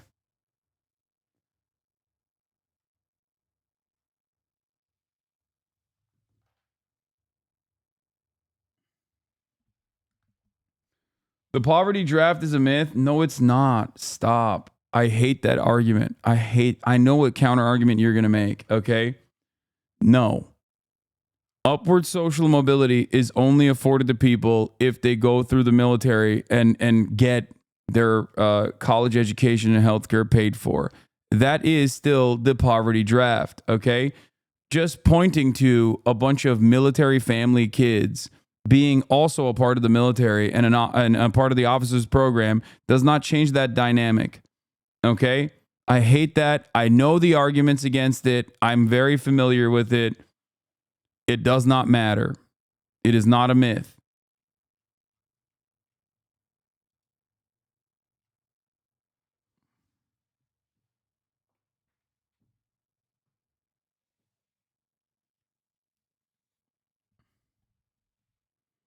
Did women force the draft up on men, or what am I missing?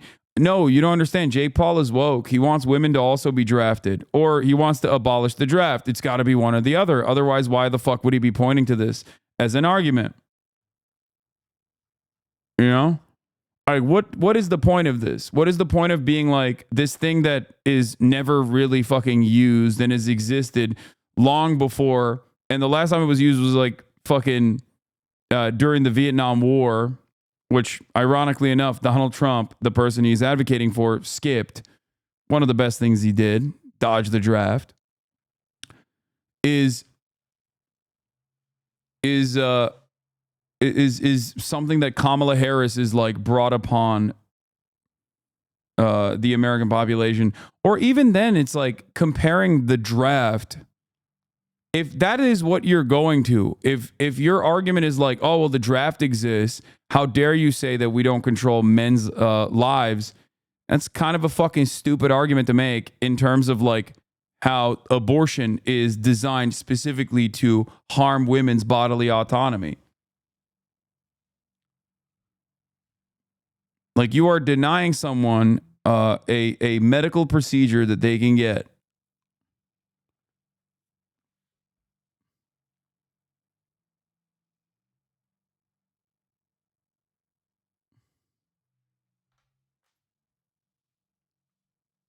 The poverty draft has never been a real phenomenon. In the last 15 years, basically non-existent.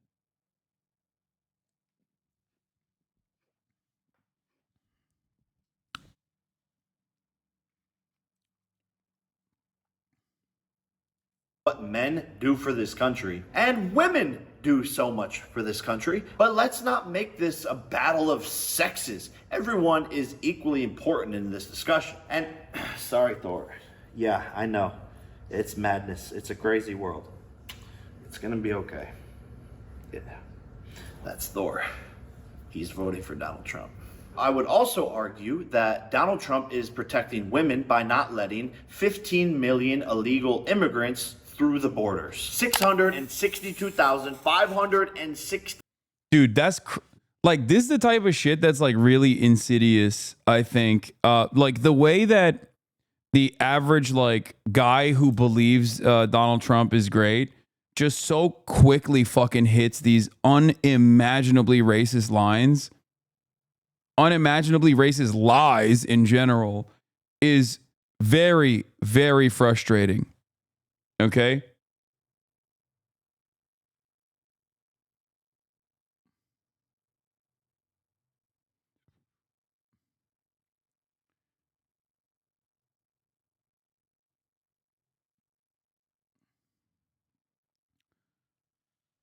As of July 21st, 2024, there were 662,566 non-citizens with criminal histories on ICE's national docket, which includes those detained by ICE and on the agency's non-detained docket. Of those, 435,000 are convicted criminals and 226,000 have pending criminal charges. 66 have criminal histories, 13,000 convicted of homicide. What is the counter to this? Yeah, it's across multiple fucking decades, dude. What are you talking about? It's across 20 fucking years. Some of those people legally came here and then did crimes. Some of those people legally came here. Their immigration status was either revoked or their visa expired and they overstayed and then did crimes. And the most consequential aspect of this is that you see big number. Okay, you see big number and you go, oh, that's crazy, big number, that's wild. It is at a significantly lower rate than a significantly lower rate than natural-born U.S. citizens. Okay? Homicide, and so on.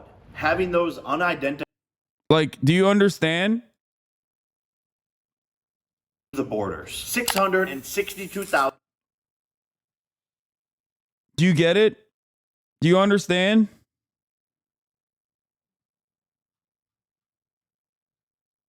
Yeah, the homicide number has gone up to 29 as of fiscal year 2024. It comes to a close, by the way. I keep repeating this stat, but 29 homicides are manslaughter. 29. Donald Trump says 100,000 Americans are being killed by migrants every fucking day.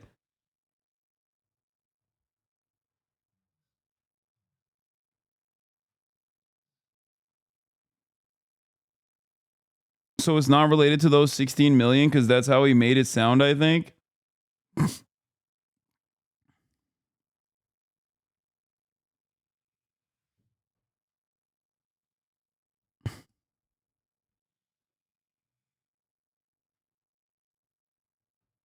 It's crazier that people believe this shit. Yeah, I mean, it's very nefarious the way that they...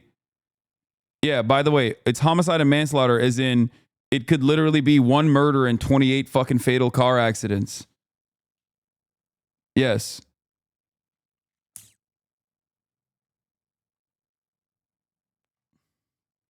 What is the biggest number on that sheet? Circular reasoning much?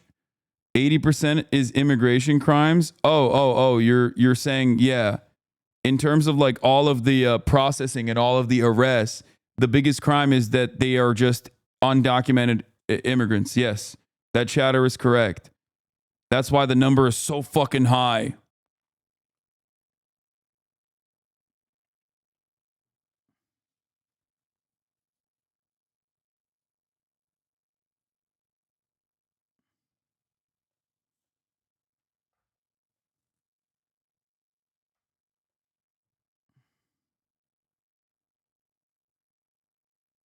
What is the citizen rate of murders? I don't know, but it's like,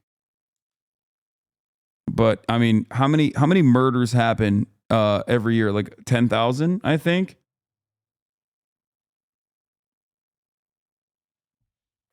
Like 10,000 or maybe more. Especially if you add homicide.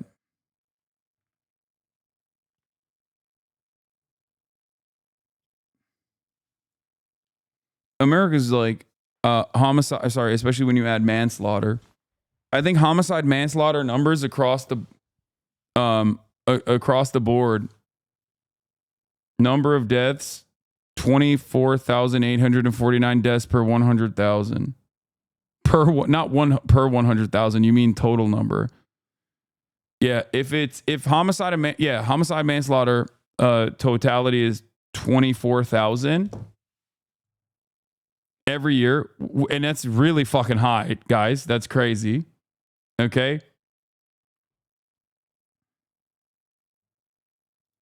You need to put the hat back on, bro. Okay, stop.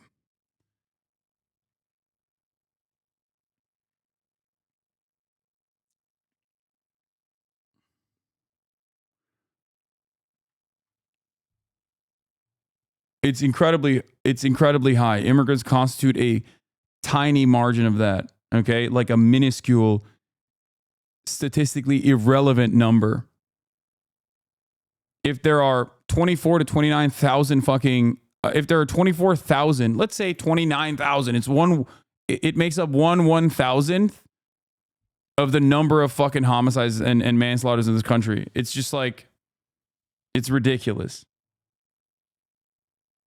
1,566 have criminal histories, 13,000 convicted of homicide, and so on. Having those unidentified people roaming the streets, I believe, arguably, is a bigger potential threat to the women of America. Even the Border Patrol Council, the people who are in charge of the border, endorsed Donald Trump. Quote, "If we allow Border Czar Harris to win this election, this great country is going to hell." The untold millions of people, unvetted, who she has allowed into this country. Yeah, Jake Paul is right. We should deport all threats to women, starting with fucking Jake Paul and Elon Musk, as a matter of fact. Okay, now I'm in favor of 2 deportations. At first, I was in favor of Elon Musk being deported, but now I'm in favor of Jake Paul being deported as well. I've decided, dude, this number keeps going up, man. This is what happens when you let a little bit of that reactionary dog into your mind. When you let reactionary sentiment even a little bit, when you accept it even a little bit, all of a sudden, see, I doubled the number of people that I'm in favor of deporting. Doubled. You got Nick Twitch. Thank you for the 5. Get the subs. This motherfucker's caking me with some Twitch subs. What's happening? You're being radicalized to support deportation. It doubled overnight. I know. It's really fucked up.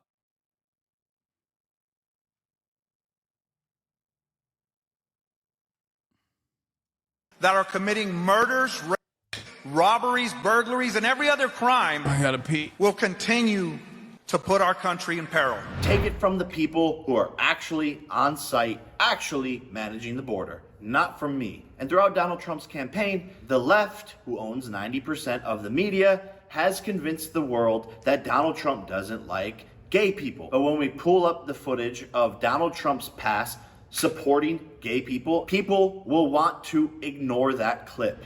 I'm all for guys that like men, but it's just not my thing. I will do everything in my power to protect our LGBTQ citizens. And then we pull up Barack Obama, Hillary Clinton, and Joe Biden, who are all Democrats, being anti-gay and anti-gay marriage and campaigning it publicly. It's on camera. Roll the clip. Do you support gay marriage?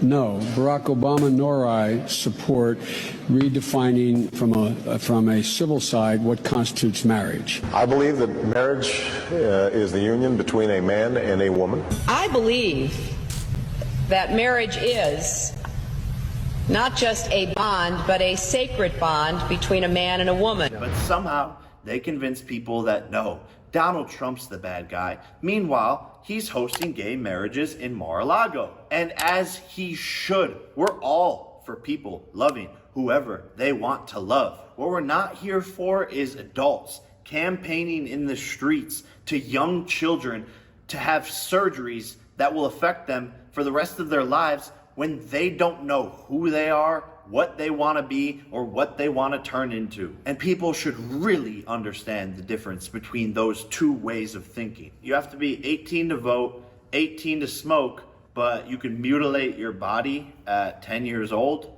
It's not okay. Donald Trump's a felon, convicted of felonies. He's a bad person. We can't let a criminal into the government.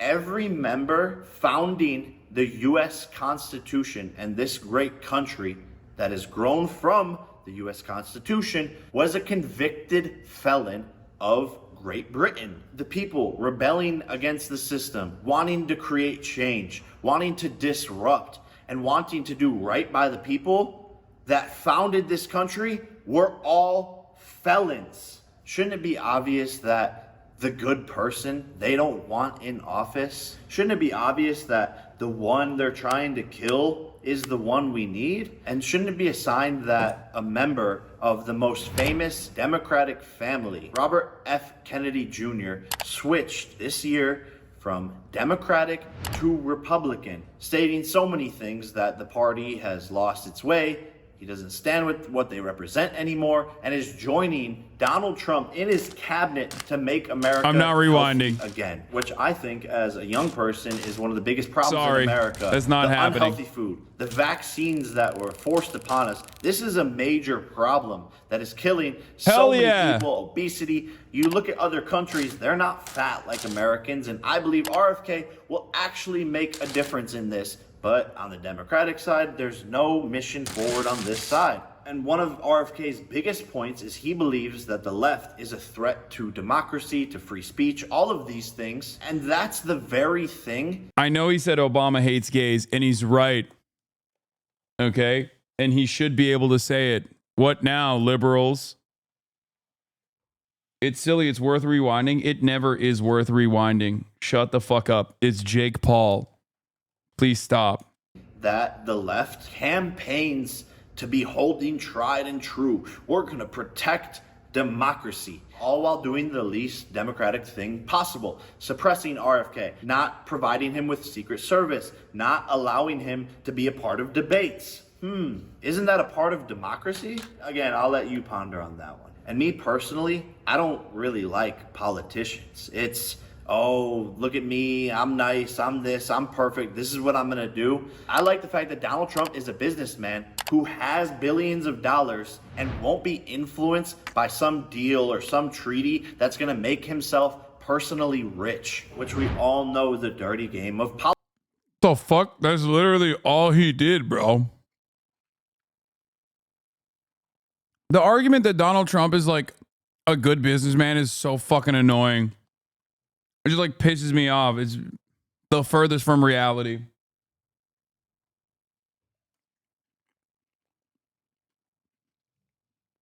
Yeah. Also, yeah, rich people famously hate getting more rich. That's famously a thing that they hate doing. They're like, oh, please, no more money, please. politics. And the following statement is just my opinion and not necessarily hard facts, and it's alleged.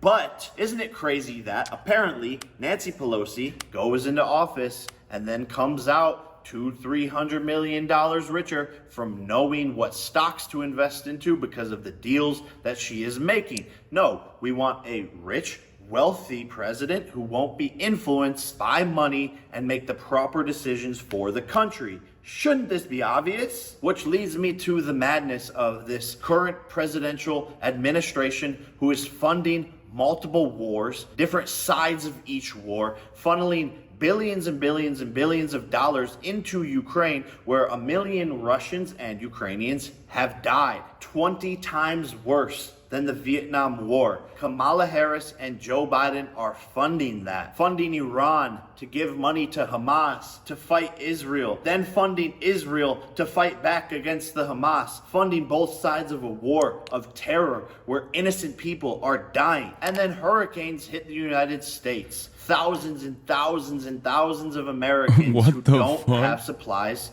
who don't have basic needs met because, well, Kamala and Joe spent all of our money funding these wars overseas. But when the Americans... I like that the true fact stated is a Donald Trump Jr. tweet. I loved it. I'm loving the amount of research that he has done. He's like, I did my own research for this. And by that, I mean, I looked at a Donald Trump Jr. tweet. Need the money. No one's there to help. And the federal relief and assistance that we have been providing has included FEMA providing $750. $750. LOL. I remind you, that is the current presidential administration where Trump had peace. This is fucking extra annoying for me. Because the $750 is just immediate. That's not all you get. And it was really frustrating that there was so much goddamn misinformation surrounding this shit. Where they made it seem like, one, that a lot of the budget went to the immigrants or something. Whereas Donald Trump had allocated actual disaster relief funds directly away from FEMA to set up migration camps, like immigrant camps, under his administration. And secondly, FEMA is consistently underfunded, should be funded more for sure, and was slated to run out of money. But the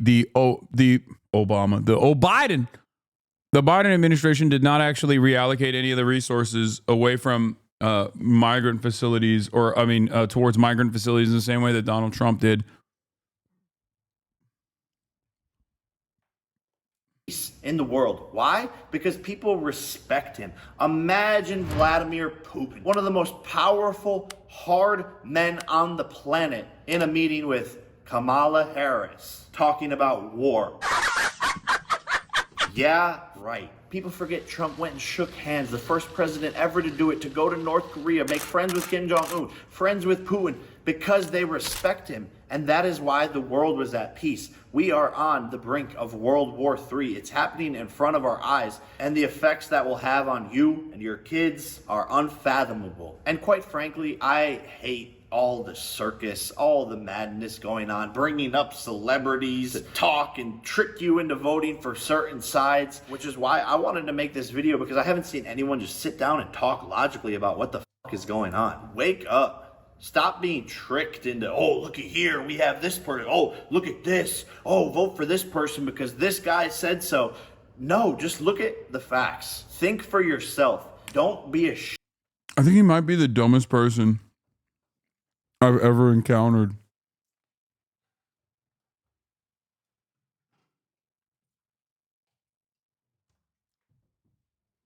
Like, he unironically makes Logan Paul look fucking brilliant. It's not even a joke.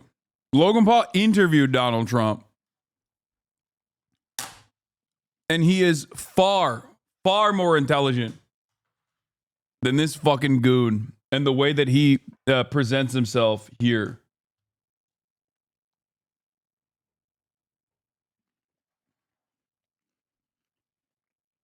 It's quite shocking.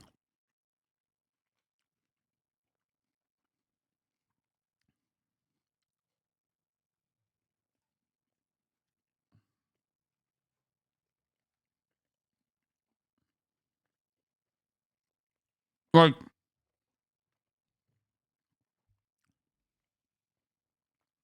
it's quite shocking because, like, I mean, he's like, oh, that's why. He's like, don't be a sheep. Do your own research. Listen, like, vote for Donald Trump just like I am, a celebrity telling you to vote for Donald Trump, while also simultaneously telling you, don't listen to celebrities that tell you to vote for Kamala Harris. I mean, this is not going to have any impact whatsoever, and I think it's pretty funny that he just tried to do this shit, but... Sheep in this world full of sheep. And yeah, I see it already. Everyone attacking me, coming for me because of this video. I'm putting my business, my career on the line during my peak, going in to fight Mike Tyson on Netflix, sitting here telling you the truth because I don't give a what the consequences are. Come for me, attack me, make up shit with your liberal left media like you've always done about me in the first place. I'm not scared one bit because I am protected by God. God has sent me here to tell you this message and have pushed this in front of me and put this on my plate to do this. Do the right thing. Vote for... Dude, why do they always do this?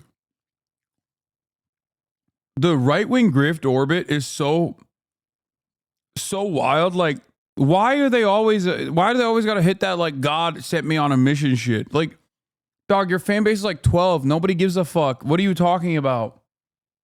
Donald Trump. Not because I said so, not because Beyonce said so, but because it's what's right. And I got news for you. Most of your favorite celebrities, athletes, and all of that are secretly conservative because the left has created a world where conservatives like me speaking out have major consequences. It's only okay for a celebrity to speak out and endorse the left. And that's only gonna get worse unless people like myself stand up and say, fuck the system. And even if you hate me for making this video, my message to you is, I love you, even if you are lost. Genuinely, from the bottom of my heart, I have love for all of the people of America. And with all of this said, I have friends that are Democrats and Republicans, and we all go about our lives in one harmony. That is what I really wish and encourage for this world. Remember, it's the United States of America. And if you are a Democrat watching this, maybe there's something you can learn from this. Maybe there's something that I can learn from you. I don't know everything, but these are my opinions. And the way we move forward is by communicating and having a positive discourse versus attacking each other on X all the time. Please. Dude, this was awesome. I did learn a new thing. I learned that Jake Paul is actually stupider than I fucking previously thought he was. Yeah, calling Twitter X massive telltale sign of someone's level of mental wellness. Go. For the love of God, go exercise your right to vote on my behalf and vote for Donald Trump in this election. America depends on it. Kamala backed Biden on everything. She was the deciding vote for his disastrous economic agenda. They raised taxes on the middle class, and prices soared. Kamala was in charge of his open border policies, giving welfare to illegals while Americans struggle, and their weakness invited wars.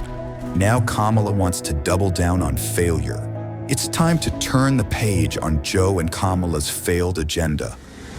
President Trump fights for you. His strength kept us safe. Trump cut taxes for families. Prices were lower and the border secure. Now, President Trump can do it again.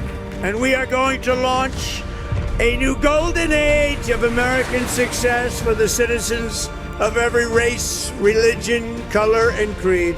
Remember, Kamala broke it. President Trump will fix it. I'm Donald J. Trump, and I approve this message. For too long,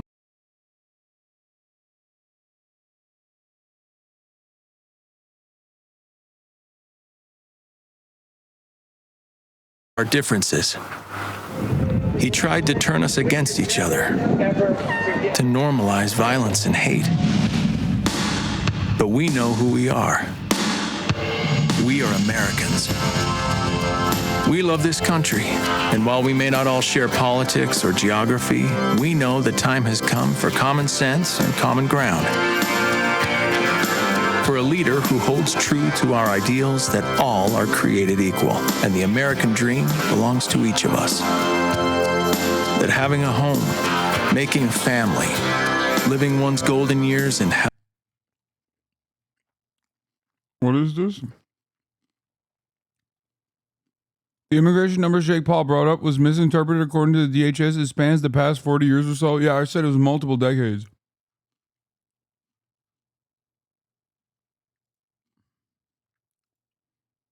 Health and security must not be a privilege for some, but a right for all. And while the fabric of this nation may be tattered, we can mend it together. One family, one community, one vote at a time. It's a new day rising, one of unity and hope, of a shared belief in what's possible when we remember who we are, the greatest nation on earth, America.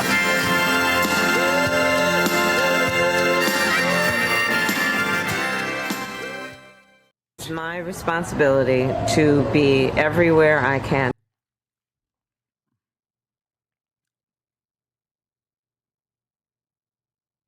Give me VIP chat agrees. Oh shit. There you go.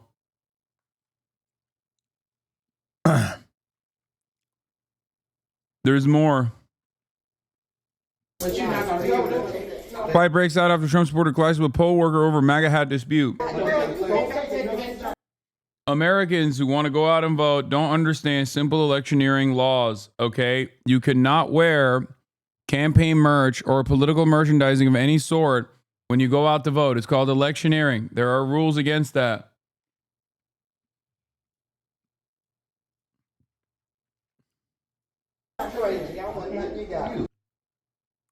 Oh, wow. There's no reason for all that, sir. This is my. Wow. Why is it defending you? It's not defending me. All right, then. Let me vote. Okay, Jamie. Okay, we ain't got nothing else to say. We ain't got nothing else to say. Wow. We cannot serve him. We're gonna move on. Next in line. There it is right there. No. Wow. Oh, wow. God. That's so funny. Oh. Wow.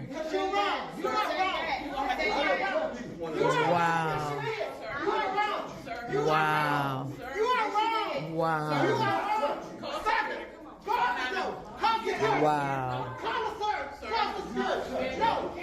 Wow. Shut up! Fuck!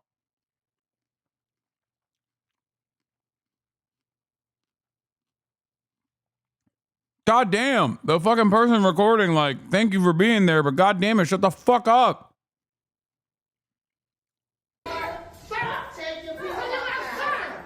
Wow. Oh!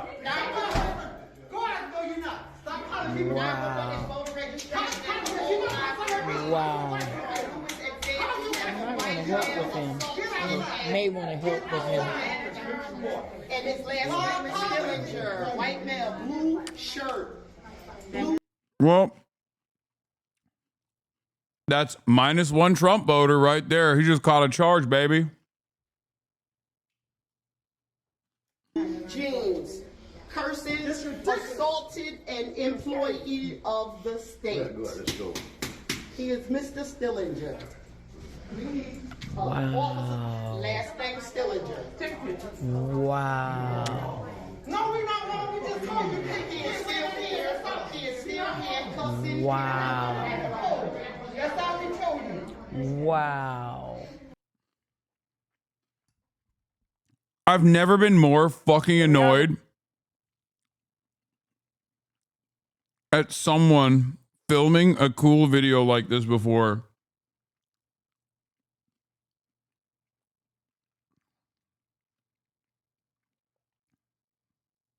She fucking ruined it. Americans are tired of division. Me instigating in the corner. Wow.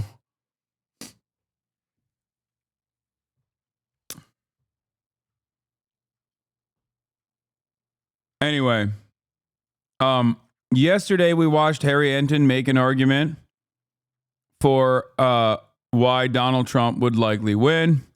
Today we're going to watch him make an argument for why Kamala Harris will likely win. I think I have it here somewhere. Does anyone have the Harry Enton video, or is this the one?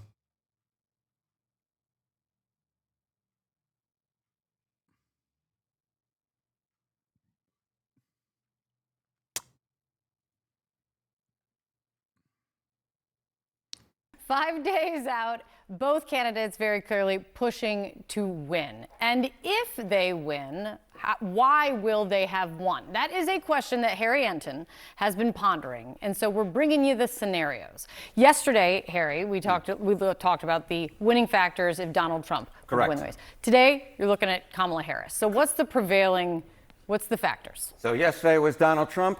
Today, the case for Kamala Harris, the signs as clear as day. And the number one sign is that Harris, simply put, is more popular than Donald Trump. Her net favorable rating is higher than Trump. She's at -2, Trump's at -7. I went all the way back since 1956 and looked at the polls. Does the more popular candidate usually win? The answer is absolutely yes. 16 times the more popular candidate has won. Only one time the less popular candidate has won. I will note that was Donald Trump back in 2016. But of course, remember, Hillary Clinton was quite unpopular herself. But the bottom line is this. Kamala Harris has been consistently more popular in the polls than Donald Trump is. She's consistently had a higher net favorable rating than Donald Trump. And normally, usually, the candidate who's more popular goes on to win on election day. Democrats are fond of that saying, forget the polls, when we vote, we win. Yes. And you see something in that. Absolutely. Let's take a look at the special elections, right? Democrats in special elections, their performances the last 2 years. What has happened? We're looking at state legislative and federal special elections. On average. Stop. Now Chad's just fucking posting wows in the chat, and it's like reminding me of how annoying the previous video was. It's like I keep hearing it. It's like I keep hearing the woman in my ear going, wow. Wow. Wow. Democrats have surpassed Joe Biden's 2020 margin by 2 points. By 2 points. And remember, Joe Biden won. So the fact that these Democrats have been doing better than Joe Biden's been doing is a good sign. Historically speaking, there is correlation between how folks do in the special elections, especially in this polarized era, and how folks do eventually in the presidential election. It was actually one of the warning signs last time around in 2020, where Democrats really weren't doing that great in special elections, despite the polls saying that Joe Biden was going to win rather easily. It suggested Trump would do better on election day. This time around, the special elections are suggesting the opposite, that in fact Joe Biden, because Democrats have been exceeding Joe Biden's margin, that maybe Democrats will actually do better than the polls have been indicating. But what about the two factors? Yeah. One, the right track, wrong track. Country, so few people think the country is going on the right track right now. Yeah. And also something you pointed out yesterday as a factor, which is Biden's bad approval rating. Yeah. So yesterday I pointed out that very few people think the country is going on the right track. Very few people approve of Joe Biden's approval rating. You can see it right here. In 2024, it's just 28% who say the country's on the right track. 40% approve of Joe Biden's job. But remember, in 2022, these metrics look awfully similar. In fact, slightly less believe the country was on the right track, slightly more approved of Joe Biden's job, but very similar numbers here. And remember, even though the top metrics were bad for Democrats in 2022, the White House party did historically well in that midterm. So the bottom line is, Kate, a lot of Democrats believe when voters vote, they win. And with abortion being a much bigger issue this time around than historically speaking when it was in 2022, Democrats did historically well. Perhaps Democrats will surprise a lot of folks and do historically well come next Tuesday. Very interesting. Thank you, Harry. Thank you. Want to talk about where the presidential candidates are going today? Both will be in the state of Nevada. This is a state. Hex 8A2BE2. Thank you for the 20 gifted subs. We are officially at hype train level 3. That Joe Biden did win 4 years ago. Pretty narrow race there. He won by 33,000 votes. Look at the polls right now. You can see no clear leader. It's very tight in Nevada. Here's a news flash, okay? It's always pretty tight in Nevada. At least it has been recently. As I said, Joe Biden won by about 33,000 votes. In 2016, Hillary Clinton won by 27,000 votes, very close. There was a Senate race there 2 years ago. The Democrat won by just under 8,000 votes. It's tight there. What are the dynamics in Nevada that make it this tight? Well, it's an urban-rural split, one of the biggest urban-rural splits that we see in the entire country. Clark County, plays. Thank you for the which is 10 where gifted Las subs. Vegas is, Hype train level it's 5. 75% of the vote.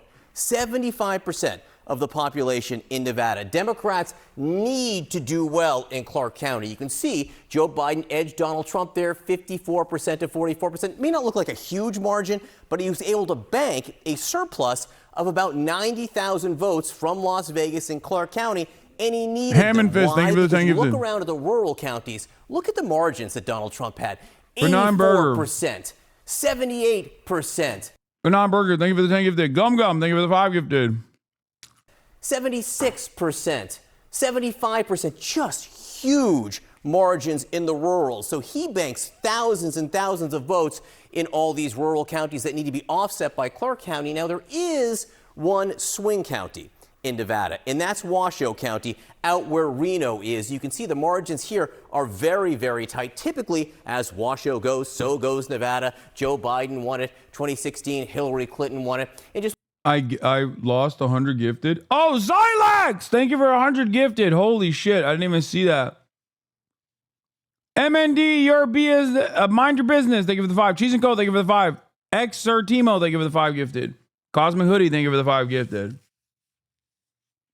God damn. Just one thing I want to show you. You know, Nevada's not big, not a lot of votes, so you're fighting over the same votes, and elections can look pretty similar. Look at the margins in the presidential race in Washoe County in 2000. 50.8 to 46.3. These were the margins in the Senate race. 50.8 to 46.3 in Washoe County. Exactly the same there. Not a lot of votes at stake. Elections can look pretty similar. One other thing that people know about Nevada who follow politics closely, they vote early.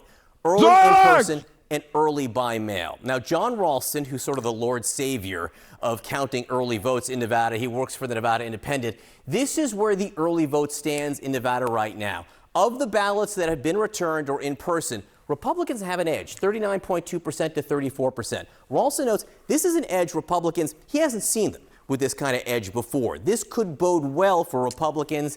The unknown is this group right here, the other independents unaffiliated. If Kamala Harris does very well with them, she could still win. There's still time. It's kind of a big unknown right now, Kate. Absolutely. And as John's talking about, that is one key battleground state, and one key battleground state where Kamala Harris and Donald Trump are essentially chasing each other and having matching travel itineraries in these final days of the election. Both held big events in Wisconsin yesterday, and the heart of the battle there is happening in the suburbs. CNN's John King is visiting 5 battleground states in 5 days as part of his All Over the Map series. Here is Battleground Wisconsin. Sunrise in the suburbs. Pewaukee on the red side of a critical dividing line in battleground Wisconsin. Octane Coffee is a startup, your morning jolt here, prepared by a robot. Adrian Deasy is the founder and CEO. This is all of the robots. That's how you know shit's starting to get serious. They busted John King out. They broke him out of the office. They were like, all right, John, you got to get out there. Qatari! God, thank you for the 10 gifted. Damn, even my fucking Qatari Oilers are in the chat. Qatari Cat with another 10. Awesome Cake Cat. Thank you for the 5 gifted. Okay, I think I know what's going on here.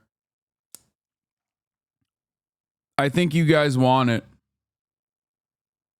I think the reason why people are gifting like crazy is because I think you want what I know you want. Sorry, I accidentally. No. I think you want...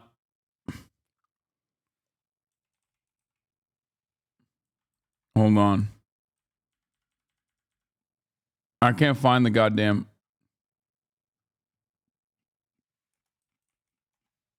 I can't find the goddamn video. Yeah. Everyone's rancor. You want it. I will vote for Donald Trump. Oh my God, I will vote. I will vote for Donald Trump. Oh my God, I will vote. Thank you, por favor. Thank you for the 100 gifted subs. The people go out to vote, no fear, no more. Vote for Trump. Let's go. Vote for Trump. If you wanna keep America great, vote for Trump. Let's do it. I go for Trump. Come on. Oh my God, I will vote. Oh my God. Vote. Oh yeah. For Donald Trump. Oh my God, I will vote. Oh my God, I will vote. For Donald Trump. I don't believe in fake news. All I need is the truth. Because we love our country. We love it just like you. Economy. Economy. For Trump. Because we love our country. We love it just like you. Oh my God, I will vote. I will vote for Donald Trump.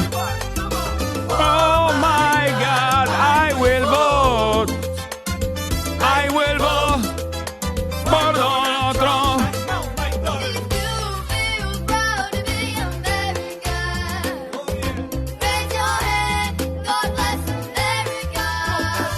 God bless America.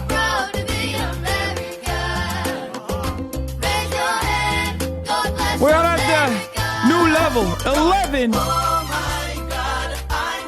Level 11 on the hype train. New record for Donald Trump. Oh my God, I will vote. I will vote for Donald Trump. God, what a song.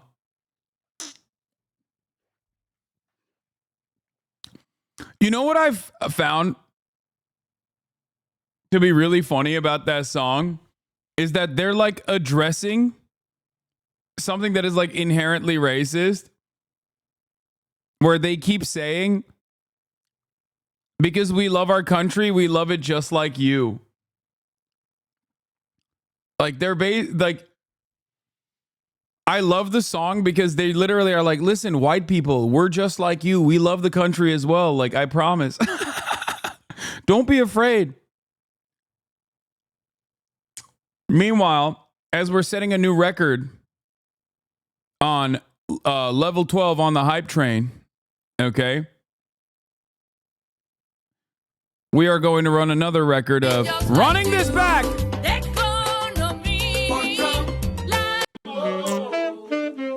I will vote for Donald Trump. Oh my God, I will vote.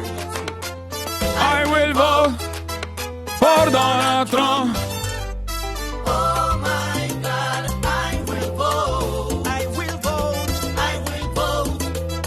For Donald Trump. The people go out to vote, no fear, no more. No more. Vote for Trump. Let's go. Vote for Trump.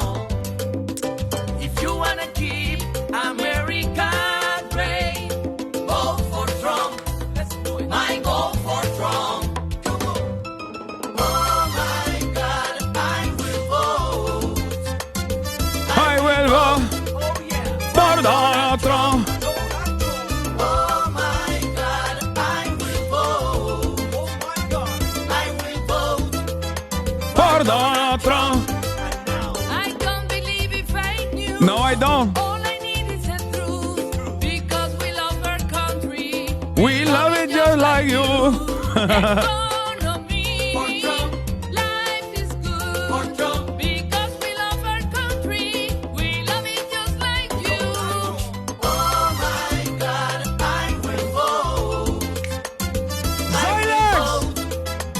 you for the 100 gifted subs.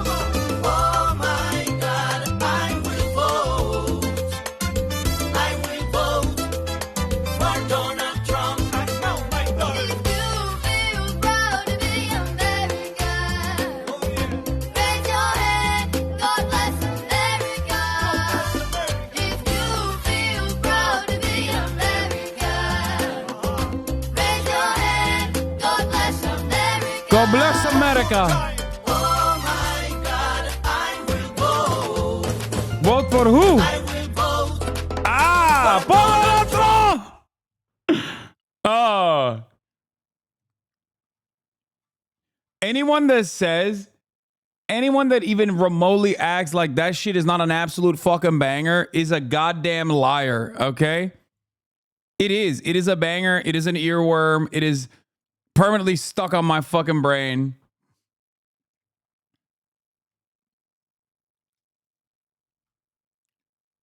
Okay. I love how the song just mentions the economy. So I'm banned for Trump. No real plan. No real plan, but he brings up people are like, yeah, that's important. He cares. No, that's the best part. Yeah, they go, economy for Trump. And it's like, you didn't even say that he's going to fix the economy or anything like that. You just said economy and then just said Trump.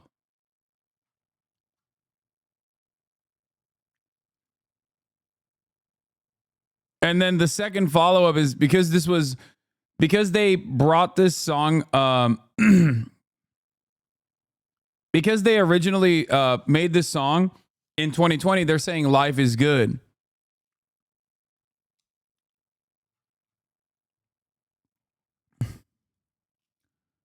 Anyway. Oh my God, I will vote. I will vote for Donald Trump. Okay, here's the... Okay, a lot of you want to reach level 14 on the hype train. And that's, I think, the reason why you want me to fucking play the official Trump vote presents Trump song. Havana 3. Havana 3. Okay. En español. With your help, your devotion, and your drive, we are going to keep on fighting. And together, we will make America great again. Ay, ay, ay, ay, por Dios. Yo voy a votar por Donald Trump. Repítelo. Ay, ay, ay, ay, por Dios. Ay, por Dios. Yo voy a votar por Donald Trump. Mi gente sale a votar sin miedo a la calle. No hay miedo. No te quedes en la casa. Así que tú no me falles. Oye, sale a votar, vota con los 3 de La Habana. Mano para arriba la gente. Mano para arriba. Ciudadana americana. I got a loud environment hit. I got a loud environment sound level warning. Por Donald Trump. Por Donald Trump. Ay, por Dios. Yo voy a votar por Donald Trump. No me creo la mentira. Yo voy a votar. Televisión. Y aunque digan lo que digan, mujeres por Donald Trump. La buena vida por Trump. La economía. La economía. No sé tú, pero yo voy a votar por Donald Trump. Oh my God, I will vote. I will vote Por Donald Trump. Oh my God, I will vote.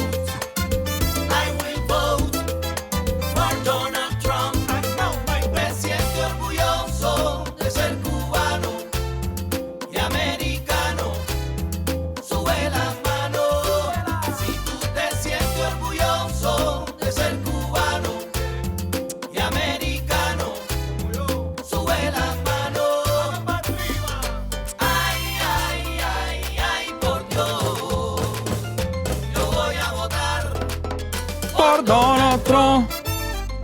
Ay, ay, ay, ay. Yo voy a votar por Donald Trump. Déjate ir. Vote for Donald Trump. I love my freedom. I will vote for Donald Trump. Pero que dura Melania con su vestido y su cartera Louis Vuitton. I thought they were saying ay, ay, ay. Por Donald Trump. Trompita. Coño. Trompita. Pero que Trompita! I thought they were saying ay, ay, ay, oy, coño. Not ay, ay, ay, por Dios, yo voy a votar por Donald Trump. Yo voy a votar por Donald Trump.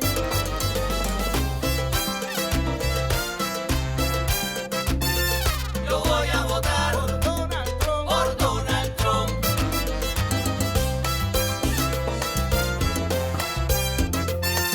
Yo voy a votar por Donald Trump. Repítelo.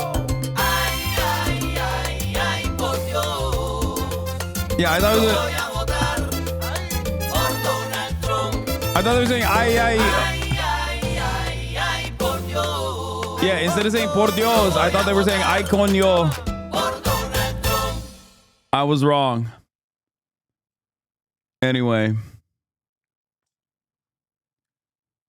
Trompito. Hey! Okay, all right, we're done. You're never beating the MAGA allegations. Listen, if saying yo voy a votar por Donald Trump is wrong, I don't want to be right. Okay? That's it.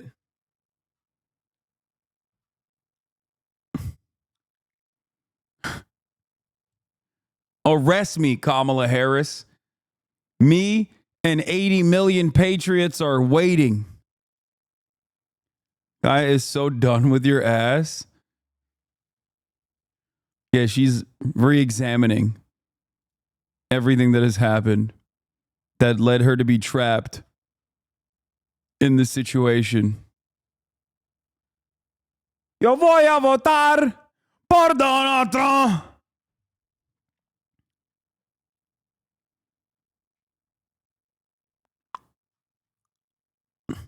You know that middle lady is giga racist? Yeah, no, like racism levels through the fucking... MSNBC will have a story about how you tilted the election by endorsing Trump law. Nah. I think MSNBC will be too scared to show the clips of me dancing to Yo voy a votar por Donald Trump, because if they heard the song, then the entirety of the MSNBC audience would be on board with voting for Donald Trump. It would genuinely swing the election. He grew up in a Democratic household, voted twice for Barack Obama, moved to the Milwaukee suburbs a decade ago. Toppings, cold foams. A self-described moderate ready Thank to you for vote the a 100 third gifted time subs. for Donald Trump. I just see that Donald Trump, from a business-minded standpoint, from a let's make a deal standpoint, and from an economics and financing perspective, I think he's got the right mindset for how the country should be run, how to support small and medium-sized businesses. Are there downsides to him in your view? Does he have some character or personality things? Dude, people say this shit about like Donald Trump having like big business mindset or whatever, but like I've never understood where, like, I think just a lot of Americans are fucking stupid and they just assume like, well, Donald Trump is rich, so like obviously he's done good business. He's done big. Oh shit. Okay. I mean, are you not gonna let her out? Can you let her out to pee and also hang out with Fiona, please? Let her out to pee.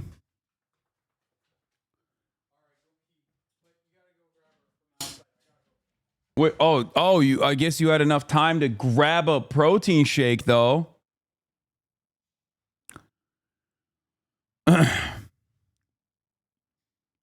Like, people always fucking turn around and they're like, oh, Donald Trump was a big businessman. He's big business. He's awesome. He's...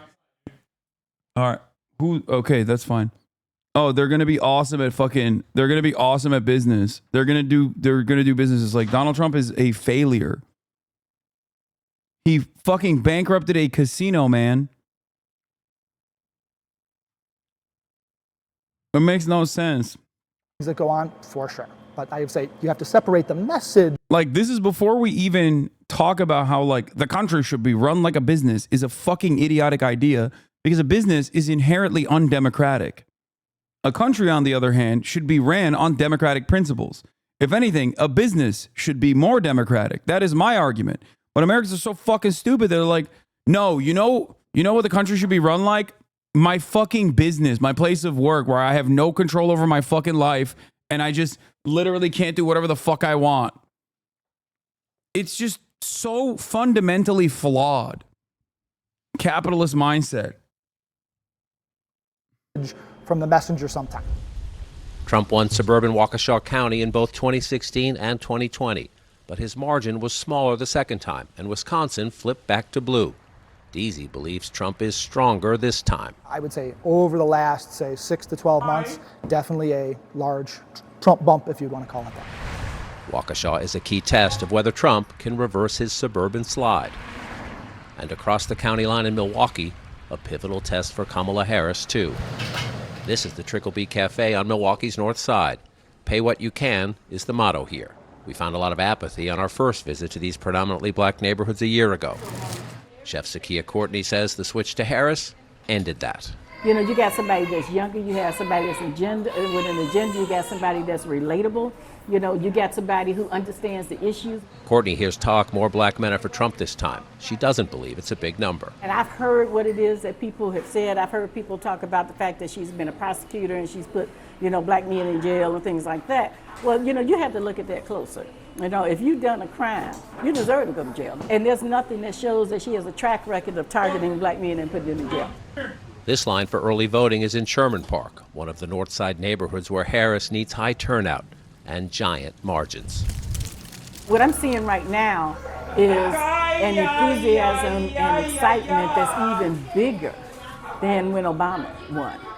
The vice president's chances here depend on Zakiya Courtney being right, or at least close to right, about that level of enthusiasm in the black community. Joe Biden won only 13 of Wisconsin's 72 counties en route to his victory here in 2020. How did he do it?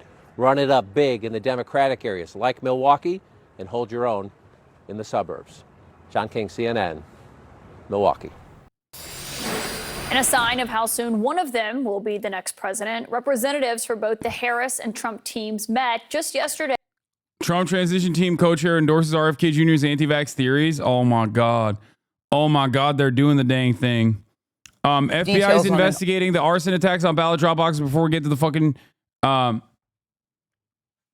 before we get to the other pivotal thing that occurred this past in this past 24-hour news cycle, which is of course the JD Vance Joe Rogan interview. Let's get an update on what happened with the arson attacks on ballot drop boxes in Oregon and Washington. Arson attack on ballot drop boxes before Election Day. That's very spooky stuff. The FBI believes one man is responsible for these fires, which damaged hundreds of ballots in Portland, Oregon, and in Vancouver, Washington. And they warned that he might do it again. So the search is on for this guy. Nicole Skanga has more from Washington. Nicole, good morning. What can you tell us? Good morning. Portland police issued an interesting warning saying the suspect in these incidents may actually have metalworking experience. That's based on the detailed welding found on incendiary devices deployed during Monday's sabotage. This is such a funny. Sorry.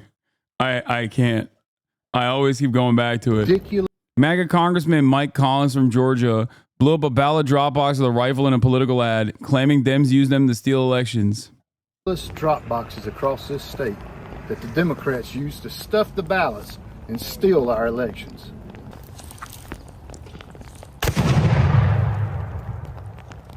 He's a lefty? That's crazy. Mike Collins here, you pro-Trump America First trucker, running for Congress here in Georgia 10. Get rid of those ridiculous drop boxes. Get rid of them. Blow them up, god dang it. Do a federal crime. I urge you. I urge you to do a federal crime. I urge you 25 to life. That's what I want. I want you to go to jail.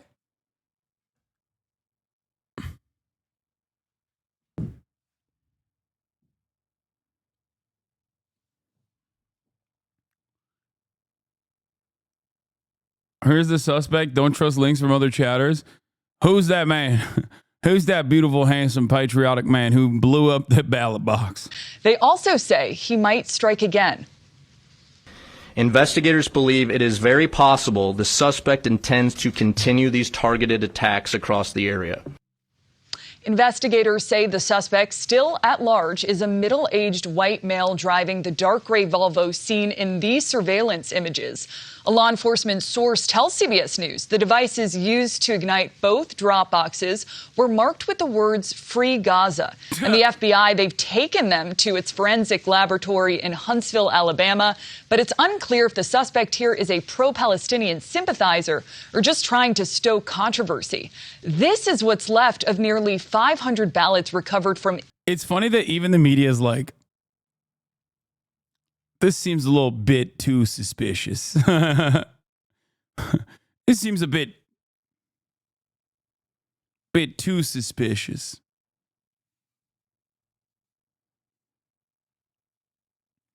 Because, like, it's not like neither candidate is.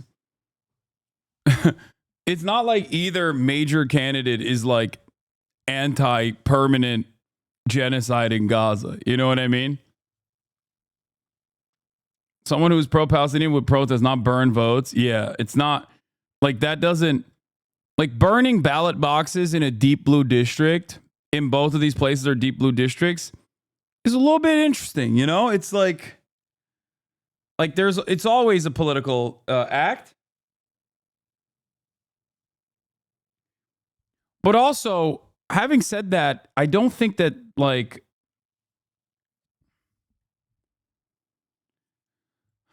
I think it's like suspicious in the other direction too.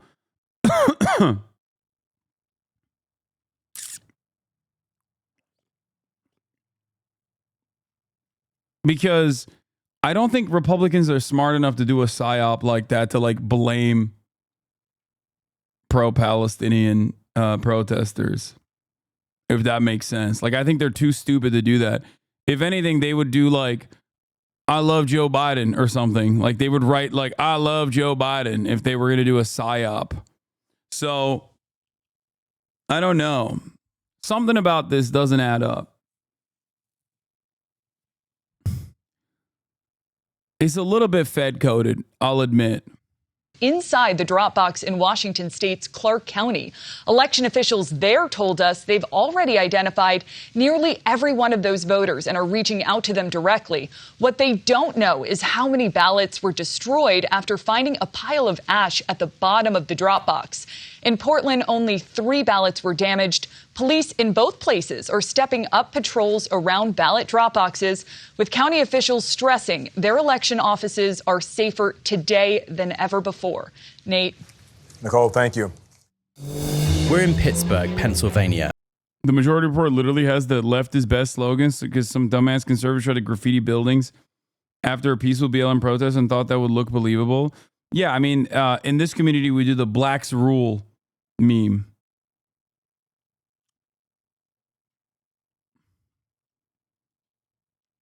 Like the one that we use is the blacks rule one. That's like a super famous one as well.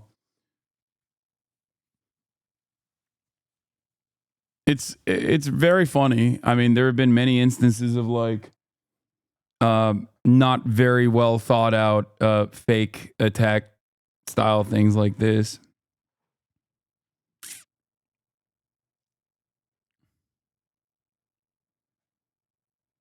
How will those ballots that were burned be recovered? How would they figure out whose ballot got burned and resend those people or the new ones to them to vote and be like, just, oh, well, and move on?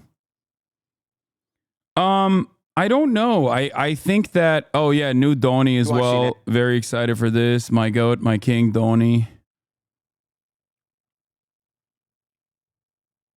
Lol, you lying, lol? What do you mean? I think that there is a way to track if your ballot actually made it. And beyond a certain point, if your ballot has not actually been received, because you can track your ballot online. If your mail-in ballot was not received, then you can go in and vote on election day.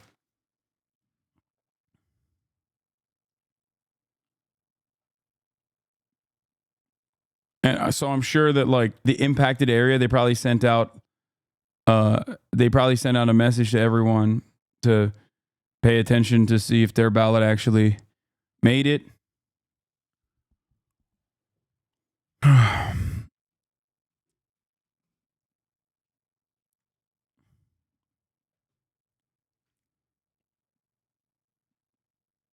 Isn't the procedure to go to the precinct and cast a provisional ballot in case their mail is never received? Local radio was saying they were going to do their best to go through all the wet and burned ballots to try and identify them. They just put out a general notice that if you dropped off at one of these ballots at a specific time, they would recommend to go to your local offices to do another one. They sent out another ballot to them. I live in the area.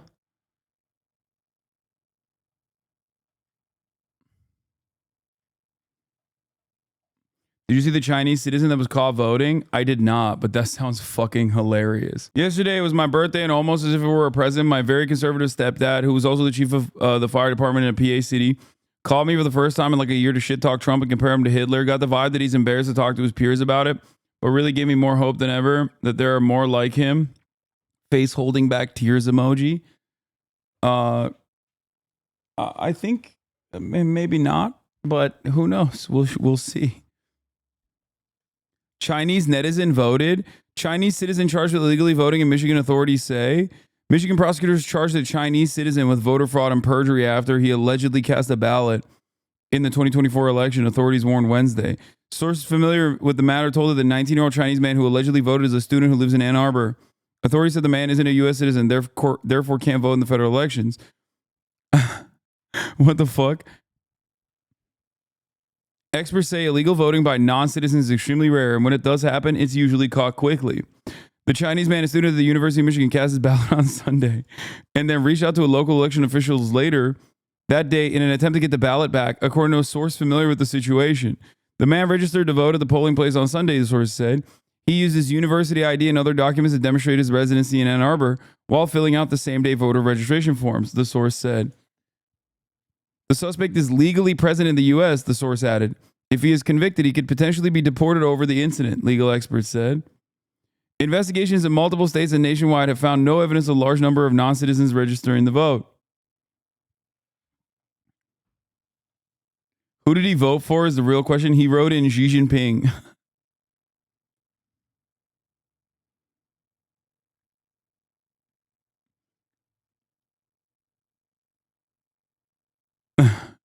Most situationally aware engineering student. What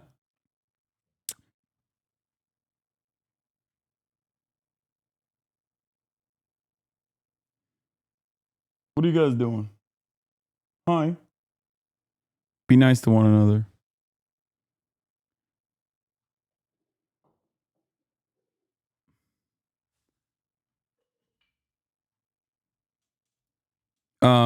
They also said that any non-citizen who attempts to vote fraudulently in Michigan will be exposing themselves to great risk. I know that this is like most likely, as many of these other cases that of like voters who are not eligible to vote that end up voting, most likely a mistake. Okay. Most likely a mistake. But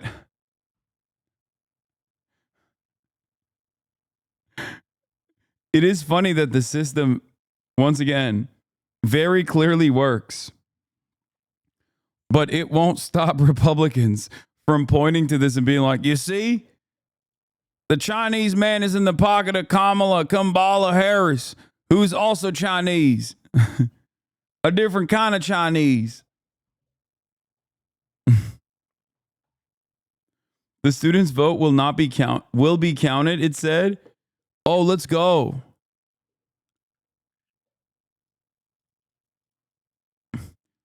They also said that any non-citizen. Wait, where does it say that? They said they have to do. They do have to count it. Wait, he's facing one count of illegally attempting to vote and one count of perjury, both felonies. It appears the student's vote can't be nullified after the fact, and it will be counted. Oh, I don't even know who he voted for. I'm just in it. I'm just invested. Let's go. Let's fucking go, boys. I don't even give a fuck if he voted for Donald Trump, voted for Kamala Harris. Doesn't matter. +1.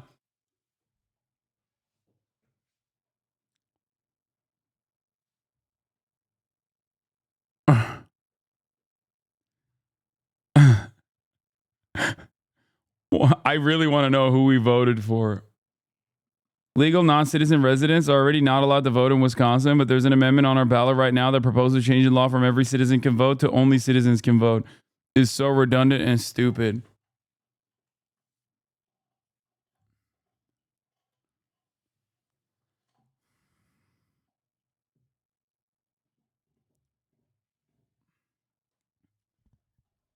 We already know who we voted for. Let's be fucking real, okay? America great again.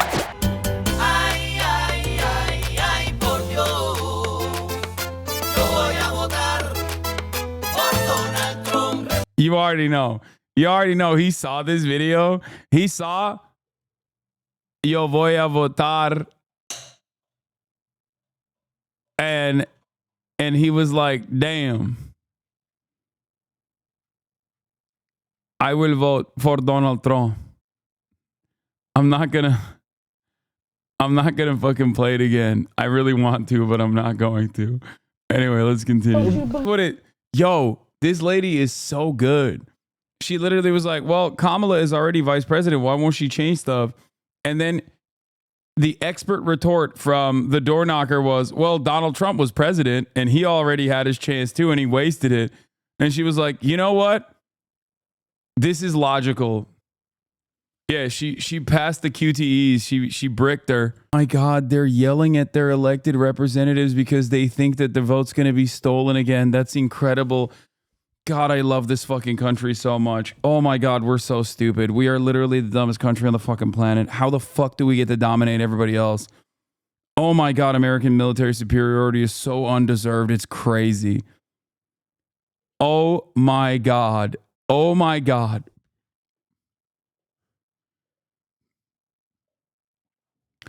That is so incredible, dude. We have so consistently harmed our working class. Like, we have so deliberately made them dumber and dumber and dumber, and now we just, you know, this is it. God damn. I agree wholeheartedly with you that what went on in the 2020 election. Oh, he's that's awesome. The elected representative is agreeing with the fantasies of the crowd. That's awesome. No, definitely. Lean into it. Lean into it, Jim Justice.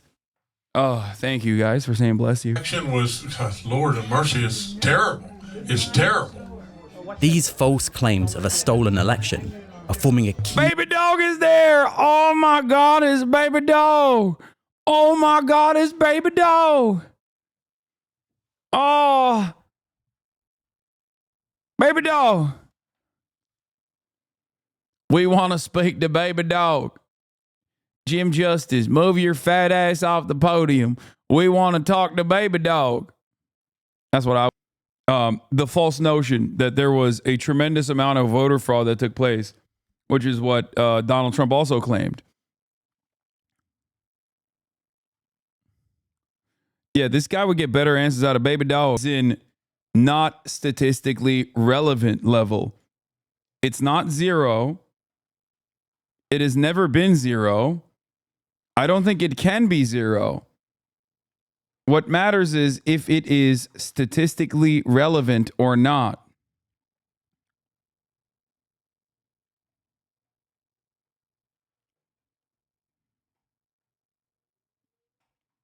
Are taking over our private equity firms, buying up all our businesses. selling all the assets after over leveraging with the existing assets they have and taking an untold amount of debt only to bankrupt our businesses, running them into the ground, and then laying off every single person. Really fucked up how these Haitian migrants are doing this thing, you know? Speaks volumes of the failures of the left. Yes, you are right. You're absolutely correct. I mean, the argument that I just memed about, the argument that I just fucking memed about in terms of like, yeah, the undocumented migrants are fucking coming over and becoming hedge fund managers or private equity, leading private equity firms into purchasing companies and then taking out a shitload of debt against the fucking assets that the company has created, only to then bankrupt the company in its entirety and pay themselves off in the process and engage in mass layoffs, is a joke, but it's also the truth. It's not migrants doing that. Though that is the real problem here.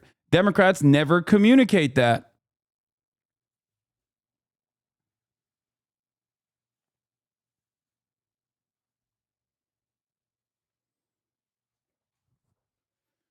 How do you respond to the people that say immigrants commit more crime? It's just unreported. That's what a buddy of mine said in England. Yeah, that's really stupid. I don't know what to explain. I don't know how to say to that. Ask them why they think the police, which are notoriously right-wing, at least in the United States of America, would be in the pocket of big migrants and are just like not reporting it.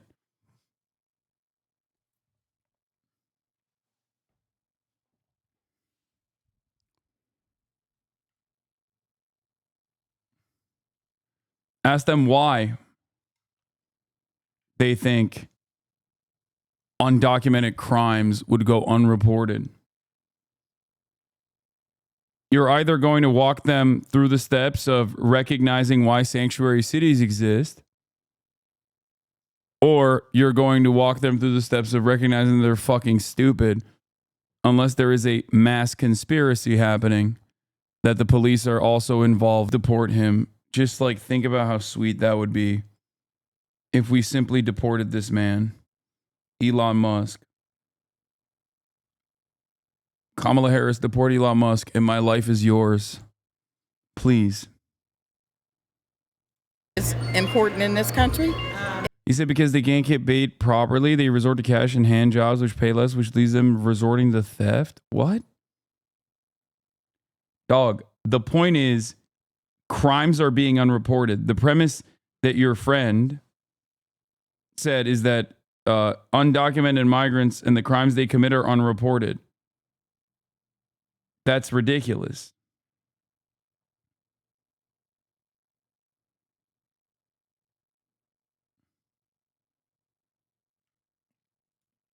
We're talking about the reporting of the crimes that are being committed. The girlies are fighting. If Kamala Harris wins, this is going to be one of the funniest tweets of all time. Nate Silver claims to have applied my keys to predict the Trump victory. He doesn't have the faintest idea how to turn the keys. He's not a historian or a political scientist. He has no academic credentials. He was wrong when he said I could not make an early prediction of Obama re-election. He'll be wrong again in trying to analyze the keys. Bro, this guy is so invested in his fucking keys. Like, how does he not realize he just comes across like a straight up madman? That I don't understand. Like you have no wherewithal whatsoever. You don't recognize that you just sound fucking delusional.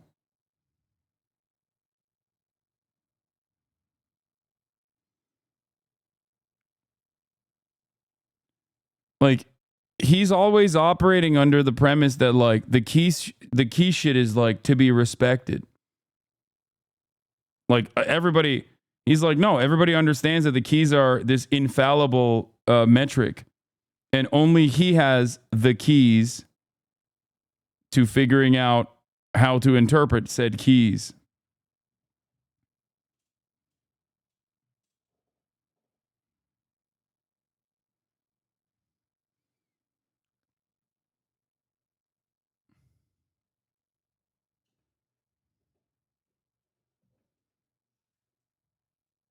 Economia por Trump.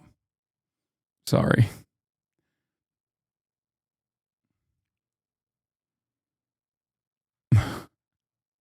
I can't get.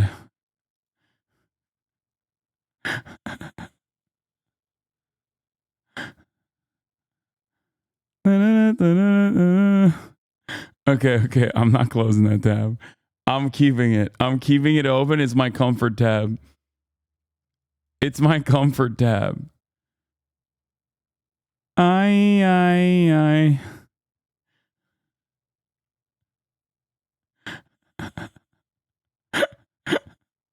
All right. Funny, this graphic looks like it's attacking Anderson Cooper. He's like trying to overcome the graphic attacking him. If you watch CNN or read mainstream news publications like the New York Times, you know this is an incredibly close presidential race and that few people have a high level of confidence, not to mention, or who they don't know who's going to win. But those getting their news from far-right media figures are getting a far different message about this election. Ardoni O'Sullivan recently went down that rabbit hole. Good morning. The reason you are here at my home at this God-forsaken hour of the morning is because we're about to spend the Damn, he's got a nice kitchen. day in the MAGA media universe. Every day, millions of Americans get their news and information not from newspapers or cable news. The momentum behind Donald Trump's campaign, ladies and gentlemen, it's almost tangible at this point. But from a new world of online MAGA media outlets. The secret ingredient to the COVID-19 injections has been found. Today's going to be a long day. But you don't have to work too hard to get sucked into the... Based on just your monthly Twitch income, you'd actually realize a much better personal income under Trump, which is why I admire your fierce support for Kamala, who would put you in a much more aggressive tax bracket. I don't want to alarm you, chatter, but I don't think either party is actually doing anything for my taxes. I wish, but also fierce advocate for Kamala is pretty funny. Yeah, if Kamala Harris was talking about taxing the rich, maybe I'd be a little bit more on board with her. Fierce support. MAGA media universe. I have a Samsung television. As long as you're connected to the internet, you got all these free channels. You have channels you'd recognize, but then you go down, Real America's Voice. But Real America's Voice is anything but new politics rules news. For Twitch. Twitch will soon launch a new content classification label, politics and sensitive social issues. Creators who create this content must label their streams. Viewers can hide this content. Advertisers can opt out of ads running on this type of content. Yeah, you guys already saw this. You guys already saw this happen the other day when I got age guarded automatically. I like this. It's not a bad idea. It's a good thing.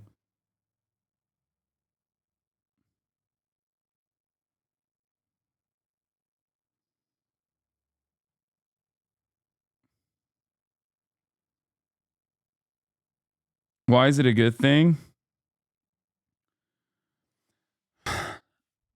Your ads will suffer. I mean, I don't personally care. I would rather be able to do political commentary without like any kind of outside pressure campaign actively trying to fuck that up. Can't wait for the deal over to claim this is some kind of ruse to hide your influence over Dan Clancy. Yeah. Well, I guess I should be like, oh, I'm mad. I mean, I know what the downsides to this sort of thing are. I recognize it. But,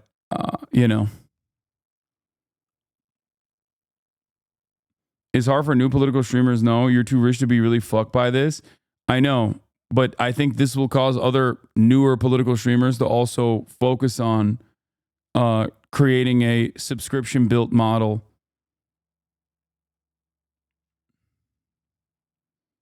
This kind of content classification is pretty normal. Is the downside reach? I think the downside is reach, but more importantly, the downside is advertisement revenue. I don't know how they'll be able to apply this model to like random content creators if they start like falsely slapping this on like any kind of queer content creator, for example. Then I think it'll be very shitty.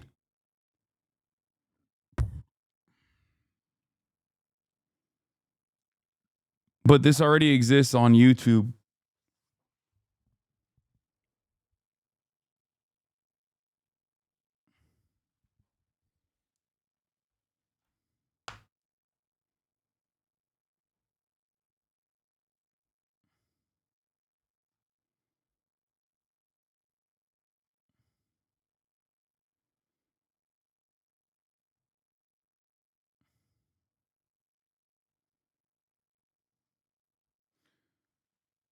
Yeah, this is a normal, you're right. This is a very normal safeguard on most platforms. So I don't necessarily disagree with it.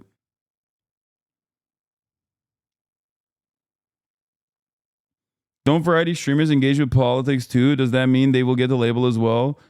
I don't know what would be considered under this. I don't know exactly, but I suspect that that'll be up to the platform to decide. Like when Asmongold is doing commentary.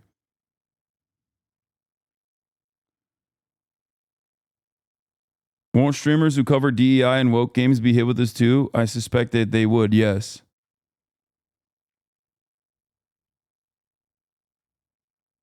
But I don't know. Why'd they do this and not ban the freaks platforming terrorists and wishing harm on veterans? Number one America simp. Only here to follow Oklahoma politics and post online. Paid asset.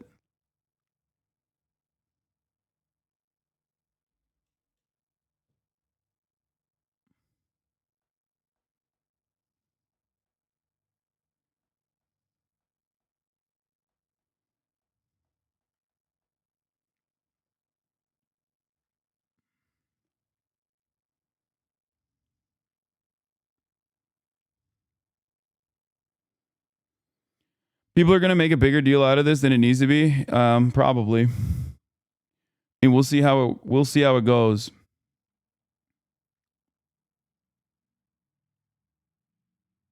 Network. Because we're going medieval on these people. It's the home of Steve Bannon's War Room. Where do people like that go to share the big line? MAGA Media. I know that guy. Good morning, Bossy. This is Dave Bossy sitting in for Steve Bannon. Big part of what's happening on MAGA Media is convincing their audience that there's absolutely no way that Trump can lose. There's a 99% chance You've unironically reached Twitch Illuminati status for Destiny viewers. Brother, they are not all right, dude. The many times where I've said, like, dude, please, like, this is not healthy for you, has not worked. It's only made them more insane.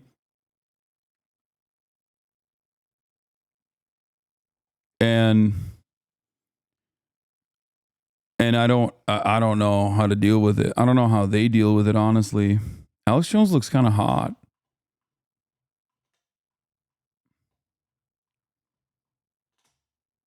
What the fuck? we are facing total crazy town. As the day went on, if anyone believes that Kamala Harris is ahead in the polls, you need to have your brain checked. it became clear that MAGA Media is telling their audience to expect the election to be stolen. Pennsylvania's done it 3 times in a row. 3 times in a row. 3 elections in a row. They had more votes than voters. That's just not true. I just voted in the White Settlement election. I voted for one president, checked it on the video screen. When I got the paper ballot, it had the other candidate's name on it. Dude, I love this shit so much. They're just so insane. Like, people just like believe anything. People are like, hell yeah, brother, I agree. That's right. That definitely happened. This video was quickly going viral, with some saying it was proof of election fraud. This one has 7 million views. Voters in Tarrant County are reporting that the voting machines are flipping their votes from Trump to Harris. Election officials had responded to the video. Now, Tarrant County has put out a press release, 51 retweets compared to millions of views. I don't really watch any political streamers other than you on YouTube, but the algorithm keeps showing D clips about you. It is bizarre. YouTube algorithm, just like every other algorithm, is incredibly fucking right wing. So do with that information what you will. The video. The original ballot was spoiled and the voter remarked a new ballot with his preferred choice reflected. Essentially what they're saying is this guy made a mistake, and that's the whole point of having the paper receipt. You can make sure, and he was able to cast his vote correctly. But I want to tell you guys about our flannel sheets that just came in. Before I do that, I want to tell you how I sleep every night. But MAGA media isn't all doom and gloom. There's also a lot of stuff you can buy. But I've got my Beam Dream powder. Now this It is kind of sad. You see Sean Spicer once, the White House press secretary. My own brand of organic specialty coffee, Rudy Coffee. Rudy Giuliani, once America's mayor, selling sleeping pills and coffee. The MAGA media universe is surreal, but also scary. The country's probably going to be in a state of whipped up chaos. There are so many shows, so many influencers, so... You're on the thumbnail on this one, The Man Problem. Why are men moving right? Why would I ever watch this video, man? many people just posting all day long. Clearly, one thing that is being pushed really, really hard is that Trump is definitely going to win. And if he doesn't win, it is because of fraud. It is because the election was stolen. Donnie Sullivan joins us now. I love that Sean Spicer is pitching sleeping aids with the tagline, people ask, how do I sleep at night? Yeah, how does that guy sleep at night? Yeah, he's pitching the sleeping aids. Mike Lindell is pitching the pillows, and then you can wake up with Rudy Giuliani's coffee. Yeah. What better to wake up with than Rudy Giuliani in your home? How'd you like that every morning? It is so surreal, of course, seeing those characters pushing that. And by the way, the way they pivot so quickly from America is doomed, the election's going to be stolen to. Right. By the way, buy this. Right. It just happens. By the way, Rudy Giuliani may move in with you into your apartment. Well, I think I'll send him your way first. I think you might have a bit more space. But there will be good coffee. I mean, maybe good coffee. And this is, how wide-reaching is this? It's huge. I mean, and that's it's the hard thing to get your head around, which is, it's just endless. I mean, I have to watch this stuff for a living. Yeah. Every day there's a new show. There's a new show. There's a new account. There's just hundreds of these shows. Millions of Americans are seeing this BS every day. Donnie Sullivan, thanks so much. Better you than me, man. Coming up. This shit is genuinely fucking terrifying, dude.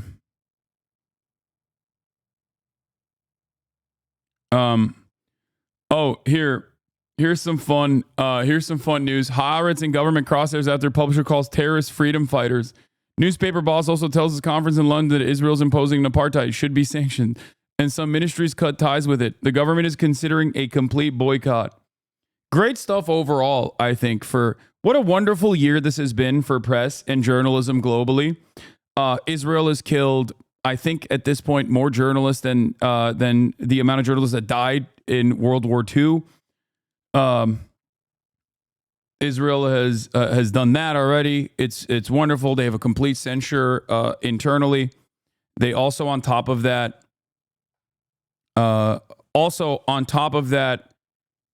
they have shut down the Al Jazeera offices inside of Israel, and then also in occupied West Bank, which is again doubly illegal. Beyond that, in the United States of America, you have Washington Post and Los Angeles Times. Washington Post and Los Angeles Times also refusing to endorse a candidate because they're like, whether you agree with that sentiment or not doesn't matter. The fact that like a billionaire can step in and be like, no, I own this paper. I'm the real boss. Cool stuff overall. Washington Post lost 200,000 plus subscriptions as a direct consequence of this. It's genuinely fucking terrifying. And also on top of that, you have, one of the largest progressive voices online in North America, at the very least, myself, getting relentlessly and mercilessly attacked by the biggest charlatans of all time, 4 days out of from an election, with the hopes that, I'll be silenced also for my criticisms of the apartheid state of Israel. And now Israel itself is saying, like, even Haaretz is an Israeli newspaper, by the way, is saying unimaginably, unacceptably anti-Semitic things. Really cool. Yeah, here it is. After Haaretz publisher Amos Shakan suggested sanctions on Israel over apartheid in the West Bank, Justice Minister Yariv Levin announced he's publishing a bill to impose a 20-year prison sentence for Israelis advocating sanctions, which ironically proves Shakan's point.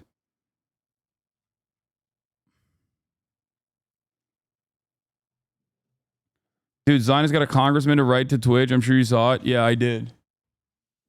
A congressman who's supposed to be a Democrat, by the way, which is also doubly funny. Yeah, we are in a really unique predicament. I think as things are, before things get better, they are slated to get worse. What is this? Here is apartheid regime on the Palestinian population. It dismisses the costs of both sides for defending the settlements while fighting the Palestinian freedom fighter that Israel calls terrorists. In a sense, what is taking place now in the occupied territories and in part of Gaza is a second Nakba. A Palestinian state must be established. And the only way to achieve this, I think, is to apply sanctions against Israel, against the leaders who oppose it, and against the settlers. The Netanyahu government.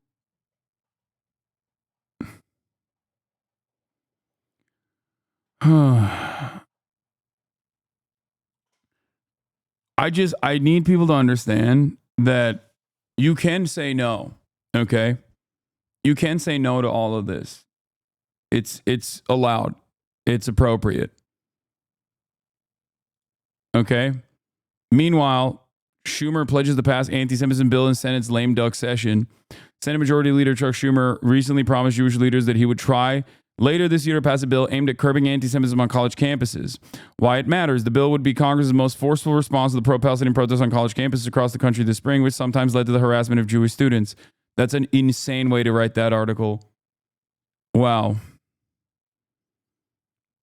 Between the lines. However, critics argued the definition of anti-Semitism the legislation offers is overly broad. A nonprofit group has spent about $5 million on an ad campaign blasting Schumer, the highest-ranking Jewish lawmaker, for his inaction. Schumer has privately said he plans to attach Anti-Semitism Awareness Act, making the federal government adopt the broad definition of anti-Semitism to enforce anti-discrimination laws, to a must-pass defense bill after the election, multiple sources told us. The bill passed the House overwhelmingly over the summer, but it has been a divisive issue in the Democratic Party, laying bare internal strife. The nonprofit group behind the ads, Florence Avenue Initiative, doesn't have to disclose its donors. The big picture, frustrations from pro-Israel groups have grown since the bill passed the House in May, repeatedly asking Schumer to get it through the Senate. Sources familiar with the discussion say they remain skeptical that Schumer will get the bill through the Senate this year. Pennsylvania GOP Senate nominee Dave McCormick has used the Senate's inaction on the bill to attack Senator Bob Casey to court Jewish voters. McCormick slammed Casey and Senate Democrats for leaving Washington this fall without passing the bill in an op-ed for the New York Post.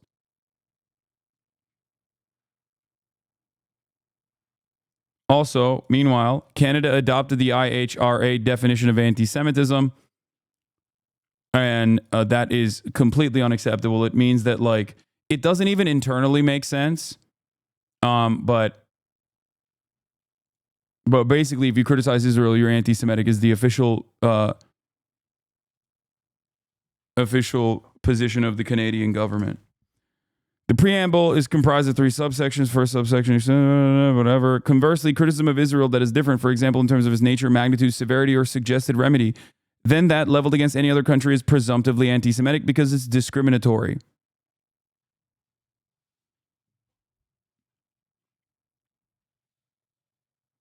The second subsection also describes how anti-Semitism often manifests through conspiracy theories, myths, and conspiratorial thinking, as well as scapegoating. Anti-Semitism is broadly anchored in the notion that Jews are the enemy of all that is good and the embodiment of all that is evil, depending on what is considered to be good and evil by each individual in each society. Like, there are obviously appropriate parts of the IHRA definition which is, of course, you know, when you say Jews control the media or things of that nature. Here's Independent Jewish Voices, a grassroots organization. The IHRA handbook poses a danger to Palestinians, Jews, and all Canadians who advocate for Palestinian human rights. We call for the handbook's immediate retraction and urge all Canadians to reject it. While the handbook includes several genuine examples of anti-Semitism, it also includes examples that plainly constitute political speech.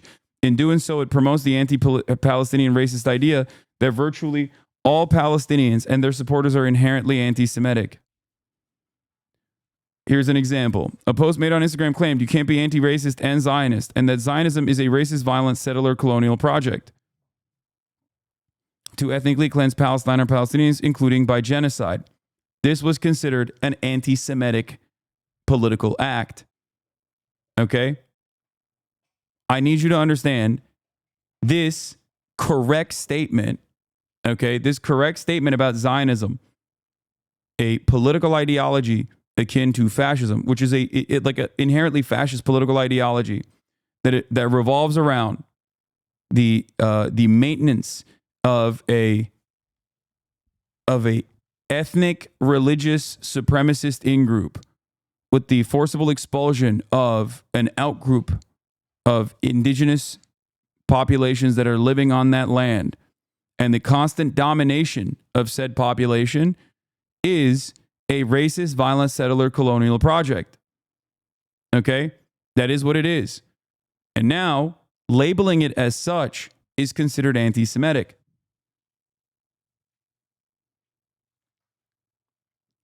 By tying Canadian Jews' efforts to that shield Israel, a state currently committing a genocide in Gaza, from legitimate criticism, the government is also fueling anti-Semitism. Conflating Jewish identity with the actions of Israel only serves to deepen dangerous stereotypes about Jews. Yeah, something that I've reiterated time and time again. It's crazy that we are openly saying, like, you cannot say the truth. It is now illegal to say the truth. ACLU, Human Rights Watch, and Amnesty International are calling on U.S. colleges to protect the right to protest. Say, while they've spoken out separately in the past, they came together to give in the high concern of force against protesters. It suggests colleges risk violating international human rights law, which they are.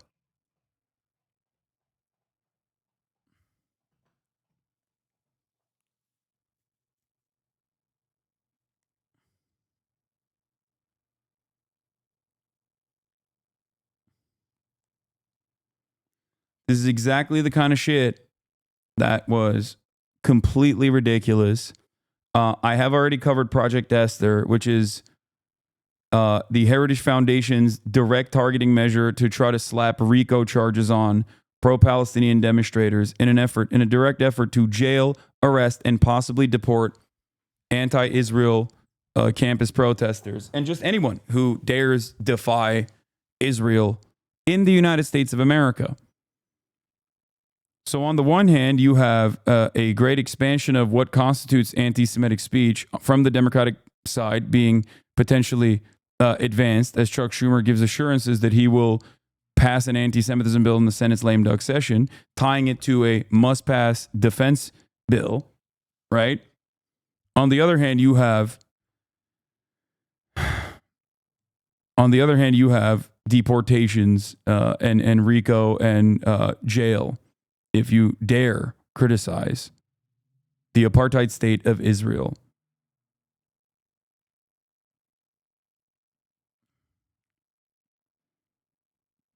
It's actually quite alarming. Israel itself is also taking action or trying to take action against its own newspapers for saying the truth.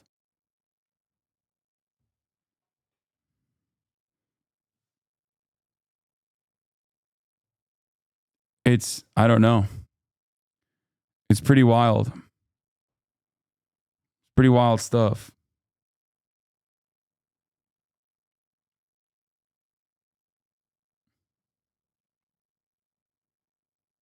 Is there any public movement to combat this? ACLU, Amnesty International, Human Rights Watch have gotten together to criticize this move.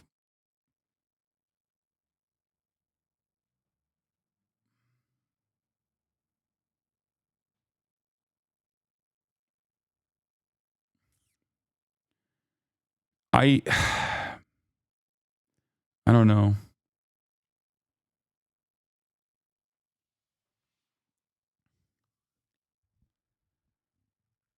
Like, I don't know. I don't know what else to say about this situation. It's just like, it's so horrific. It is yet another glaringly obvious incursion into free speech, a liberal principle that Western nations were supposed to be built upon. You know? Like, there's a difference between bigotry, anti-Semitism, Islamophobia, hate crimes, hate speech, versus like an accurate assessment of an entire nation state being an apartheid state and criticizing an entire nation state that is trying to do fascist policies, like openly criticizing Israel is not only valid, but it's the moral thing to do.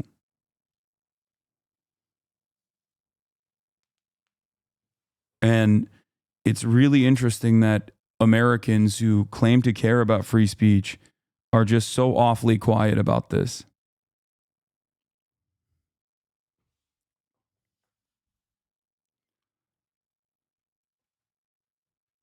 Are you scared genuinely?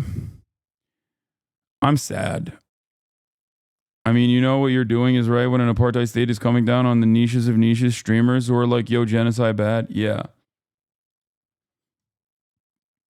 Here's Ta-Nehisi Coates speaking on his opinion and the repercussions. Or public figures fear that they get marginalized over putting that view out publicly. So how does that work? Like I say, I think Gaza is genocide, and then what happens? And then you don't get invited on, let's say, on the top networks anymore, or you don't get interviewed by the top magazines. I don't give a fuck.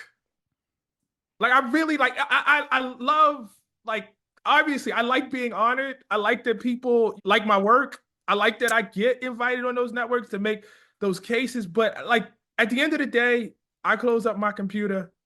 I kiss my beautiful wife. I call my lovely son. You know what I mean? I hang out with my beautiful friends. You know what I mean? Those are the things. That's why when we started this conversation, I was talking about the love part, which people can. And the thing that I guess the reason why it is unfortunate to me that people can't see that is because part of this is what we model. And we model this notion that being a writer means that people with power and people with platforms are supposed to like you, want to put you on. You got to be able to go home at the end of the day. You know what I mean? Like your kids, your family, they have to be able to look at you and respect you as a human being and as a person and as a writer. And so if you're out here dancing because, you know, you might not get back invited on some network somewhere. I mean, I don't know what it was all for. I don't know why, right? There are a lot of other ways where you can be more respected and, you know, become a lot wealthier than this. The point that I was Yeah, the U.S. Navy gave themselves a badge depicting the Houthis as sand people from Star Wars. Meanwhile, their attempt at ending their blockade in the Red Sea has failed so badly that the Houthis expanded their operations in the Mediterranean and attacked Tel Aviv with drones. Houthi hunting club. Nice.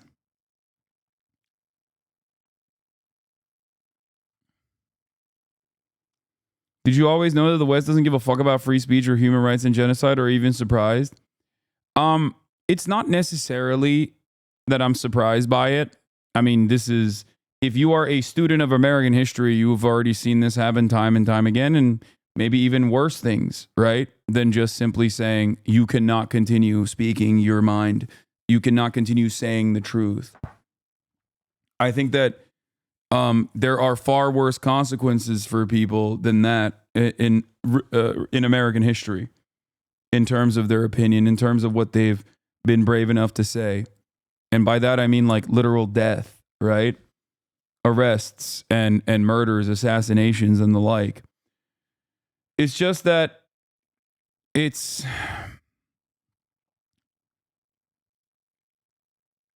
still frustrating, you know? It's also partially frustrating because not only is this the truth, but also a lot of people understand it. A lot more people than you think. I know that I often talk about like the New York Times or Washington Post or Los Angeles Times. They're like, I know reporters at these outlets. Okay. I know them personally. I know them well. Some of them are in here. Okay. Parts of this community. Some of them tune in for the coverage. And I talk to them. I talk to producers at CNN.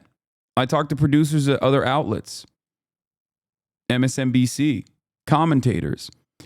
And there are far more people than you think that know the truth. There are far more people, especially on the lower levels, especially on the ground level, especially on the reporting side of things, that are very aware of what's going on. And they understand, they recognize right from wrong. Okay? And I think that's why there is a lot of leeway given, and that a lot of the, oh, you're criticizing Israel, I'm going to portray you as an anti-Semite narratives are now relegated to the likes of the New York Post, which is a right-wing dish rag, right? And the most ardent defenders of Israel are the likes of Michael Rappaport, you know, disgraced figures in general that most people kind of look at and go, ugh, okay, dude, calm down. The likes of Richie Torres.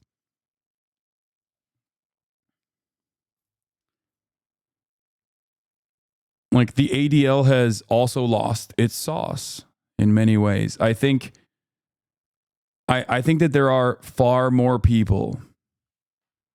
I think that there are far more people out there that know right from wrong, and you kind of see it every now and then.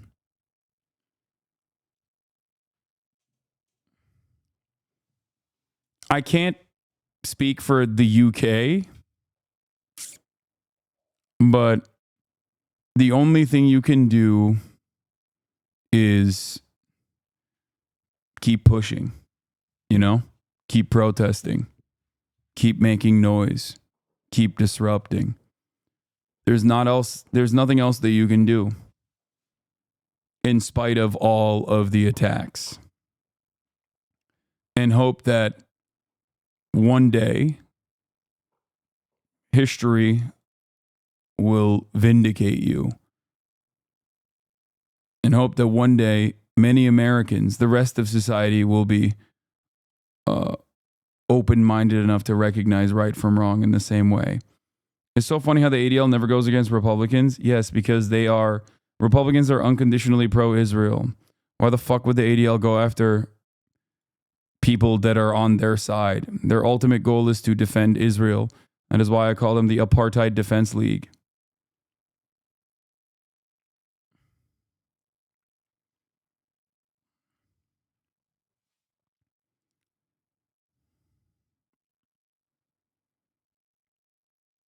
Anyway.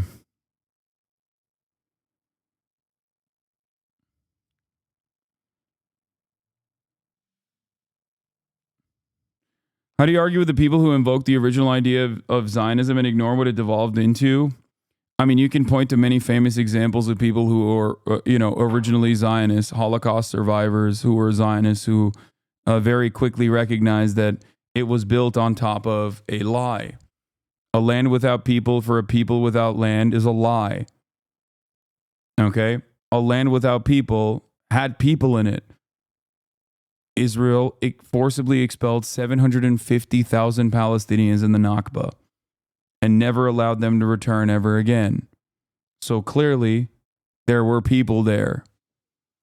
Albert Einstein is another example of a famous Zionist, so much so that they want him to be the first president of Israel. He warned about Zionism being and behaving in exactly the same ways as fascist and Nazi Germany behaved. That kind of sentiment, when I express it, is immediately clocked by Israel defenders as anti-Semitic. The most anti-Semitic thing anyone has ever said. Fucking Albert Einstein said it. Noam Chomsky is another prominent example of someone who went and saw the kibbutzim. He lived there. and then spent the rest of his life saying, yeah, this is unacceptable. This is fascism. This is fascist.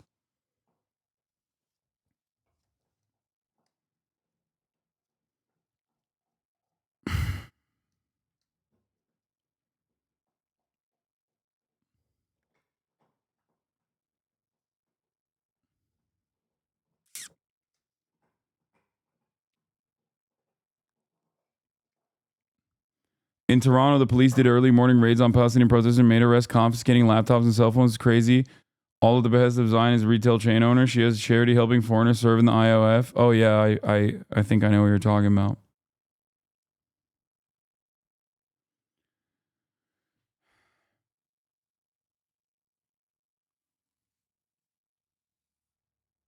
You can understand how the Holocaust galvanized public opinion in favor of Zionism while still rejecting it as an ethno-nationalist ideology. Yeah, no, I that's why I'm giving you prominent examples of early Zionists that thought, oh, what a wonderful idea. Jewish people have a long history of being forcibly expelled from villages and countries, towns that they lived in.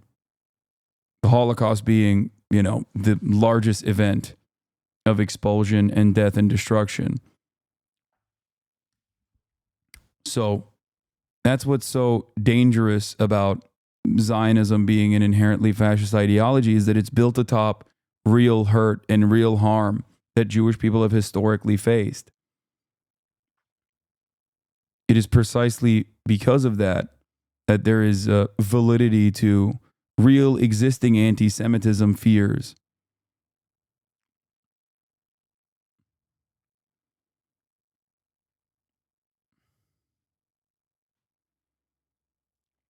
As a Jew raised in America, growing up, I was taught that Zionist was a racial slur. Now I know better, but I think that's part of the reason people refuse to even listen to you. I think plenty of people listen to me. Plenty more people, at least, now than ever before. But I think that scares a lot of people. A lot of people who still think that I'm using Zionist as a substitute for Jew to be secretly anti-Semitic, while in the process of regularly and routinely speaking out against real anti-Semitism.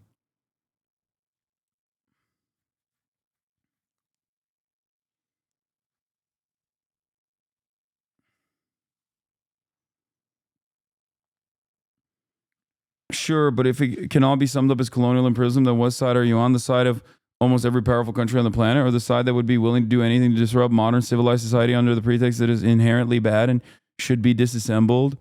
Yeah, this is the issue here. That's what happened in a lot of cases. What about pretty much every other instance where it's happened? Just living in America supports the very concept you seem to be against. Fantastic argument, my friend. There has never been a moment where I have not recognized the indigenous genocide that occurred for the United States to exist in its current form, nor have I ever denied the atrocities committed in the form of chattel slavery. As a matter of fact, a big part of what I do is try to explain these concepts to Americans who refuse to understand it. The problem is, you're looking at historic wrongs, you're arguing with a guy who, advocates for these historically wronged people, while in the process of defending the ongoing wrong that resembles the historic wrong, saying might is right. And not only that, but then you're packaging it with like colonial supremacist ideals, such as the other side is willing to do anything to disrupt modern civilized society under the pretext that it's inherently bad and should be disassembled. All you've done in this circumstance is engage in whataboutism and then followed it up with like some inherently racialized, infantilizing, savage barbarian tropes. Palestinians are, as a whole, incredibly well read. Like, they have a higher literacy rate than I believe even Israeli society, if I'm not mistaken. Like, it's your assumption that they are It's your assumption that they are barbaric in spite of the circumstances that they are subjected to. Like, why is it that you decided that? Why is it that you chose to believe this thing, that they are just bad? Perhaps this requires some self-examination. Yeah, I mean, I'm not saying anything specific about you. Rather, I'm just wondering, what exactly do you think the solution to this complex modern dilemma is, other than inciting violence? What do you mean? I'm against that. I'm against further violence.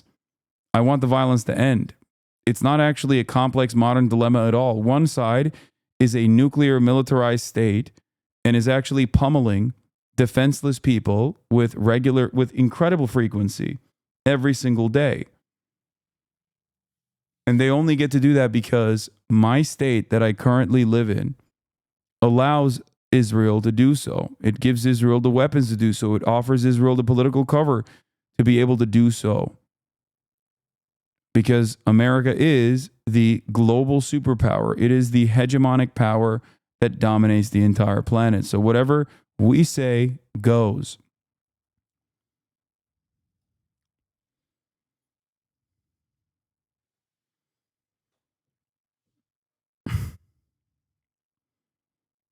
This also comes with the recognition, by the way, that there have been historic wrongs that were committed. So if you read it in history books and you recognize right from wrong then, why can't you apply it to a modern standard? We're at 50,000 dead civilians past needing to say I'm not anti-Semitic when we shit on Zionism. It's ridiculous at this point.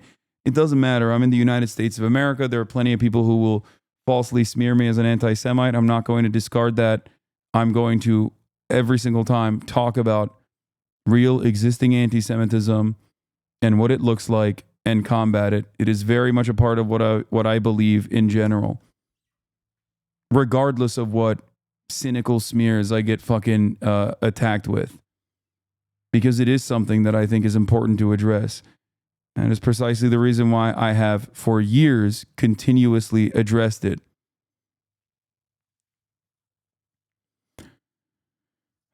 As Dr. Ofer Kasif, Israeli Knesset member, once told me in our early October conversation in 2023, anti-Semitism is a crime, anti-Zionism is a duty.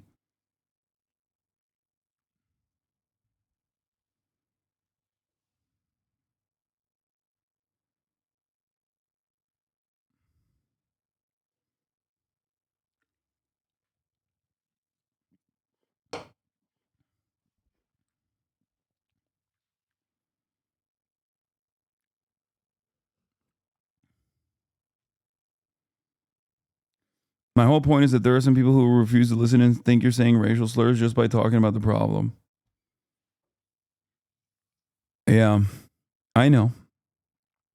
So what?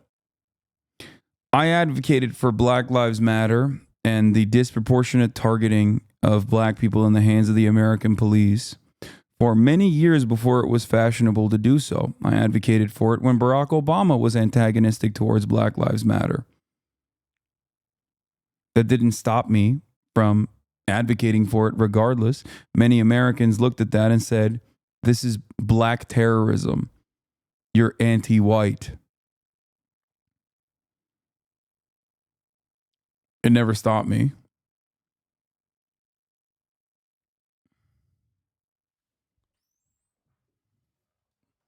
So people immediately discounting what I have to say because of my background or because of fears that they have that are completely ridiculous in terms of me being secretly an anti-Semite is not going to stop me from advocating for the emancipation of Palestinian people, for all people.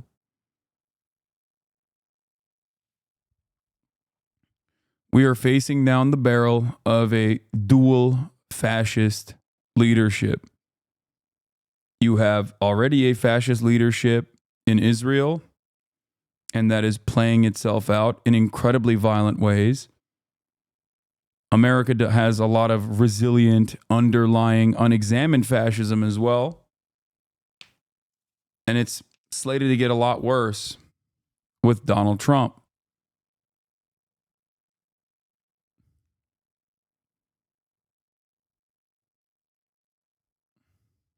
I don't disagree and I hate Bibi, but it's so hard to look at Holocaust survivors and tell them that the only Jewish country shouldn't exist. How Israel exists matters. Okay? This is precisely the point. How it exists. And it cannot exist as an apartheid. This is where we arrive at the problem. Israel's demographic concerns are inherently fascist. It is an ethno-state.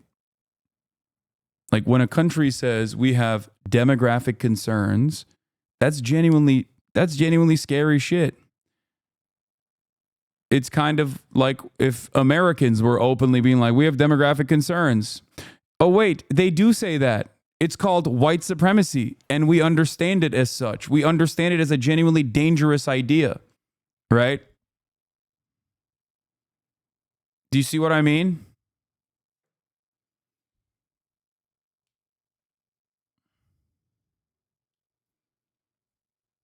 It's not about you secretly being an anti-Semite. People think that being anti-Zionist is intrinsically anti-Semitic, though. No, I know people think that. They're wrong.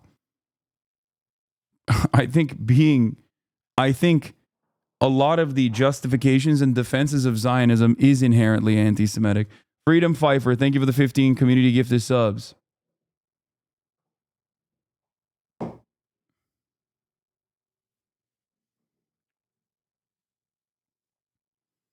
What are your incentives? What do you mean? What are my incentives? Ebola virus? I don't know what you're talking about.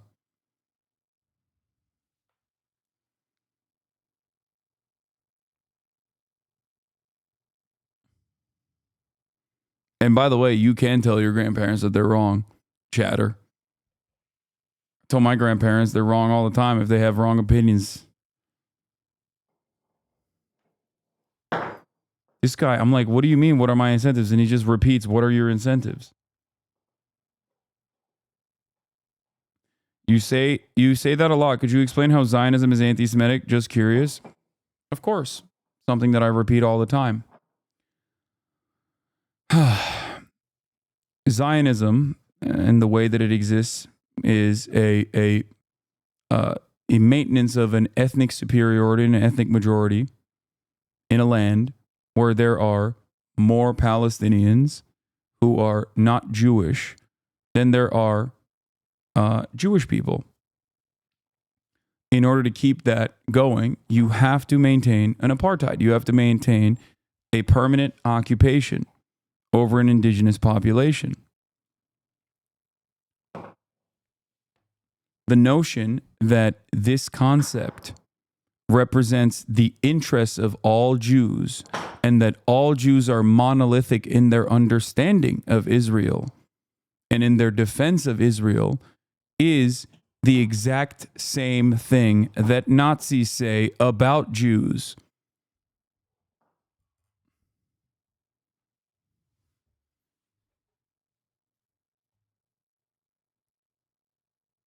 Zionists in defense of Israel and anti-Semitic Nazis who hate Israel say the exact same thing.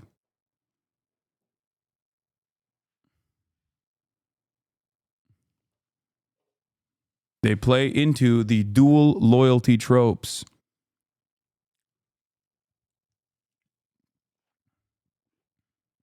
Wait, I missed there's more Palestinians than Jews there? Yes.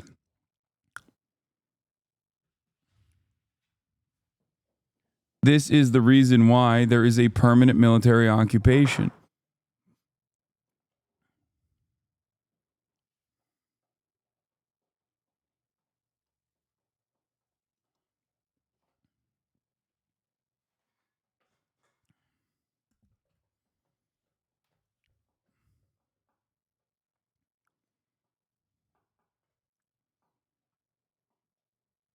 Anyway. Saying Judaism and Zionism are inherently linked undermines my identity. I come from a long line of secular, non-Zionist Jews, and I find it incredibly offensive to be ignored or othered because of that, that's how it's anti-Semitic. Well, that too.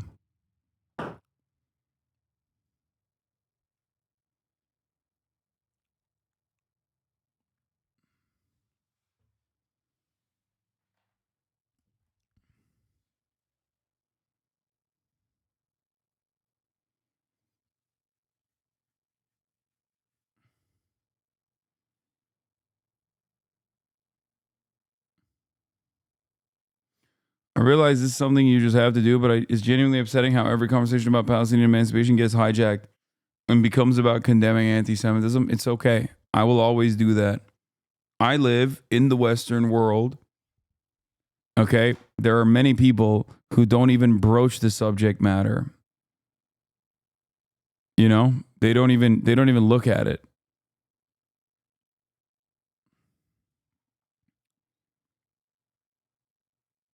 So it's understandable that people will have these hang-ups. I make an argument to the audience that I know is listening. Always. I try to tailor my message specifically to the audience that's listening. I'm in the Western world. There's plenty of people who have been taught this wrong lesson and are subject to social conditioning. My job is to try and shake them out of this stupor.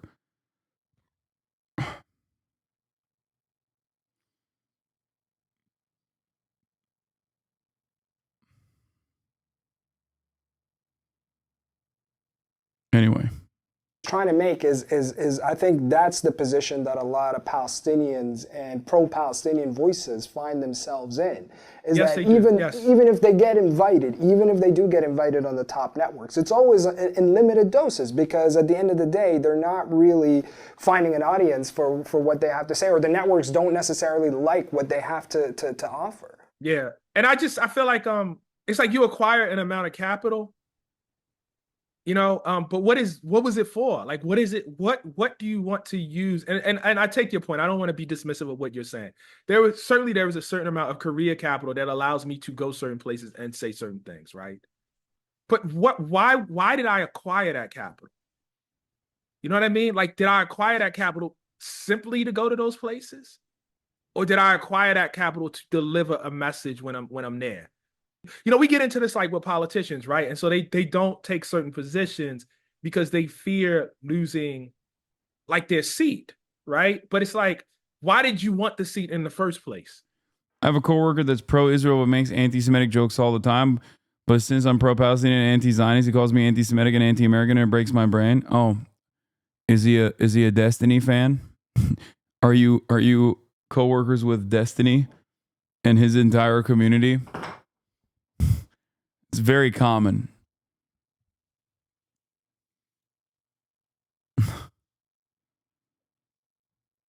Very commonplace. Listen, this is very simple to me. If the price of having access to those networks and to those places is that I have to act like I did not see apartheid, you know what I'm saying? Like, I'm a black writer. Like, I'm the descendant of this. And you telling me I got to look away from segregation? Which is about the mildest word I can say about it. That's the price of it. No, I mean, I don't know what we're doing here.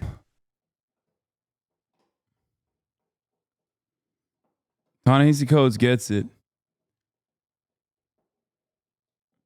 That community's insane, bro. I was just chilling in here the other day. Some freak private messaged me about, why are you watching this loser? I can't believe people watch this guy.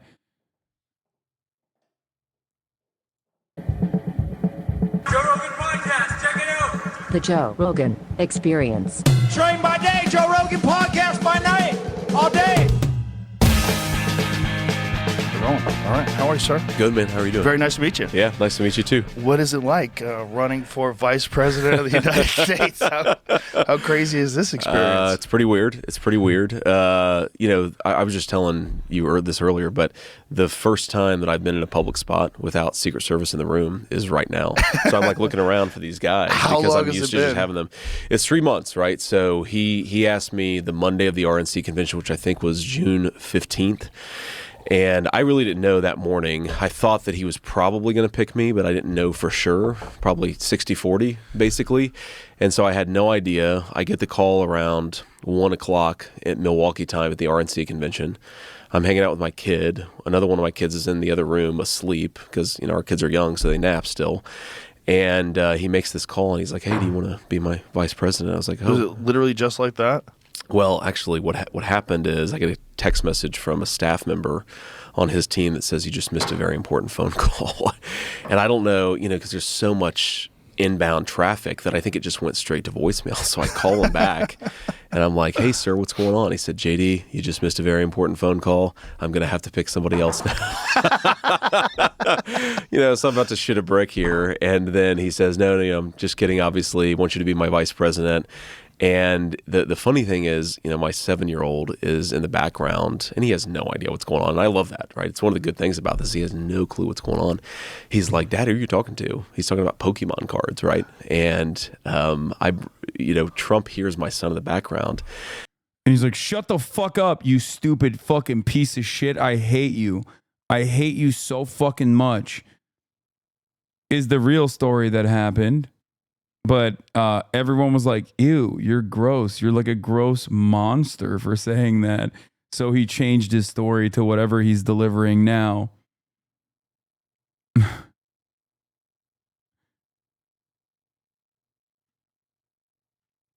He literally was just like, "You're a fucking idiot. Shut the fuck up. I'm talking to the fucking president, dumbass." And he says, "Well, who's that?" And I said, "That's my 7-year-old son, you." And he's like, "Put him on the phone." Ew, Joe. You have no fucking respect for yourself. You goddamn ape. And Trump kind of chuckles, but also is probably judging me because it was a somewhat inappropriate joke for a 7-year-old to tell. But here we are. Well, that's the only ones 7-year-olds remember. That's right. Well, it's like, I have terrible language. I mean, it's one of my many flaws, but I was raised by my very working class grandmother, and she was actually interestingly, she was a very devout Christian, but she also had, a language that would make a sailor blush. And so I talk like that because I was raised by this woman. Those are fun ladies. Those are fun ladies, man. She was she was awesome. Oh, he loves JD. Oh, gross. How can you not see the fucking fakeness?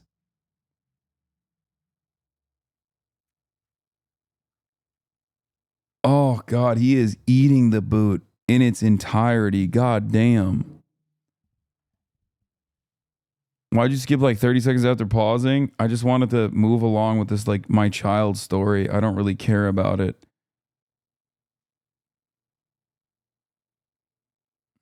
She was an amazing person, a huge personality, right? We called her a force of nature because she was such this big personality.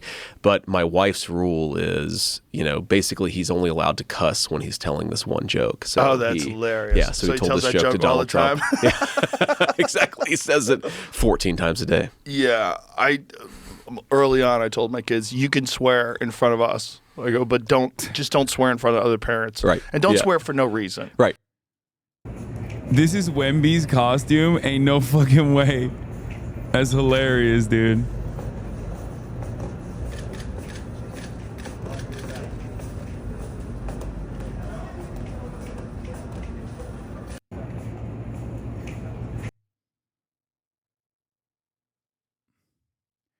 That's my number one pick, dog. Your number one pick can be pushed away with a light breeze, okay? That man needs to put more muscle on them bones. Okay, he's great. He's great. He would cook you. Yeah, no shit. He's like 7'14". Okay, he's 8'3".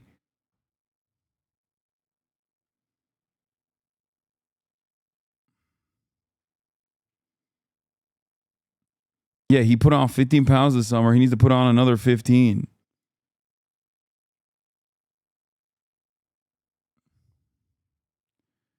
Keep talking like that. You won't be allowed in Texas. This ain't LA, buddy.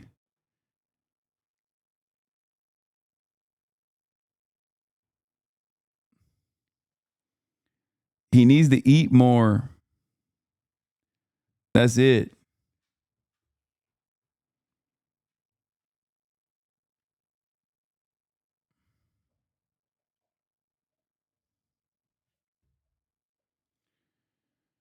Harris camp not closing the door. In an interview just now, Harris spokesperson Kevin Muniz seems to suggest that the Rogan interview is still a possibility in the final stretch. Not closing the door on anything there, he told me. Stay tuned. But added that Harris is pretty damn busy. It's hard to schedule things.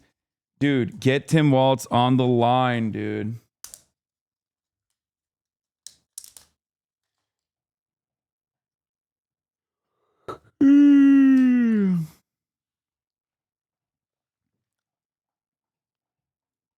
It's hilarious. He got cooked on the box out.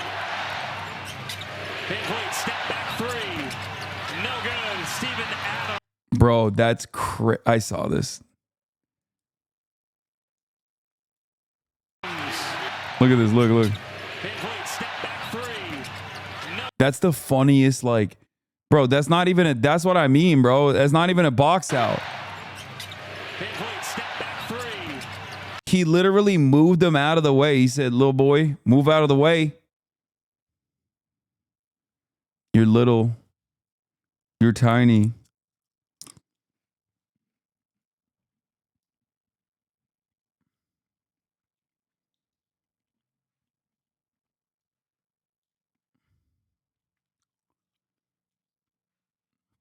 But he better stop talking down my goat. Listen, Wemby is so impressive as a specimen. Okay? He is so incredibly impressive. You're only mad because he cooks Şengün every time they play? Yeah, except for the one time that it mattered where Şengün dropped like, what, 45 on him? Sorry. Turkey on top, baby. The North remembers, okay? I remember. Specimen is crazy. Yeah, under any other circumstance, it would be considered a crazy thing to say. Not for Wemby. He is literally an alien. He is not a human being.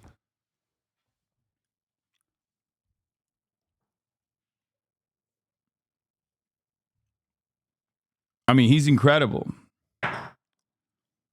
Like, look, bro, look. He's not even like fully reaching up.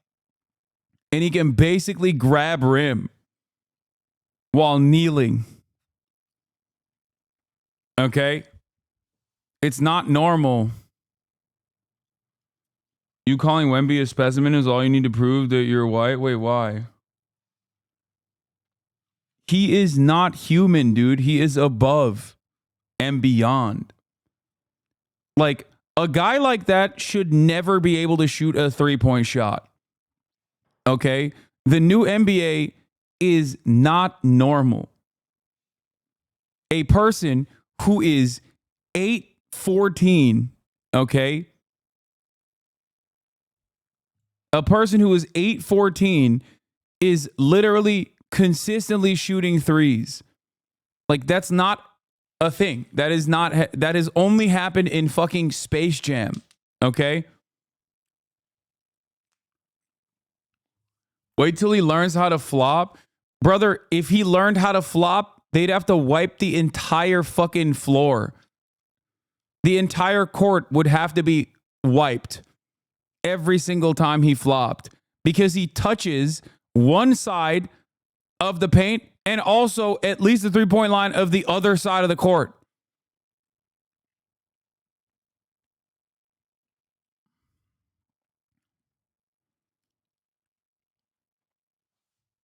What the fuck is 8'14"? Is his size. He's 9'3".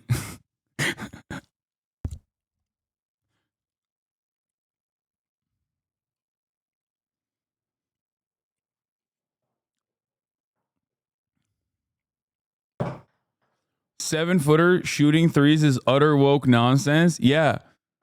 NBA used to mean something back when you had math teachers and plumbers playing, okay? Look at the way he grabs it after. Look. Like, look at that, bro. He stood up. You know why his arm is bent? So he doesn't accidentally touch rim, okay? So they don't speculate that he is deliberately trying not to goaltend. Okay? Because if he puts his hand up, he's goaltending.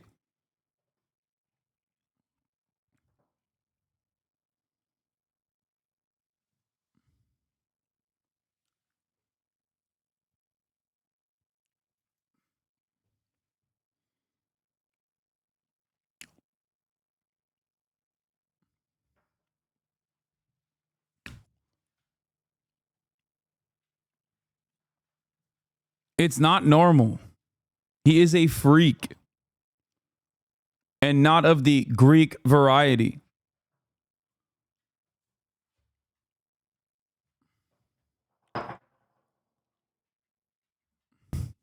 All club needs from him. Oh, that's disgusting. No. This one is disgusting. Because his arm reaches to the 3-point line from the logo. Okay? What? Who? Like, what do you mean? What do you mean? What is happening with big guys taking these fucking insane threes, dude?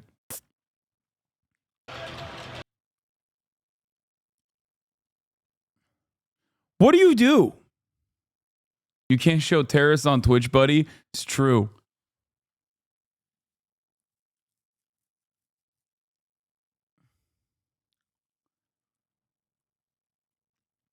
Like, look at, like, what do you do here? What do you actually do? You need like John Moran or something to just like fly and just stay up there for like 3.5 seconds, just casually waiting for the potential that he might just fucking drop a 3-pointer from the logo.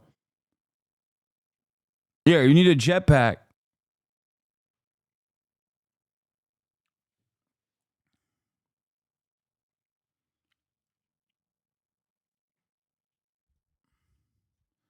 Cheerlead, throw your teammate. Yeah.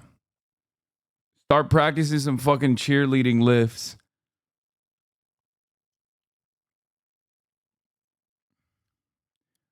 Like, this is some shit you see in animes and you're like, oh God, these guys don't understand how anything works. Like, really, dude? You have a 7'13" player who also can drop 3 points, 3-point shots. Like, okay, like, come on. This is literally made up. Like, this would not exist in the real world. Yeah, Kuroko no basket. Yeah, he is. He's like a fucking 2K player that you modded and you maxed out all the stats. Like, this just doesn't make sense.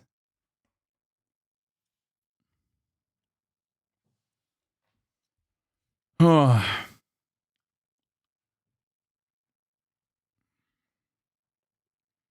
Hello. What do you want? Are you bored?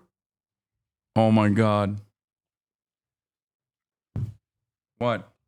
What? Okay.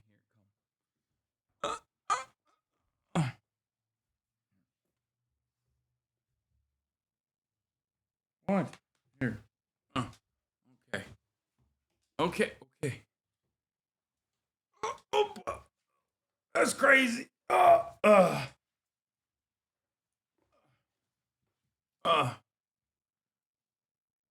you happy now? Are you happy? That's crazy. She literally was like, nope, I need uppies.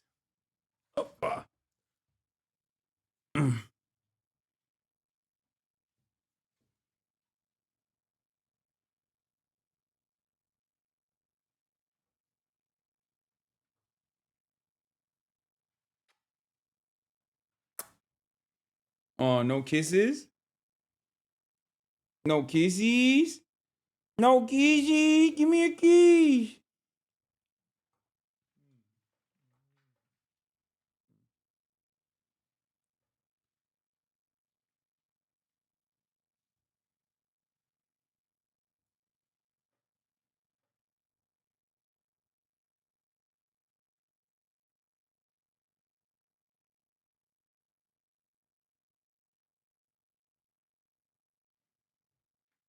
What?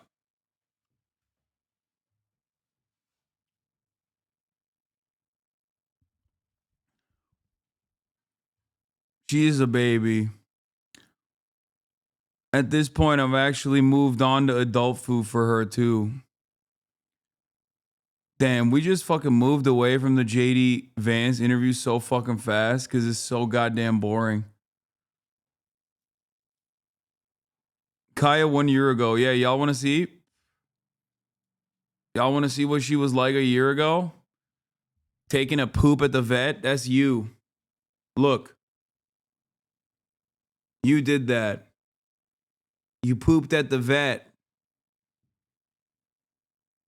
She don't give a fuck.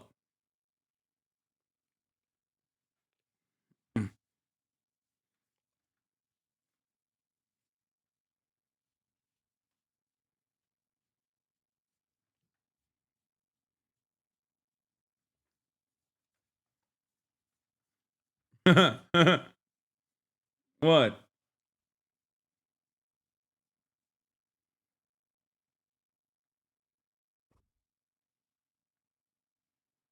No.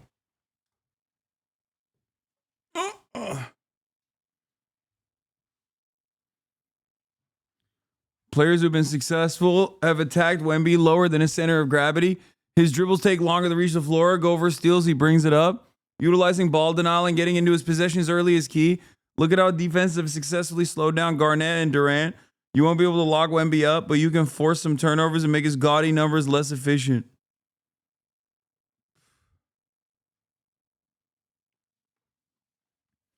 Kaya is like the Wemby of dogs, dude. Look at the size of this lad.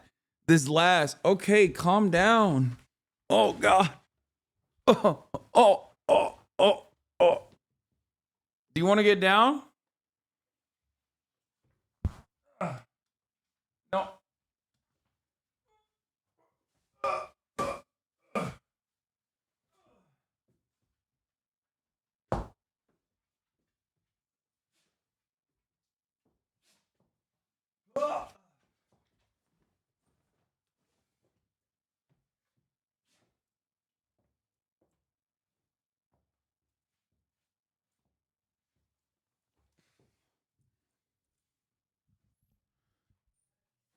Fuck, there's hair everywhere.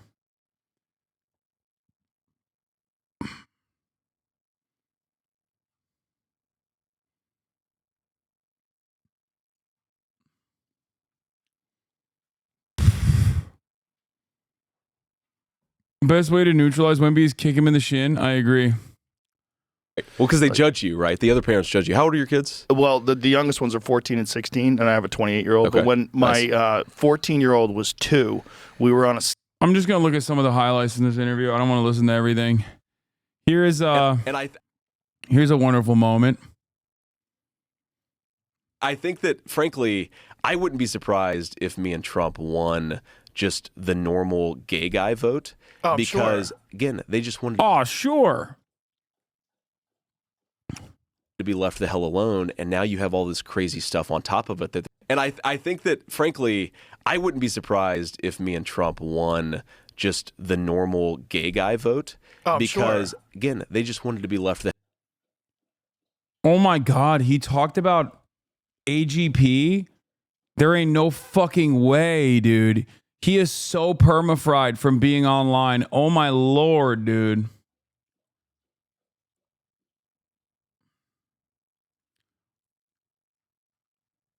That is insane. Dude, this is classic, like, chaser transphobe shit. Okay?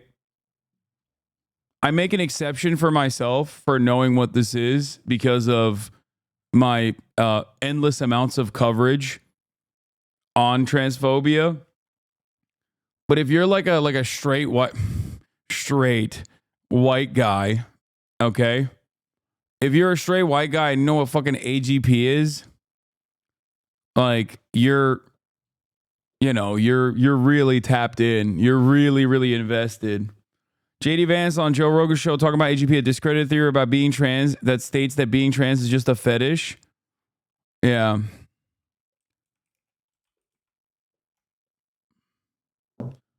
you have to be like a 4chan chaser to know what the fuck it is. Yeah, autogynephilia, chat.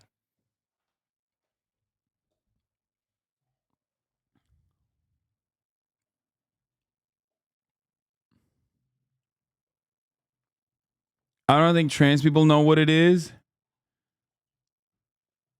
Brother, you aren't the only pro-trans guy. No, I'm just saying that, like, you would have to...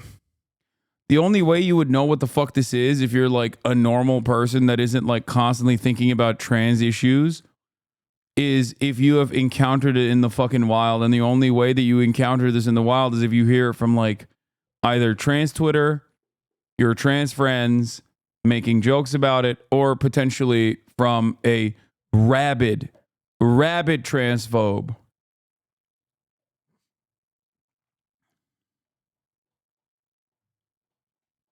I'm trans. I've never heard about it. Autogynephilia is like the idea that trans women are still biological males who have a fetish.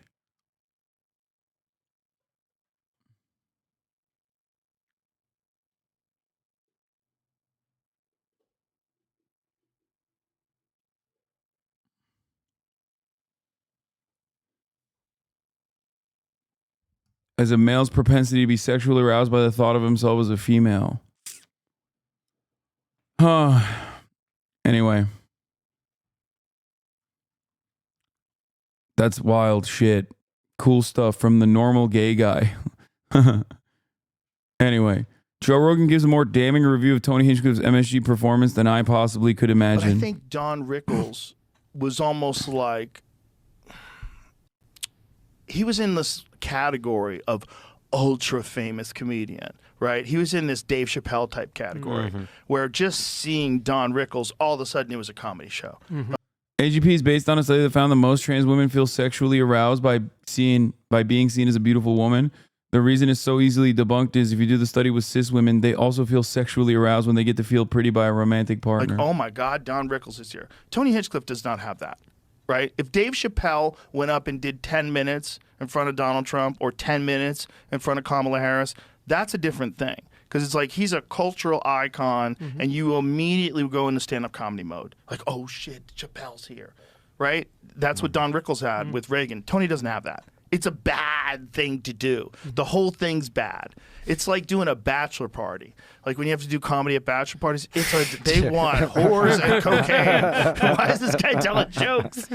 But it's just a bad environment. It's a bad environment for comedy. And, you know, that joke, I would have told him, don't you fucking dare do that joke. I never, like, sat down with him. I didn't know what bits he was going to do. But then I heard he did that joke. I was like, oh Jesus, Tony. Here it comes.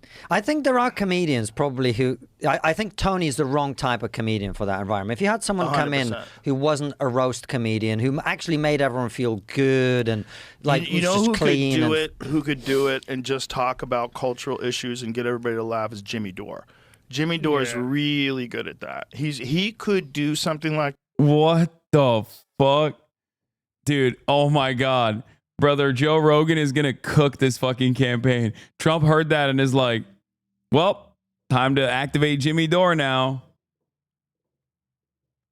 The trigonometry guys are, I don't know. I'm very annoyed by them. But I think it could be because they're British. Like, they're too British. Like that, because he's so knowledgeable when it comes to politics. He could bridge the gaps. Ew, this guest is extremely pro-Israel and anti-Palestinian and anti-Muslim. Yeah, it's the Joe Rogan experience. That's not shocking. Between humor and fact and reality and what we're up against. He could do that. But it's not Tony's wheelhouse, man. Tony's just talking shit about people's clothes. Yeah, Joe literally fucking said Tony would have been perfect not that long ago. Anyway, here is JD Vance to Rogan on Sharia law in Minnesota. A lot of people, worst case scenario, when they start thinking about religious influence on the way they're allowed to behave and the way their state is governed. Worst case scenario is a state adopts Sharia law. This is worst case scenario. Yeah.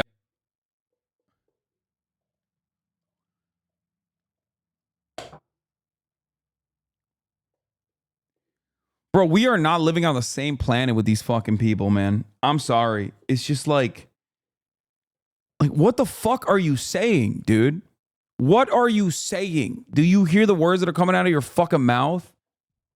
Like, worst case scenario is a state adopts Sharia law.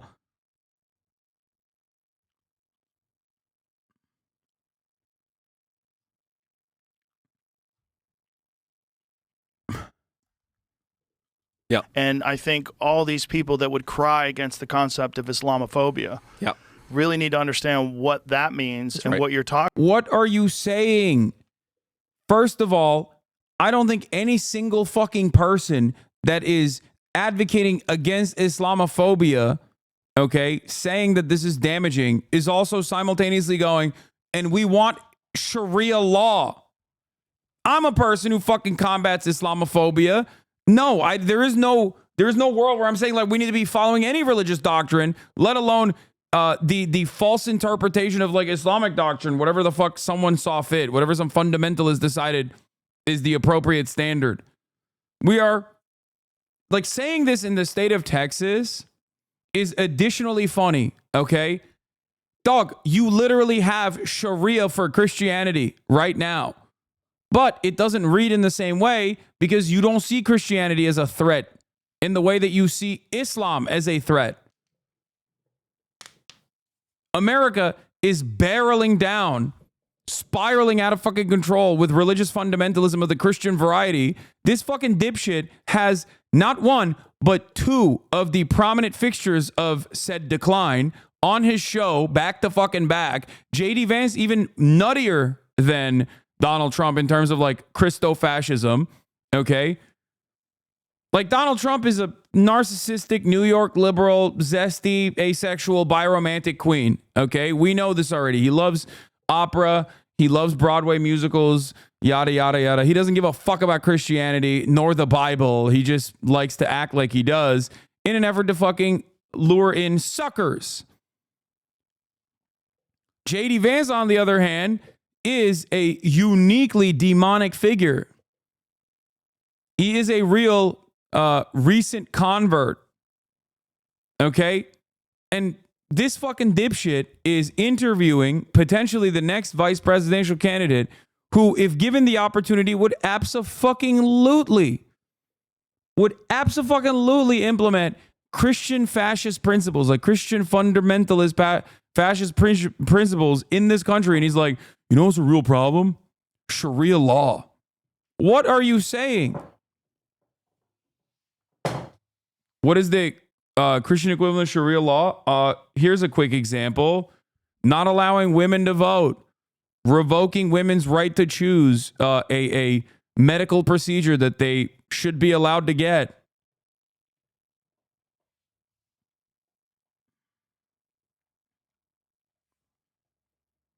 No fault divorce being banned.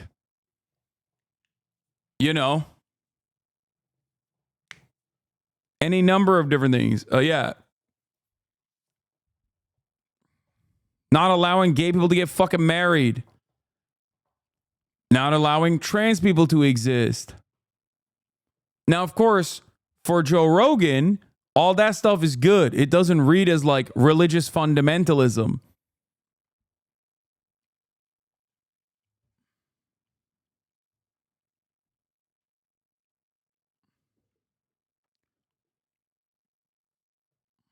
Talking about, and to say that that's an outrageous and ridiculous idea that's never going to take place, it's kind of already worked its way into some societies. It has. It has. It has. And there are, is it Minnesota that has call to prayer? Like, is it Minneapolis? I don't know where. What place- I know that there is a place in Minnesota, I believe, where they have prayer calls as a matter of local government. I do think that's happening. What? Are they saying that there is a call to prayer in a fucking majority Muslim area? So there's like mosques? Is that what he's saying? Because a call to prayer is the same as a fucking church bell, dumbass. What the fuck are you? What? What the fuck? Minneapolis becomes first major U.S. city to broadcast Islamic call to prayer 5 times a day. Minneapolis will allow broadcast of the Muslim call to prayer at all hours, becoming the first major U.S. city to allow the announcement or azan or adhan to be heard over speakers 5 times a day year round. It's literally the same principle behind a fucking church bell. What are you? What?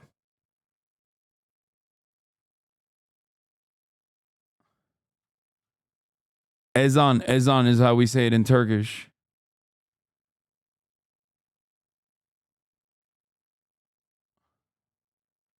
I'm from Australia. Is freedom of religion just not a thing in the US? I mean, it is, or it's supposed to be.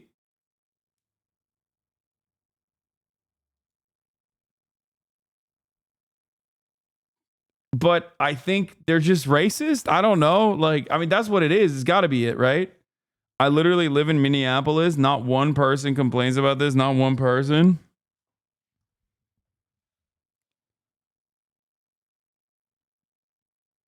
Not really. The prayer is saying for 5 minutes, at least when I was in Iran. Okay.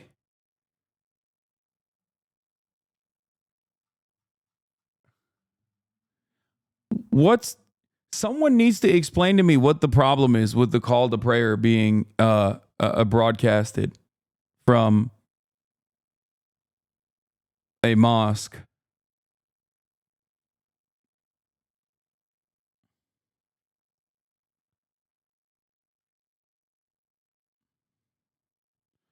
Guy who's in Iran. What's with all the Muslims? Yeah, it's like a Nick Mullen joke, dude. What's up with all these Muslims here?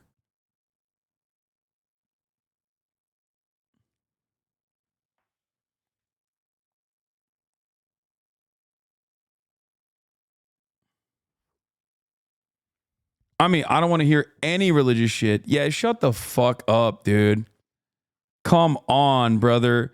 That's a fucking ridiculously annoying r/atheism nonsensical fucking bullshit, okay? It's not like religious domination, dude. It is no different than, again, the church bells.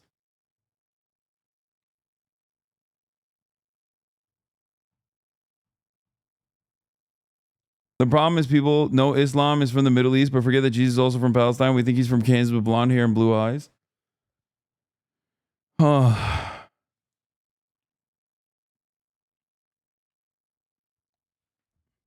Look up Shabbat Siren Crown Heights. Yeah, like...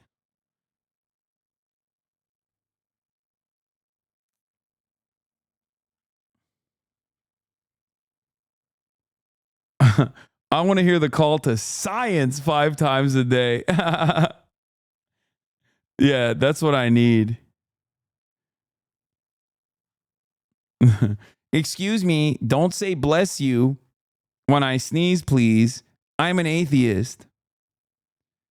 I never say, oh my God. I say, oh my science. Bibles in schools is okay, call to prayer bad. No, that's the point. Bibles in schools is not okay. That's a whole different thing. Having a major, one of the major religions that have like a big chunk of the population in Minneapolis have a call to prayer, to me, and maybe it's because I grew up in fucking Turkey and I heard the call to prayer 5 times a day and it's not a thing that even tracks with me when I hear it. But it's just not, I don't know. It's just not a thing. It's no different than like when I fucking stayed next to a massive church in Australia and yeah, the church bells rang like a lot. Who gives a fuck?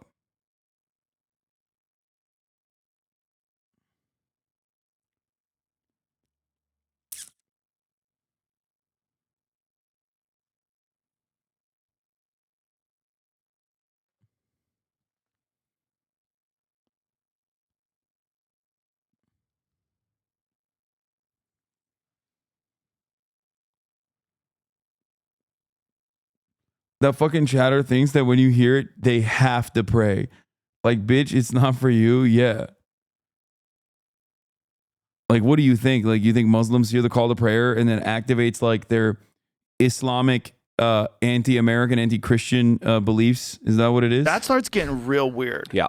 Well, Stuff like that starts getting real weird. And when you have people that are openly saying our goal is, and they've talked about this in Toronto, like activists have said, our goal is to outbreed everyone who is not Muslim. And dude, come on, dude, we have to ban Facebook. We have to get grandpa off Facebook. Okay.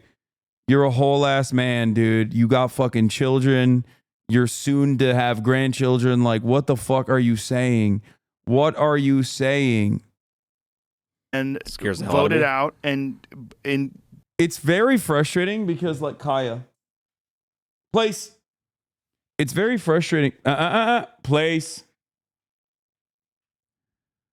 Because this is like some direct European style Islamophobia. Okay? This is a European version of Islamophobia. It's very, very annoying that we're reaching European levels of Islamophobia. Like we're just biting their shit now. put Sharia law in place. Yeah, that's very scary. Women have to wear burqas. This is how it works. Yeah. What are you saying?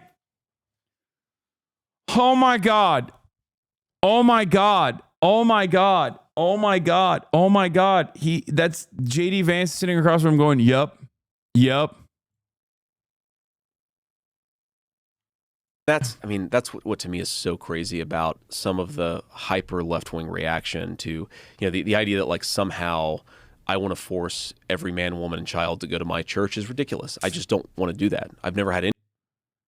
Brother, you are literally talking about hearing the azan as like Sharia law being implemented in a state. That is precisely the point there. If you don't got no problem with fucking church bells, okay, but you have an issue with a call to prayer, then yeah, you want one thing to exist and then the other not to. This is white people in Dearborn racism. Like, there is no, like, what are you talking about? I mean, even Turkey itself in its entire existence, like, absolutely fucking guts this argument. You know? My mom would laugh at the idea of wearing a hijab, like straight up. And she wouldn't even laugh. She'd be actually very angry if I suggested that to her. But like, it's so ridiculous. Like, what do you mean? Oh yeah, all Muslims are monolith, you know? They would never, every Muslim woman has to wear a hijab. It's like, I think a lot of people don't understand that, like, you know, whether it is a direct consequence of social conditioning or not, like, there are people who choose to do it, okay? What the fuck is it to you? You know what I mean? What is it to you? I don't see you running around ripping that shit off of nuns, you know? The fuck? Who cares? Imagine going to fucking Brooklyn or like the Bronx or whatever, like, and just like ripping the wigs off of like Orthodox Jewish women and being like, no, you are being oppressed. That would be fucking ridiculous. You should go to jail for that. That is a fucking hate crime. Okay?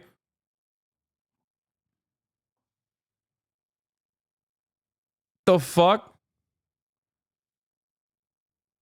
Like, what is this? Like, what the fuck is going on?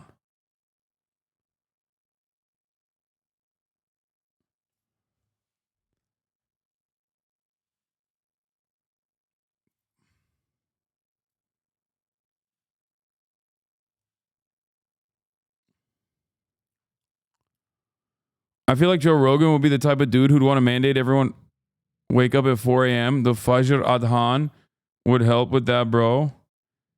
I mean, you're not wrong. Islam in that sense is the perfect religion for Joe Rogan. It's the wake up at 4 a.m. religion. So, you know, fasting too. Joe Rogan loves fasting.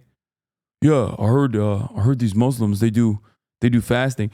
Bro, Joe is way too close in proximity to the UFC to be able to talk like this about Islam. It's actually quite alarming that he just does not, like, he has access, and I know he respects these people. Okay? He has access to some of the top dogs of Islam, including but not limited to literally dudes named Islam. Okay? Like, what the fuck?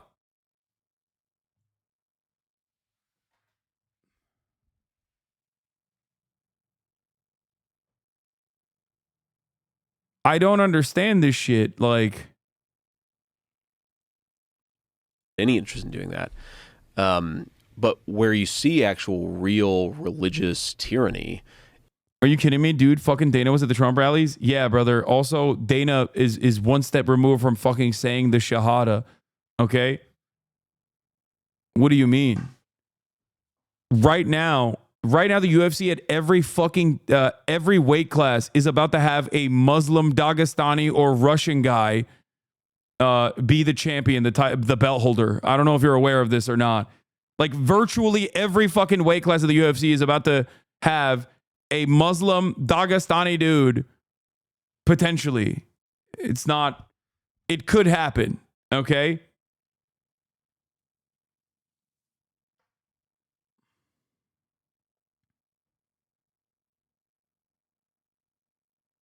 No, I'm saying it's 3 weight classes.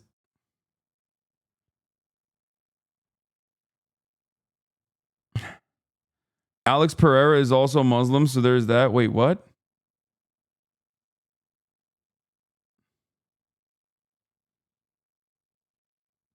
I'm a Muslim progressive fan of the UFC. It's so sad seeing some of the fighters on the caucus being fans of Donald Trump. Why is that a bad thing? Did I ever suggest it as a bad thing? I did not. I'm saying that if there's one person who should be like directly humanized, okay?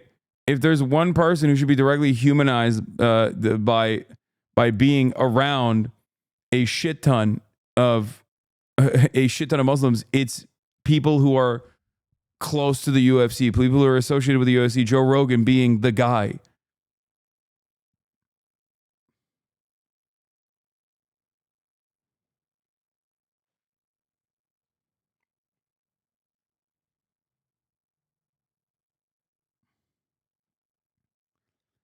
So it's like shocking that he's this Islamophobic. He don't look that Islamophobic when he's on stage sitting next to fucking Islam Makhachev or whatever, you know? He doesn't come across like that when he's over there interviewing them like, "Oh my God, what a fantastic fight you put on. What do you have to say to the world?"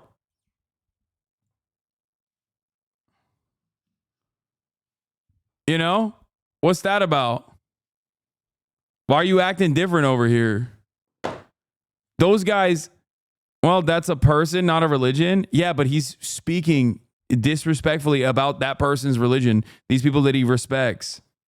Sometimes you have to connect it to the person, the religion that they believe.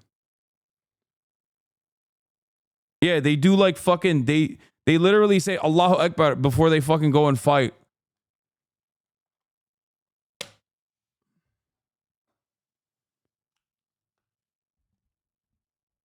Brothers will not take kindly to these brothers. Yeah.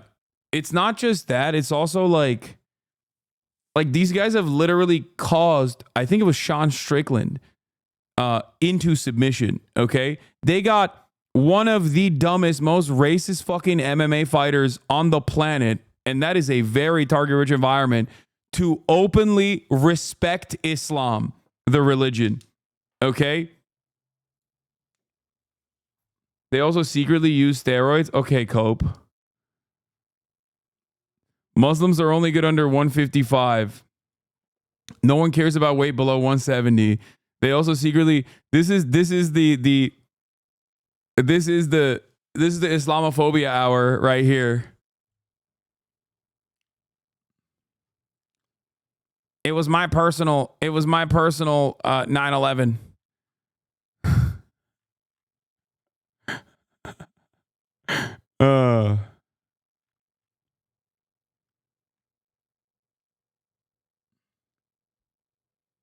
Also, it's pretty funny to say this when John Jones exists, who happens to be Dana White's favorite fighter. Seems to me like there's a little bit of a double standard here. They're using steroids.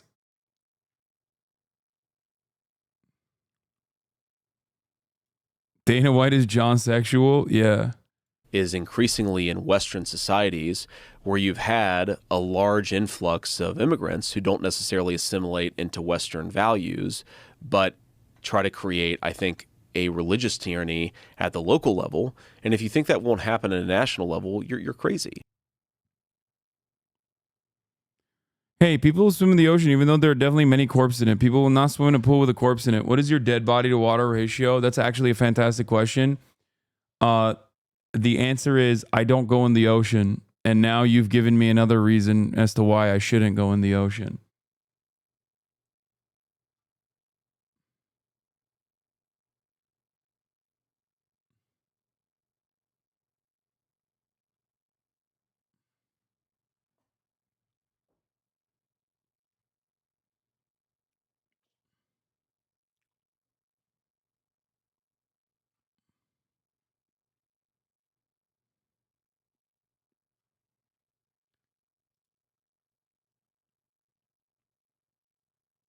New energetic entrance of Hamzat Chimaev.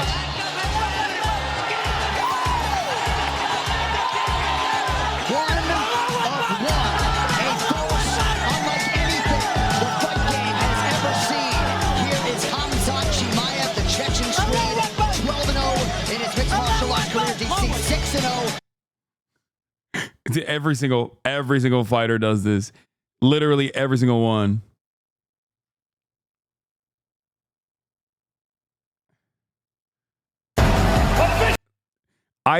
My favorite thing about the Dagestani camp is that they all speak, like a lot of them speak English. I think it's fantastic. They're so fucking smart. They literally are like, yeah, you need to speak English so you can do promo, so that Dana White will let you, Dana White will give you better opportunities. And they all fucking do it.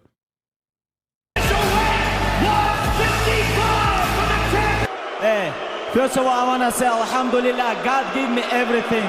Alhamdulillah. I know you got this, they don't like this. Alhamdulillah. Tomorrow night, I'm gonna smash your boy, guys. I'm gonna smash your boy. Again, full mount, back mount. There's the choke. He's got it, it's under the neck. There it is. Nope, it's on the What was he saying in this? He's like, go to sleep. chin. There's the tap. Still undisputed. Khabib Nurmagomedov has finished Conor McGregor. And Alhamdulillah, undisputed, undefeated UFC lightweight champion. Hamzat on Palestine after post. Hamzat still undefeated. What a fantastic fight. Hey guys, salam alaikum, Abu Dhabi. Guys, you know what's happening in the world now, right now. I wasn't happy in the cage fight this week. Oh, see the kids dying. It doesn't matter. Whatever in the world, Ukraine and Syria, Afghanistan, Palestine, USA, doesn't matter. When kids die, it's hard, guys. I love the kids. I have a boy who's waiting for me back home. Is only 3 months. If he's just crying, I know how it feels. And when somebody dies, guys, I don't know what to say. Inshallah, we'll be good in the world. I hope so. Muslim, Christian, Jewish. The Dagestanis also have like insane fucking hairlines, dude. Their hairline reaches their fucking eyebrows. I don't know what the fuck's going on there. Doesn't matter. Please, guys. Mashallah, mashallah is touching, dude. He's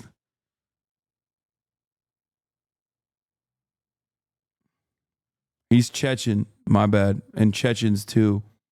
Together, let us live in this world good, and let us be happy. Thank you, guys. Your hairline? Yeah, my hairline is busted because I'm fucking Turkish. And also, Allah's light is lost upon me a long time ago. And I do not pray 5 times a day, nor do I fast for Ramadan.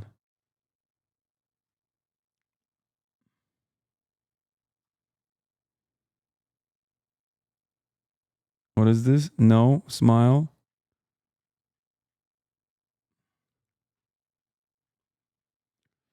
Maybe Joe's Islamophobic because these guys keep winning. No, Joe respects these dudes. Okay. Most of the fucking UFC hogs respect these dudes. I would go so far as to say that a lot of these UFC hogs are less Islamophobic because of these dudes than the average fucking liberal. Okay. I'm not even kidding. I think the UFC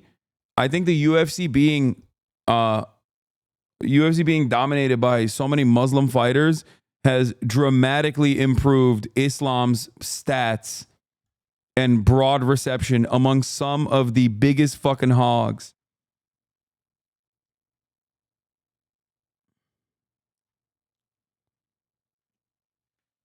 It's like, because these guys, listen,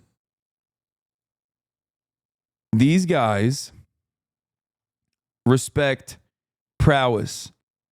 Okay? They respect technical prowess. They respect good fighters. They respect discipline. And a lot of these Muslim fighters have earned that respect.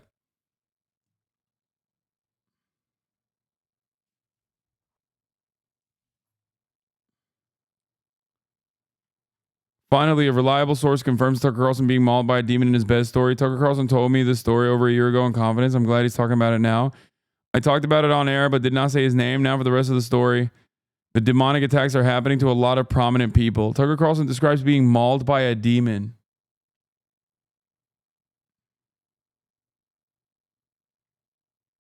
Bro, you're so wrong. Americans hate the Dagestanis because they're wrestlers and Americans just want striking. I mean...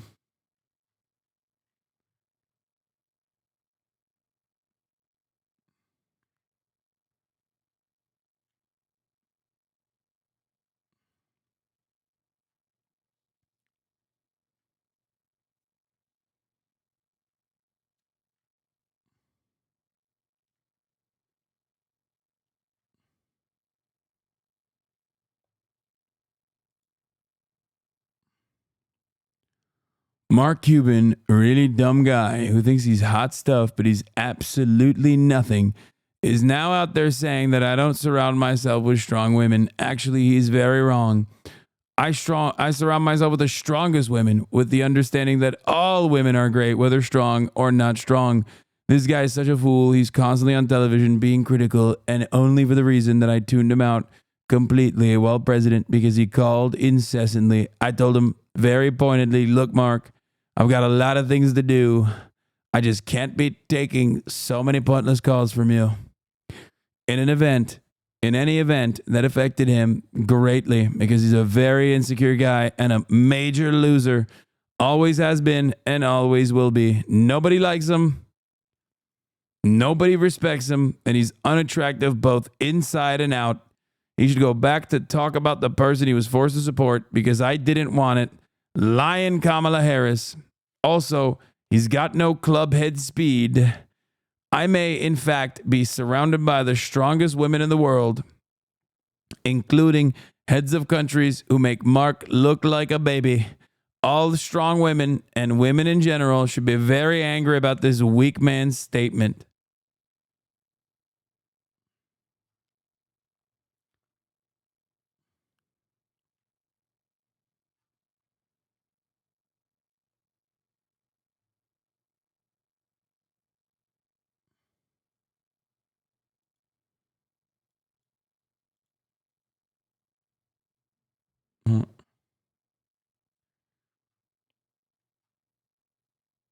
Anyway.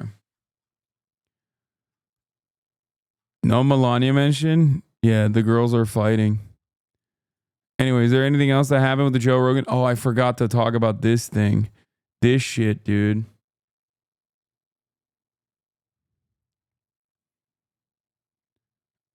Here's Bill Clinton saying some fucking insane shit.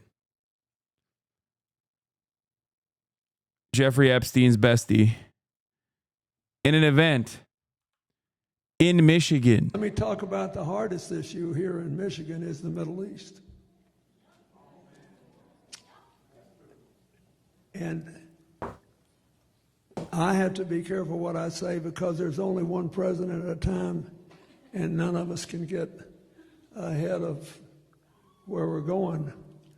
But I think we're going to have to essentially start again on the peace process. And I understand why young Palestinian and Arab Americans in Michigan think too many people have died. I get that. But if you lived in one of those kibbutzim in Israel, right next to Gaza, where the people there were the most pro-friendship with Palestine, most pro-two-state solution of any of the Israeli communities, were the ones right next to Gaza. And Hamas butchered them. And so then the people who criticize it are essentially saying, yeah, but look how many people you've killed in Ritalin. So how many is enough for you to kill to punish them for the terrible things they did? That all sounds nice until you realize, what would you do if it was your family and you hadn't done anything but support a homeland for the Palestinians, and one day they come for you and slaughter the people in your village? You would say, well, you'll have to forgive me, I'm not keeping score that way. It isn't how many we've had to kill, because Hamas makes sure that they're shielded by civilians. They'll force you to kill civilians. Yeah, I mean, the same principle goes for Israel, by the way, if that's the case. But of course, nobody ever thinks about it like that. Nobody ever says like, oh, the kibbutz are actually human shields. You know? And here's the reason. It's because a lot of these people just simply don't see people from the MENA region as human beings. So like, this is such a genuinely held principle for someone like Bill Clinton and many others in positions of power. And that makes sense. I mean, otherwise, how else could you justify so much death and destruction in the region for the past 30 fucking years, and even longer, as a matter of fact? That they don't feel like this could inevitably cause some backlash. Right? It's just shocking. Like, it's shocking that this is his like true perspective, which is not so shocking, but it's shocking that he's openly revealing that this is his true perspective. I think a lot of these guys simply don't see the people from the MENA region as human, but it'll never not be shocking to me that they think this is appropriate to admit in public while on the campaign trail as a surrogate in Michigan. Dylan Saba says, what the fuck are Dems doing in Michigan? Racial messaging in U.S. electoral politics is almost never primarily about appealing to minoritarian interests and almost always about assuaging majoritarian anxieties. This applies across the political spectrum. BLM helped Biden win, and the Harris VP nod was effective, not because it brought in black voters, but because it provided coherent counter-programming to Trump's nativism for disaffected whites. It gave them a way to assimilate the racial antagonism core to the U.S. socio-political structure. Likewise, today's Democrats are doing racial messaging around the cost of empire, not to assuage its victims, but to quell the anxieties of its beneficiaries. In other words, they know they can't persuade Michigan's Arabs and aren't even really trying to. They're trying to persuade the rest of Michigan to ignore them. That's exactly what's going on. They're not throwing necessarily. They're simply saying, like, you believe, like, they're giving a permission structure to white people and to people who are not immediately related to Muslims or Arabs or anyone from the Levant, and specifically the MENA region, to feel in the same way that they do. They're like saying, no, it's okay. Like, of course these guys are going to go and wreak havoc because our guys got killed and they're real human beings. The other side are not. They're just unfortunate consequences that just happen to be there. That's it. There's no other reason. There's no other way to analyze. There's no other way to analyze like sending Richie Torres to Michigan. There's no other way to look at and interpret like what Bill Clinton is doing here. He's telling people that are neighbors with Arabs that see them as humans to not see them as humans. They're specifically saying that they don't, this is going to be the next, this is going to be the path forward.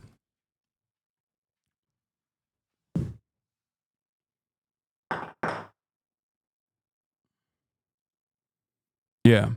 Harris campaign first sent Richie Torres to Michigan to antagonize Muslim and Arab voters. Next, they kicked out a Muslim leader out of a Detroit rally. Then, to finally top it all, they asked Bill Clinton to talk about how Zionism predates Islam. Great electoral strategy.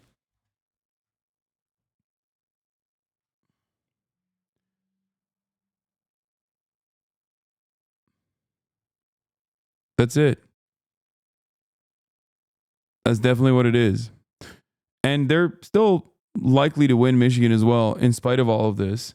And I think this plays a role in this. Like the kinds of like the kinds of shit that you hear from the likes of the Democratic Party when they talk about migrants and how they constitute a national security threat. You should read it in the same way. And I do. Does that make sense? Like when they lean in to the Republican Party's strategy, Republican Party's communication strategy that like migrants constitute a national security threat, something that the Democrats have never openly been on board with. At most, they've caved and capitulated to it on their legislative agenda as long as they get like some of their bipartisan legal goals across, right? There's always a push and pull there. This time around, it's different. They're also consistently messaging that like, yeah, we're gonna do the border bill. I'm gonna be the border czar. I'm gonna be the competent administrators of these concentration camps. Like that's basically how Kamala Harris has packaged her side. And it's not about, I don't think it's necessarily about like trying to capture the attention of right-wing voters and, trying not to instill fear upon them on an issue that they care about. And instead, I think it's something more nefarious. I think it is about teaching their own base of support, the Democratic Party's base of support, that like climate refugees are going to be coming, and you also need to have that hatred in your heart for them. You also need to feel like they are the other, so that when we do the Nazi shit, maybe marginally less Nazi shit than what Trump is planning, but when we do it, you don't get too mad at us. I think that they're training the Democratic base of support to accept right-wing framing on this issue.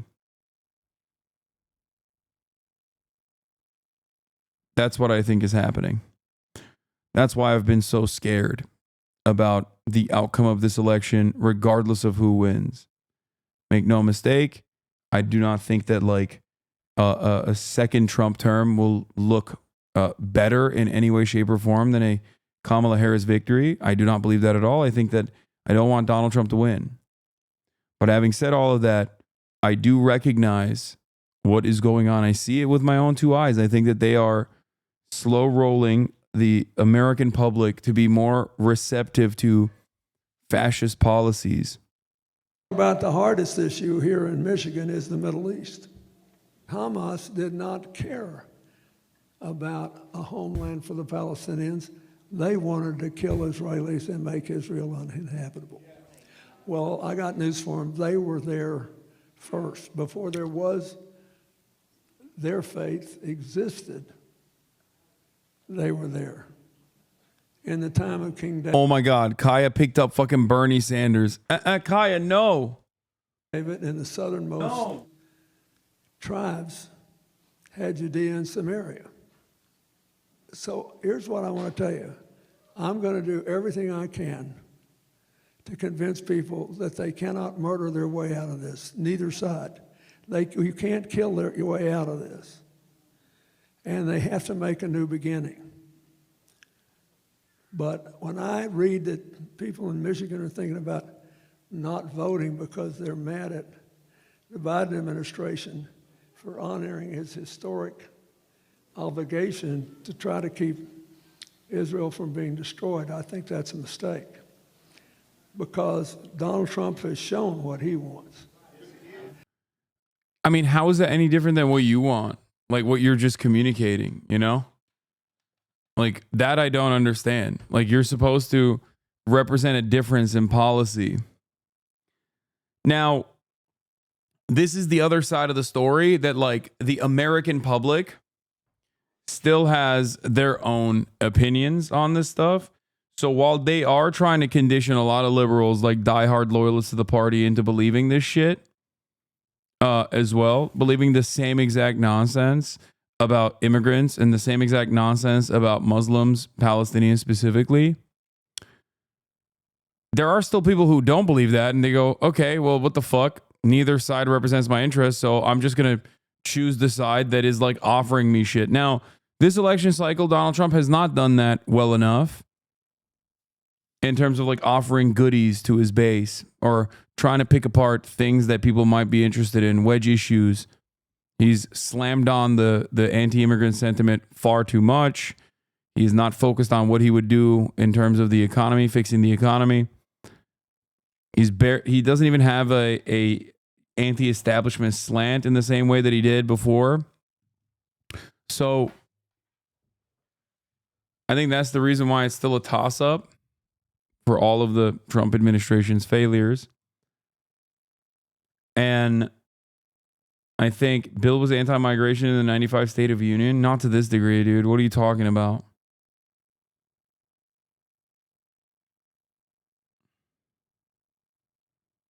But Kamala Harris has said that she will try to negotiate an end to the violence, an end to the killing, and a new peace process. And that ought to be enough.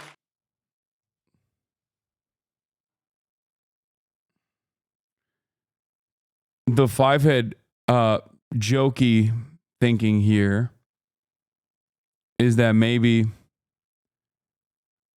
Kamala Harris is expertly throwing out these like old white male carcasses, these fucking flub machines everywhere to be like, see, this is what happens when you rely on old white men. You should vote for me instead because I'm not an old white guy. Donald Trump is going around telling Michigan Muslims he'll end the war and be the peace president and how pro-Muslim he is. Meanwhile, Dem sent Bill Clinton to lecture Michigan Muslims on how it's all Kamala's fault that Israel's massacring kids and killing civilians holding white flags. Whether or not they end up losing Michigan at this point, the Dems deserve to lose Michigan. Sheesh. It's not AIPAC, man. A lot of people are fucking dumb to be like, this is AIPAC. Okay? No, this is just like straightforward, genuine Islamophobia. Directly tied to American foreign policy. Harris campaign surrogates, please stay on message. No history lessons, no jokes. Let's run through the tape here, gang. Genuinely blown away by how many fourth quarter fumbles they've been doing after giving the gift of the worst comedian on earth, insulting the electorate. All they have to do is shut up and preach unity, and they still aren't getting it.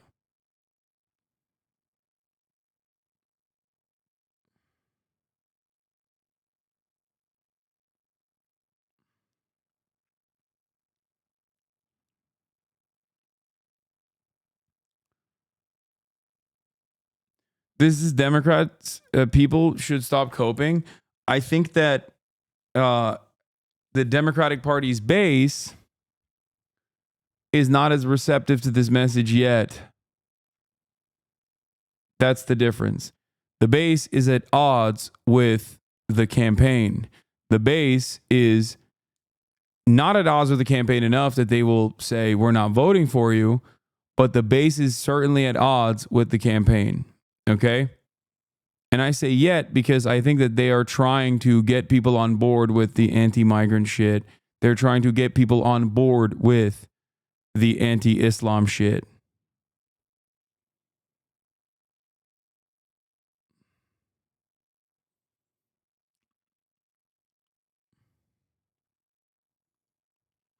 I don't know, man. I still think the Dems have done the numbers. I think this messaging will get them the win. I think you're fucking stupid if you think that like going to Michigan and routinely saying Muslims suck shit and deserve to fucking die is a smart strategy when the 250,000 Muslims there have historically post 9/11 voted for the Democratic Party by 70 to 80%. Okay?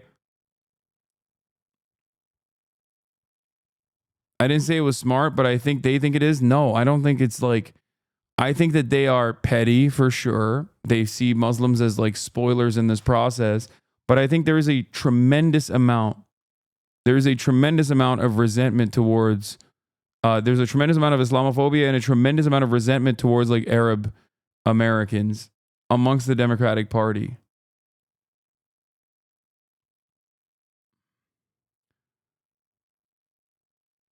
Yeah, Ryan Jerdusky, everyone's favorite Islamophobe, said there's a lot of talk about cannibalizing election day vote, but as of 10/29, 21.2% of Republicans who early voted had not voted in the last 3 elections, significantly higher than the 16.8% of Democrats who can say the same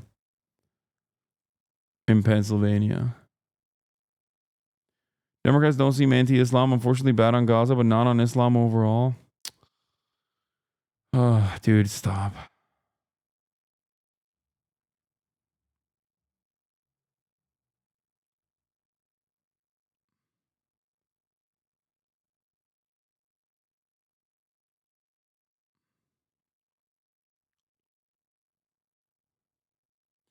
Why do you think the Democratic Party is trying to prepare the voter base to accept Nazi policy? Because they are going to do it. They are doing it. They're doing it right now in Gaza.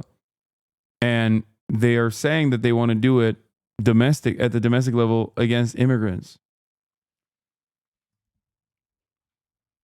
Liberals, unfortunately, without any sort of like ideological rudder to steer them in the appropriate direction, are simply always responding to fascist incursions.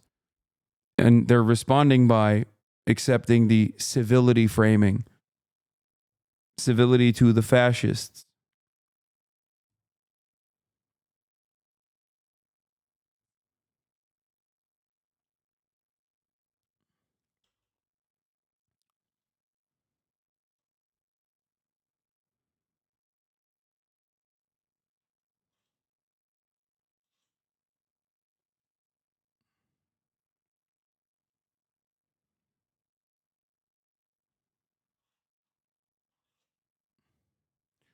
The same way that coincidentally we just had 3 major publications doing piece on the inevitable war with China just in the last week. Yes, consent is being manufactured and Americans are abso-fucking-lutely going to be on board with a war with China. Are you kidding me? I mean, one of the most common attacks I get is that I'm far too pro-China, that I'm a CCP agent.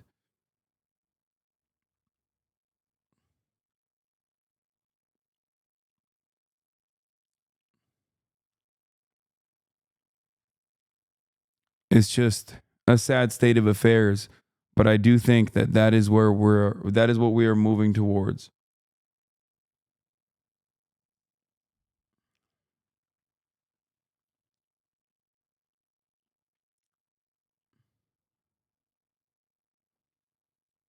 What about the fact that Trump constantly admires Netanyahu and tells him that he's not going far enough and joking that Gaza would make good beachfront property? I just don't get it, man. I know what Dems are doing is fucking idiotic, but Trump will be the literal end, in my opinion. Brother, what are you saying? The Democratic Party is openly saying, we don't want your vote. Like, what do you mean? I could repeat those lines every day of the week, but you can never out-message the campaign. The campaign is openly saying, we will do this without you. We don't want you in our coalition. That's it. And they're kind of saying that to tens of millions of people that are directly related to undocumented migrants too.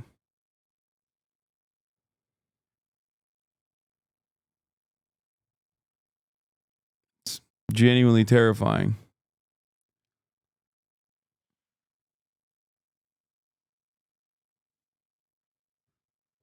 The reality of the matter is, there is no red line with Israel. Biden has proven that time and time again. He's shown no interest in restraining Israel, even if it's to the benefit of Israel continuing to be an apartheid state.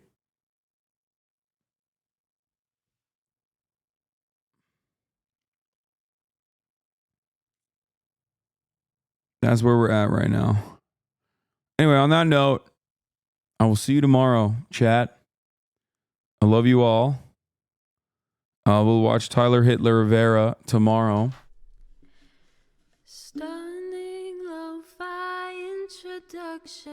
That's all I got for today. No spooky games all October. I played one day. One day of spooky games I gave you. Guys, there's a fucking election happening in 4 days. Please give me a goddamn break. Like, oh my God, I know. Anyway. Peace, everybody. See you tomorrow.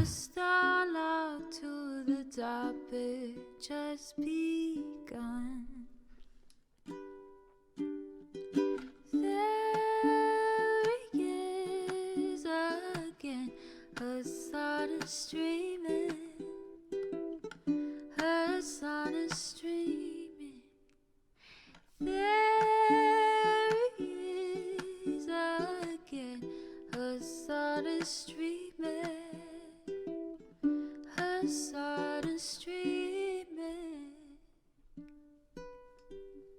Review in the P.O. box. Uncle Uger's face.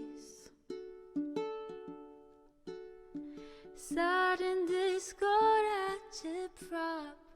Great names take embrace.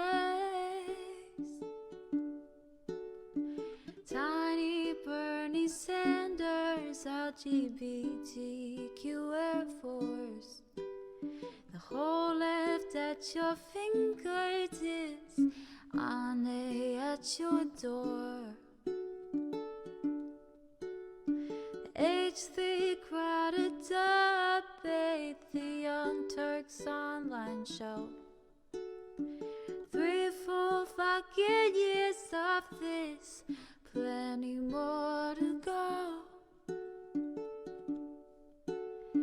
90-day fiance talks of champagne bourgeoisie. A Trump rally live reaction, a mass riot at DC. There he is again, Hasan is streaming. Hasan is streaming. There he is again, Hasan is streaming. Hasan is streaming. Reading a live stream, fair comments, Austin show chat advice, and all the ways the right-wing pipeline can suck you in online. JCS react, Lord frame gets broken, cover blown. A full-blown mass pandemic, monster streaming at your home. Total radicalization coming out to find. The system you were taught to trust in was broken the whole time. All these daily streams, whether big or whether small, have helped me and so many find the meaning through it all. There he is again, Hasan is streaming. Hasan is streaming.